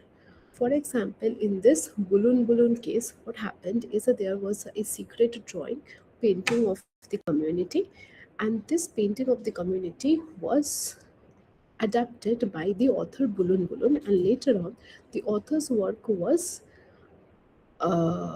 reproduced by the R&T textiles. Now, when the community or certain representatives of the community filed a case in the Australian court, the R&T textile company stated that we have a contract with Bulun Bulun, and as a result, whatever we have done is not an infringement of their rights. But the court, even though they did rule in favor of R&T, they highlighted certain important points. They stated that these works belongs to the community. Now, even though it is difficult to pinpoint who is the author in this case, you cannot still adapt the works of the community in a way in your own whims and fancies. There is a fiduciary relationship that the author, in this case Bulun Bulun, has with the community, where he is standing on the shoulders of the community and he is trying to depict something, or he is trying to produce a work, and as a result his work has to be in conformity with the rules of the community. Similarly, when you move forward with the Whitmill versus Warner Brother case, in this case what happened, the tattoo artist of Mike Tyson, he filed a suit against the director of Hangover 3, because in that movie the director has copied the tattoo of Mike Tyson. Now, what the tattoo artist is saying, that this tattoo depicts certain cultural ethos of the Maori people. Now, this tattoo signifies strength, composure, certain leadership quality, etc. However, when you use the same thing on a character which portrays a drunk in the movie, you are dishonoring the meaning of this culture, meaning of the tattoo, which again depicts the culture, and as a result it is the Maori community who is getting affected. Now, these are certain instances which shows us how copyright can protect these creations. Now, moving ahead, what should be your way ahead? Now, the Australian government has taken out an act, a bill which did not see the light of day. So this bill is called the Indigenous Communal Moral Rights Bill. Now, this bill tries to give moral rights to the authors. Now, in this case, the author is the members of the community. However, they have to prove that the work that they have done, it is derived from their traditions and cultures and customs. Second, they have to prove that these are the people who belong to a particular community and the author also belongs to this community. And third, they have to show that there was an agreement between the author and the indigenous community, where the indigenous community agrees that this is the production of the author. Secondly, if you look at the Traditional Knowledge Bill 2022, there they are talking about the knowledge society as the author. Now, the knowledge society is comprises of the entire community, the beneficiary, etc., and they have been given the right analogous to the rights of the author. Further, if you look at India's IP policy, you would see that the mission statement talks about that we need to stimulate a balanced intellectual property right, which fosters creativity and innovation while at the same time promoting cultural development. This is also at par with Article 57 of the UDHR, where it states that you should be rewarded for your economic and cultural uh, economic and cultural expressions. So this is how I would like to end my session, stating that how copyright plays a crucial role in balancing the rights of the authors as well as balancing the access part of copyright, so that the society as a whole can benefit from the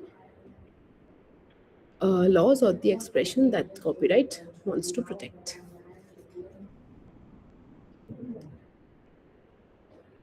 Now, if you have any questions, I would like to answer that.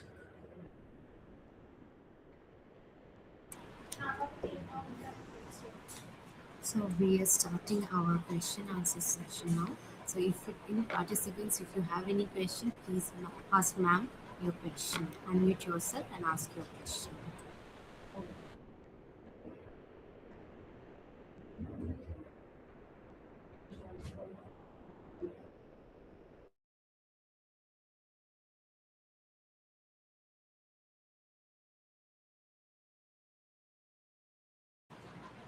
As anyone, if anyone is not having any question, we can move forward.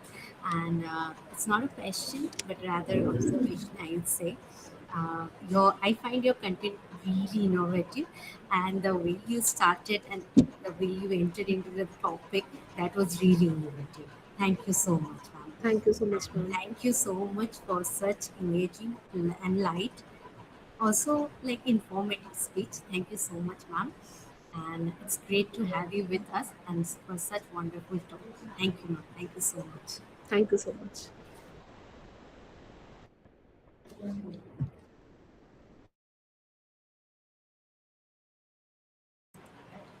So with this session, as we come towards the close of our enriching session, it is time to begin our valedictory session. It is my great honor to invite Professor Arun Chakraborty to deliver the valedictory address. Sir, we are honored to have you with us, and the session is yours. Before that, I would like to introduce you to our participants. Sir is there? Sir, are you there?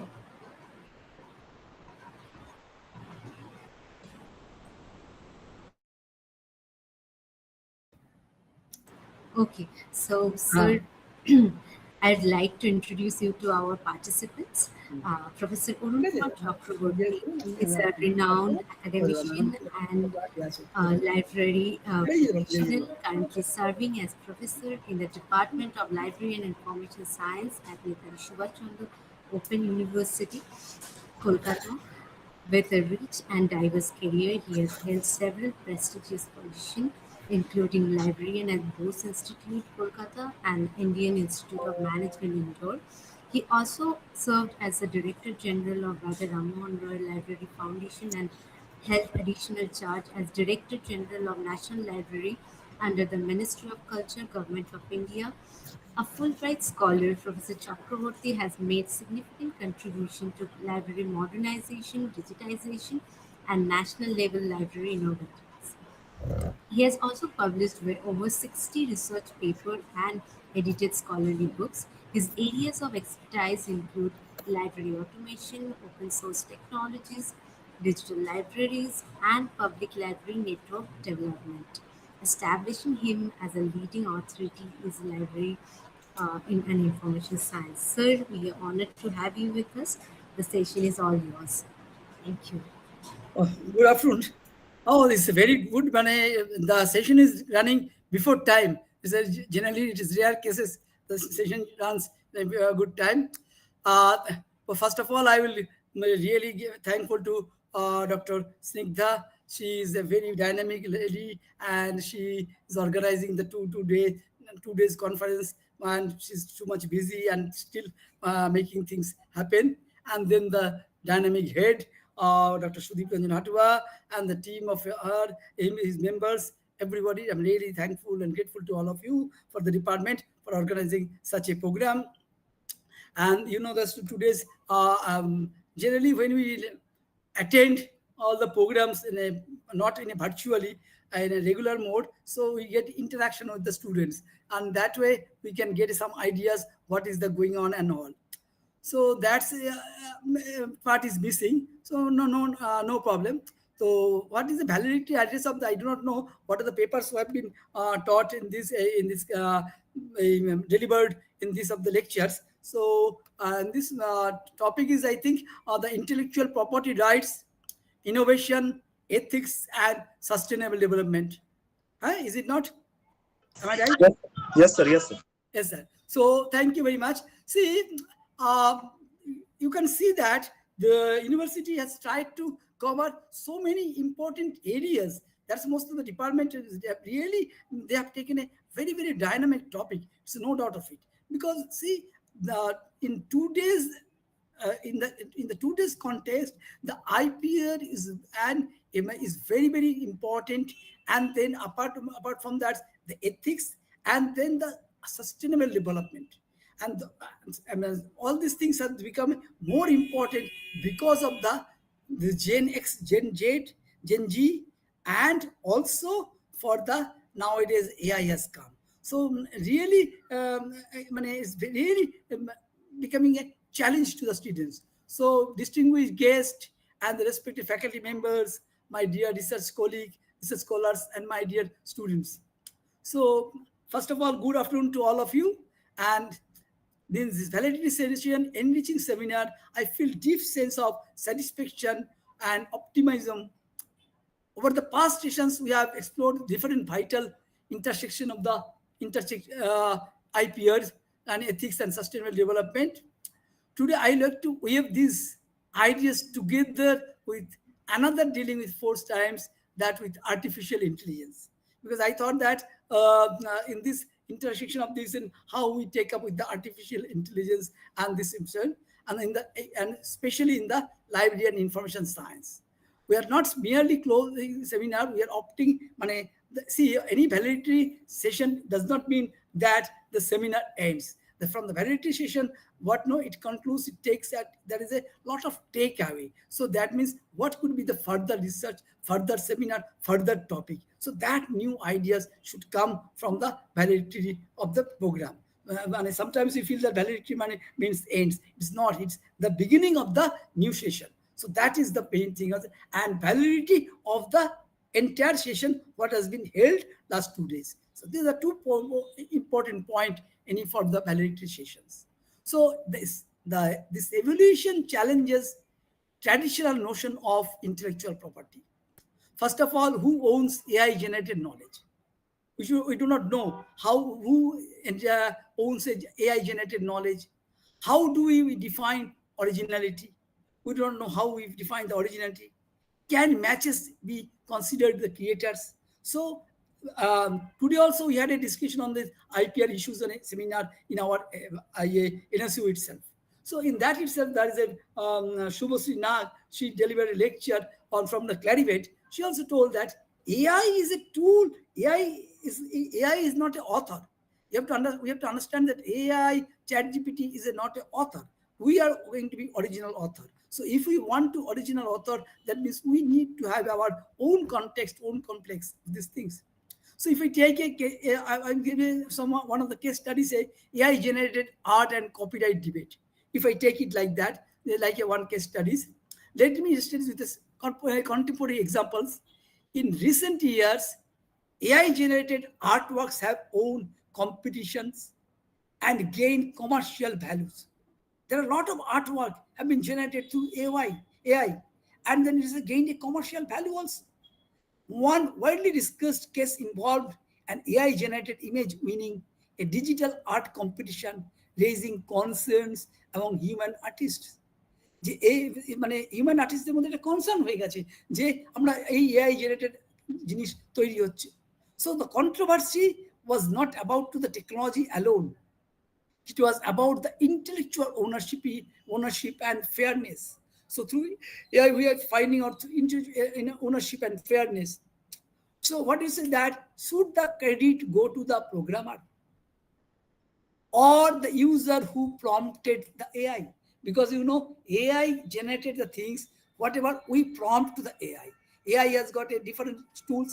So in that different way you can use ChatGPT, Gemini and other different tools. So when what prompt we are giving and how the prompt is acting by the AI, that is also whether the prompt is the user or a user who prompted the AI or the data sets or artist whose work trained the AI. So these are the different controversial questions we are coming out from the different cases. So this case highlights the critical gap in current copyright systems. So we have to see that what are the defined gaps in the copyright system, because in AI generated content, who is the owner, who is not owner, that is becoming difficult to understand. So we do not know who is having what kinds.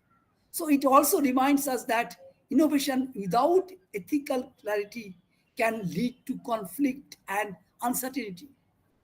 So for LIS professional, this means we must guide users in understanding not just how to use AI tools, but how to use them responsibly.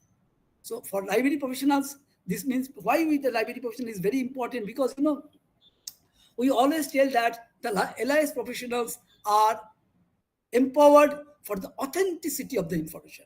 See, we will tell any information we get, we say that the book, if it is available in a published form, then also we try to find out the authenticity, whether this has been published from a reputed author or not, whether reputed publishers or not, reputed edition or not. So these are the important value-added information systems has been inculcated in our library science department, library science courses.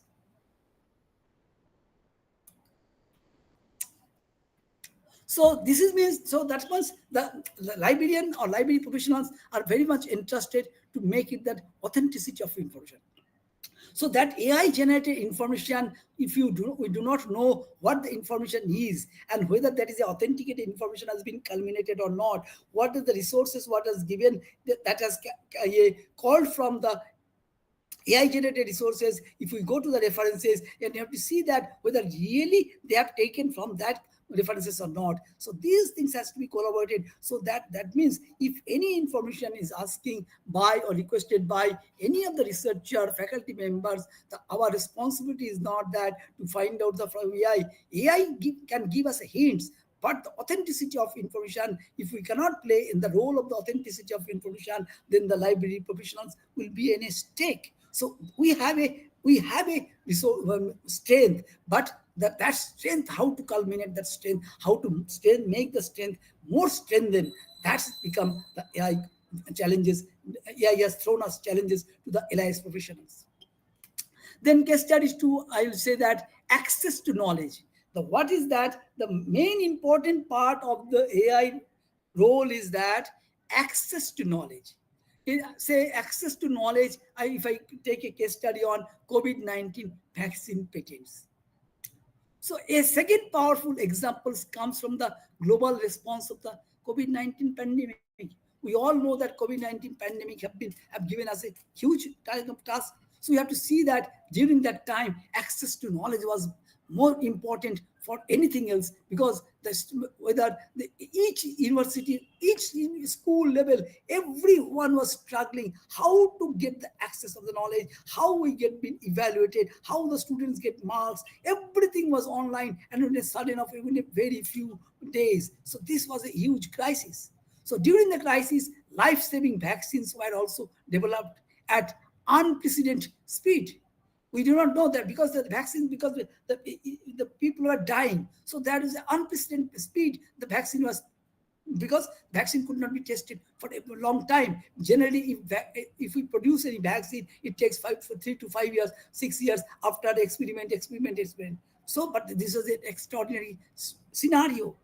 This extraordinary achievement of innovation. This extraordinary scenario is make the innovation. Because of the, see, anything difficult situation comes, that innovation comes in that way. If we see that there is no problem, then there is no innovation. If there is no crisis, there is no innovation. So all innovation comes, and all extraordinary innovation comes when there is a different kind of challenge. আমরা একটা বাংলায় কথা বলি, দেওয়ালে পিঠ না ঠেকে গেলে আমাদের কিছু হবে না. This is called, if our back is not in the behind the wall, until unless we are not able to take the challenges. So those kind of challenges we have to take it. So many nations and organizations called for temporary waivers of patent rights to ensure the wider distribution. Because during that time, a lot of patents were carried, because you know that if we are making a patent, the vaccine, that has to be patented, and that if we want to make it patent, there are a lot of process. So in that, if we make the patent, and then if the patent also made, the vaccine becomes very much costly. So that is a sociological aspects of the intellectual property rights is taking up. So this brought forward a fundamental ethical question. Should intellectual property IPR be relaxed in times of the global emergency for the greater good? For the greater good, whether the global emergency with the intellectual rights to be relaxed. It's already there is a systems for the sea. If there is a medicine is very high cost, and if it is required for the large number of people, so then the government has a power to make the IPR issues relaxed, and the cost, copyright or IPR cost, they can reduce like anything for the use of the public good. When there is a requirement for the general public or public at stake, that is always IPR can, what kind of role IPR says, that has to be taken care of. So this case perfectly illustrates the tension between the innovation and reward. Because people are thinking that the innovator, he is making the vaccine, so he is thinking, oh, I am making innovation for the public, no doubt of it, I will get money, but I will not get the reward. So he is also, then ethics and equity, whether it is ethically or equity, whether I can get money out of this. The protection and accessibility, whether it can be processed by, it should be protected or it should be accessible. So these kind of ethical questions or ethical tensions are coming. So it reinforces that idea that intellectual property right must ultimately serve humanity, especially in a critical moment. So we have to understand that when the IPR, if we say IPR, but we have to think that first of all, ultimately serve humanity. The IPR is for the ultimately serve for the humanity, especially in the critical moments. So ethics as the foundation. Both these cases, hello, I am audible?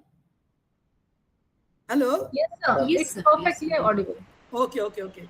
See, if anywhere it is not, please let me know. Huh? Okay. Is it understandable or I am going very fast? No, sir, it's perfectly fine. Okay. So both these cases underline the certain truth, ethics and as the foundation. Both these cases underline that central truth, ethics must guide both intellectual property and artificial intelligence.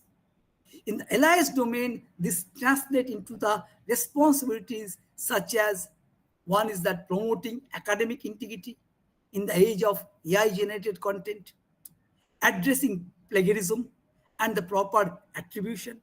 First of all, that we have to see that whatever the ethics comes, because we have to see that, check the plagiarism. You know that the plagiarism, because the library professionals, you know very well that how to check the plagiarism, what should be done or not. So the proper attribution, then ensuring the data privacy and responsible of information use, making the data privacy and responsible information use, combating the misinformation and algorithmic bias.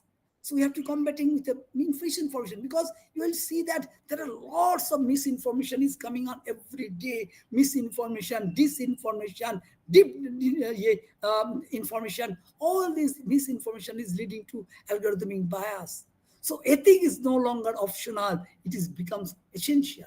Whether what kind of things we do it or not, ethics is essential. You see that we can copy for someone. See, once you make a original kind of something, and if somebody copy your article and produce that, it is his or her work, and then if he's not get punished, you are then how much punishment you get in your mind, you can understand. So that way ethics, and ethics does not come from the public. Ethics is also becoming a problem, because the ethics, we know that is how this ethics comes. The ethics is really a kind of a problem, because the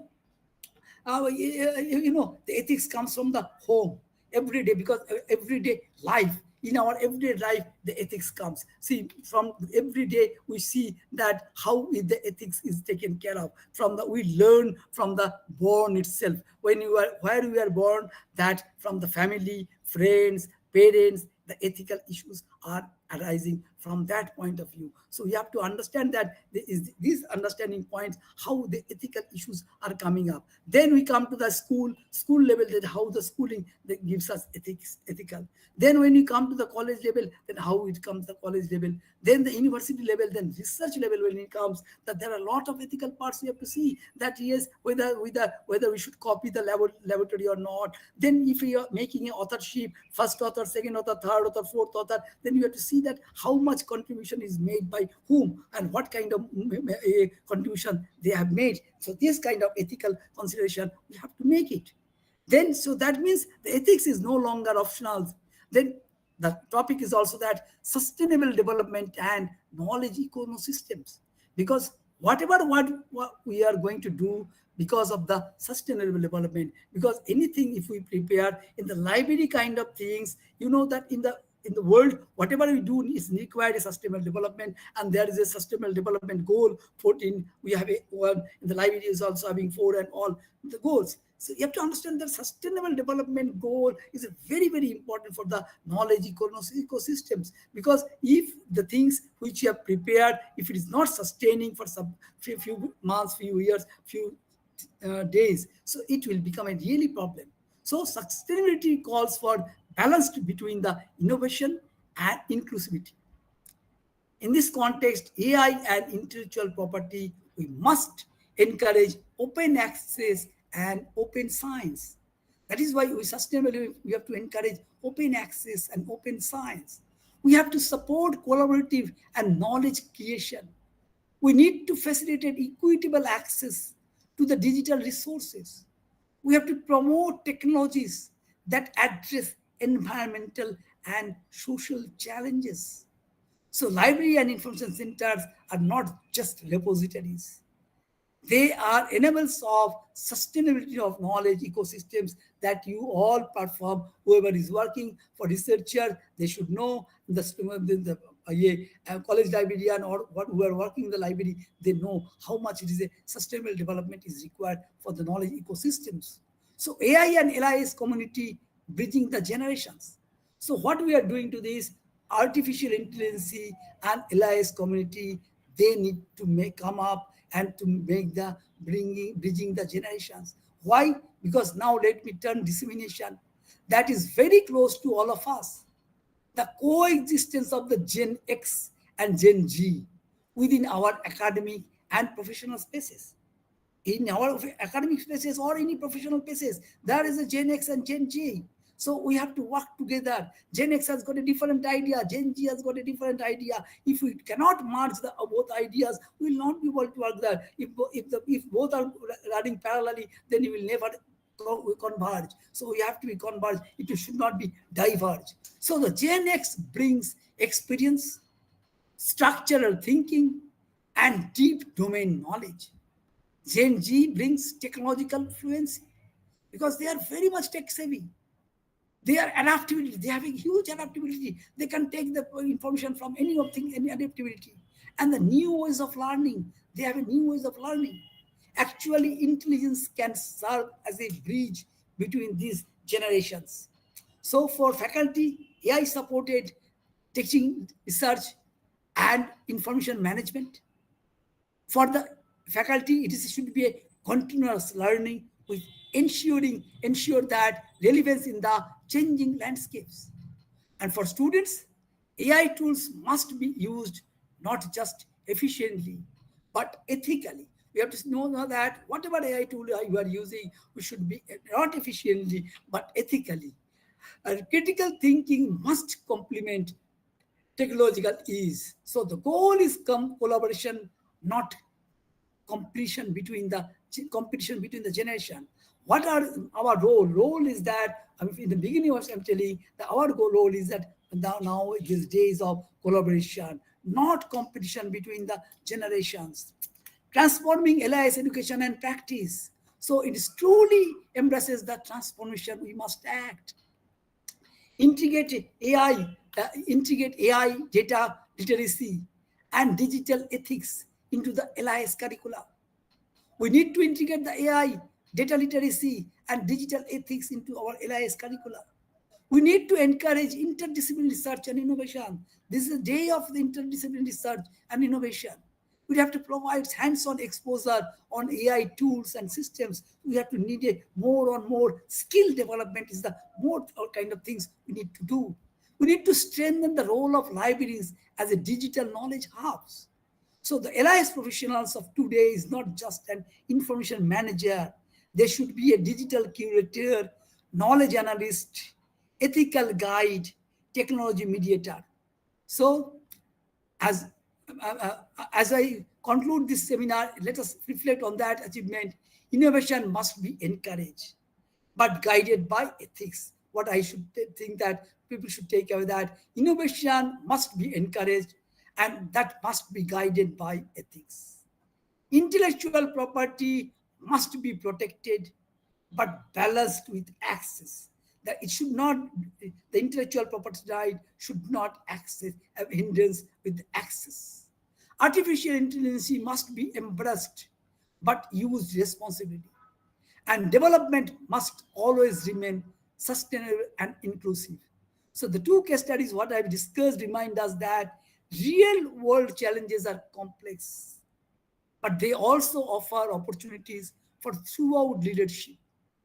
So I extend my sincere gratitude to all organizers, speakers, and all these. Let me tell me that the LIS community, all of you, I'm really grateful to the organizer and all for giving me opportunity to share some of the thoughts, some of the things, whether I do not know whether it will help you or not. So I just have delivered. Thank you very much. Thank you, Dr. Snigdha Nashkar, and thank you, Dr. Professor Sudeep Ranjan Hadwa, for giving me opportunity, and thank you the university authority for making this program success. Thank you very much. If there is question, I can answer. Is it okay? So As Arunda said, Huh? this is first time some event is going before time. Yes. So that is because of you, that No. you have made it so specific and specified. That's why we can make it on time. Anyway, maybe a previous speaker and Saptarshi sir might have a little bit confused that we have stopped them. But anyway. No. You told that you fought to around 20-25 minutes I have to speak. So I started 5 minutes before. Yes, I thought that I was really surprised that seminar is on time and even the validity program is on time. This is one way good that no lunch is good. That is not that way. Yes. We did not spend any time for lunch, tea, everything. So throughout the day, it is just academic and fruitful sessions, and every speakers have made it so specific. That's why it made it possible. And I thank you specifically that you only have mentioned the requirement and highlighted the special area for Gen G and Gen X. And rest of the speaker, obviously they have made it very elaborately, but very specifically the problem and the doubts concept of Gen G and Gen X is very critical. We should highlight on that area also. how they are thinking. We are talking about that copy, paste, copyright, everything. Some says that knowledge is not anybody's personal right. Exactly. So that should be open. There should not be any copyright, because nobody can say that this is his idea. Yeah. His idea also influenced by some ancestors' idea. Exactly. Someone already have made it, and from there they got a new idea. So in that sense, there should not be any copyright. And another thing, so that's why that open access, open movement have been started. But what I personally feel, that copyright is meant for not the protect the right of the creator, rather it's meant for the protect or the right for the commercial people or companies. Yeah. They want to make it profit, Exactly. because most of the ideas they have taken from the creators, and they probably hardly paid for that. Exactly. Creators are not benefited at Things all. they have made, and that law have been made for them on behalf of, uh, as such that they are protecting the copyright of the authors. Exactly. It's really very doubtful things are happening. So in that sense, as our Daya Dissanayake of Sri Lanka, he said that he does not believe of copyright, all these things. Genji never believes on copyright. Everything they want to do, they are creating, they are publishing. Say, in that sense, such a beautiful content has been creating nowadays in the name of reel. Nobody Exactly. bothers Earlier, about. Nobody bothers about its copyright. Many exactly. people can get an idea, uh, and they can create their own way. So I don't know what will the future of this copyright. But anyway, digital digital right management, so many things are basically focusing on the corporate sector, I think. Yeah. So, and you have made it very nicely, Thank concentrating you. on Thank you. the community.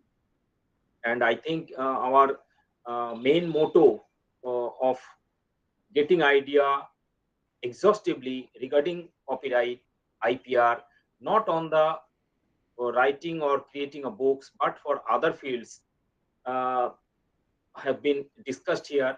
But once again, as you said rightly, that valedictory does not mean it is the end, but maybe it raised a lot of questions, a lot of opportunity to work on that area. We can have a lot of research, how and what to do in future.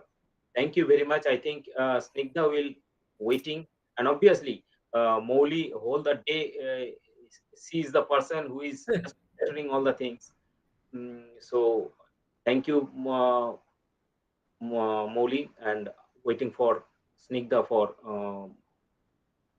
vote of thanks.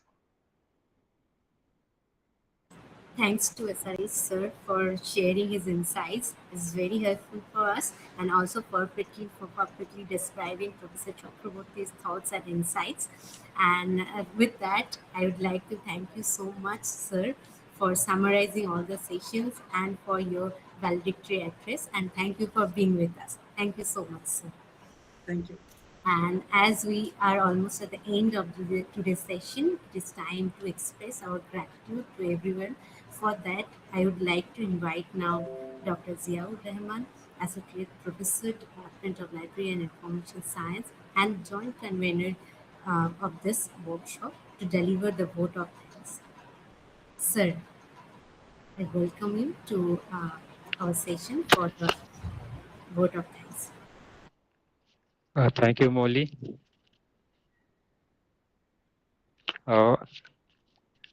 Actually, the vote of thanks has to be given by Snigdha, but she is busy in university work. That's why she proposed me to give the vote of thanks.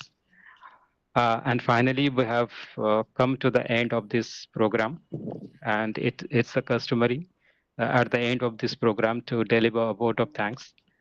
Respected dignitaries, esteemed speakers, distinguished guests, faculty members, dear participants, and students. On behalf of the Departments of Library and Information Science, Rabindrabharatiyuniversity University, I feel deeply honored to propose the vote of thanks for today's international workshop on intellectual property rights, innovation, ethics, and sustainable development. The first and foremost, I would like to express our heartfelt and special thanks to our Honorable Vice Chancellor, Professor Sonali Chakraborty, Madam, for her kind permission, constant encouragement, and all administrative support, without which this workshop would not have been possible. I extend my sincere gratitude to our Honorable Dean, Professor Soma Banerjee, for her inspiring inaugural address, though it was very little, but it was very thought-provoking, and for setting the tone of this academic gathering.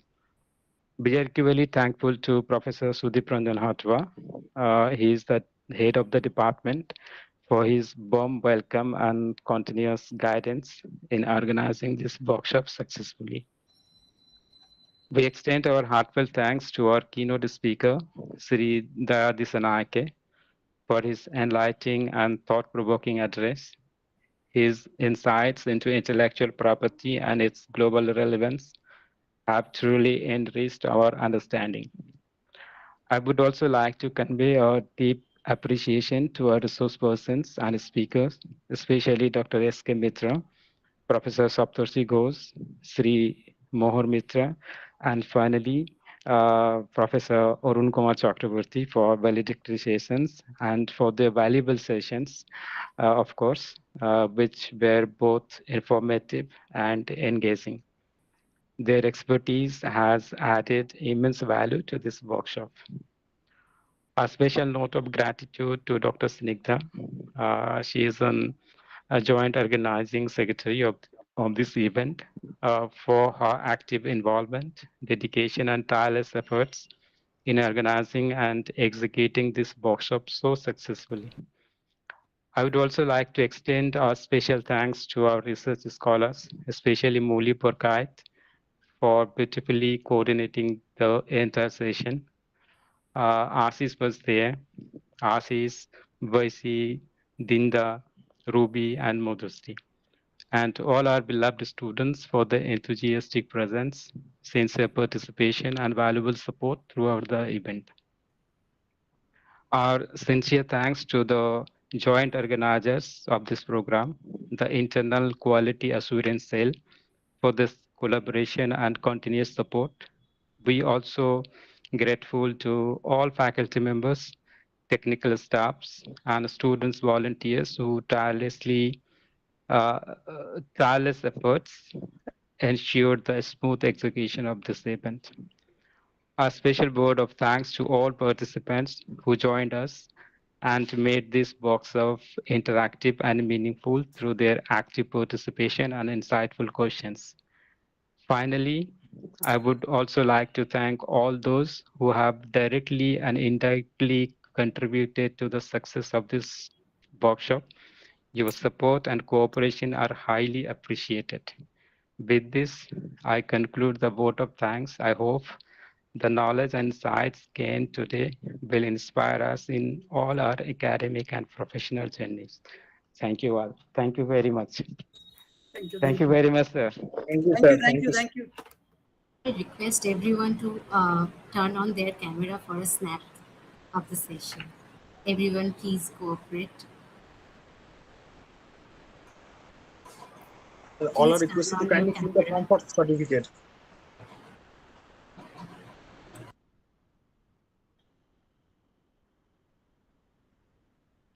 Ziaul কোথায় আছো?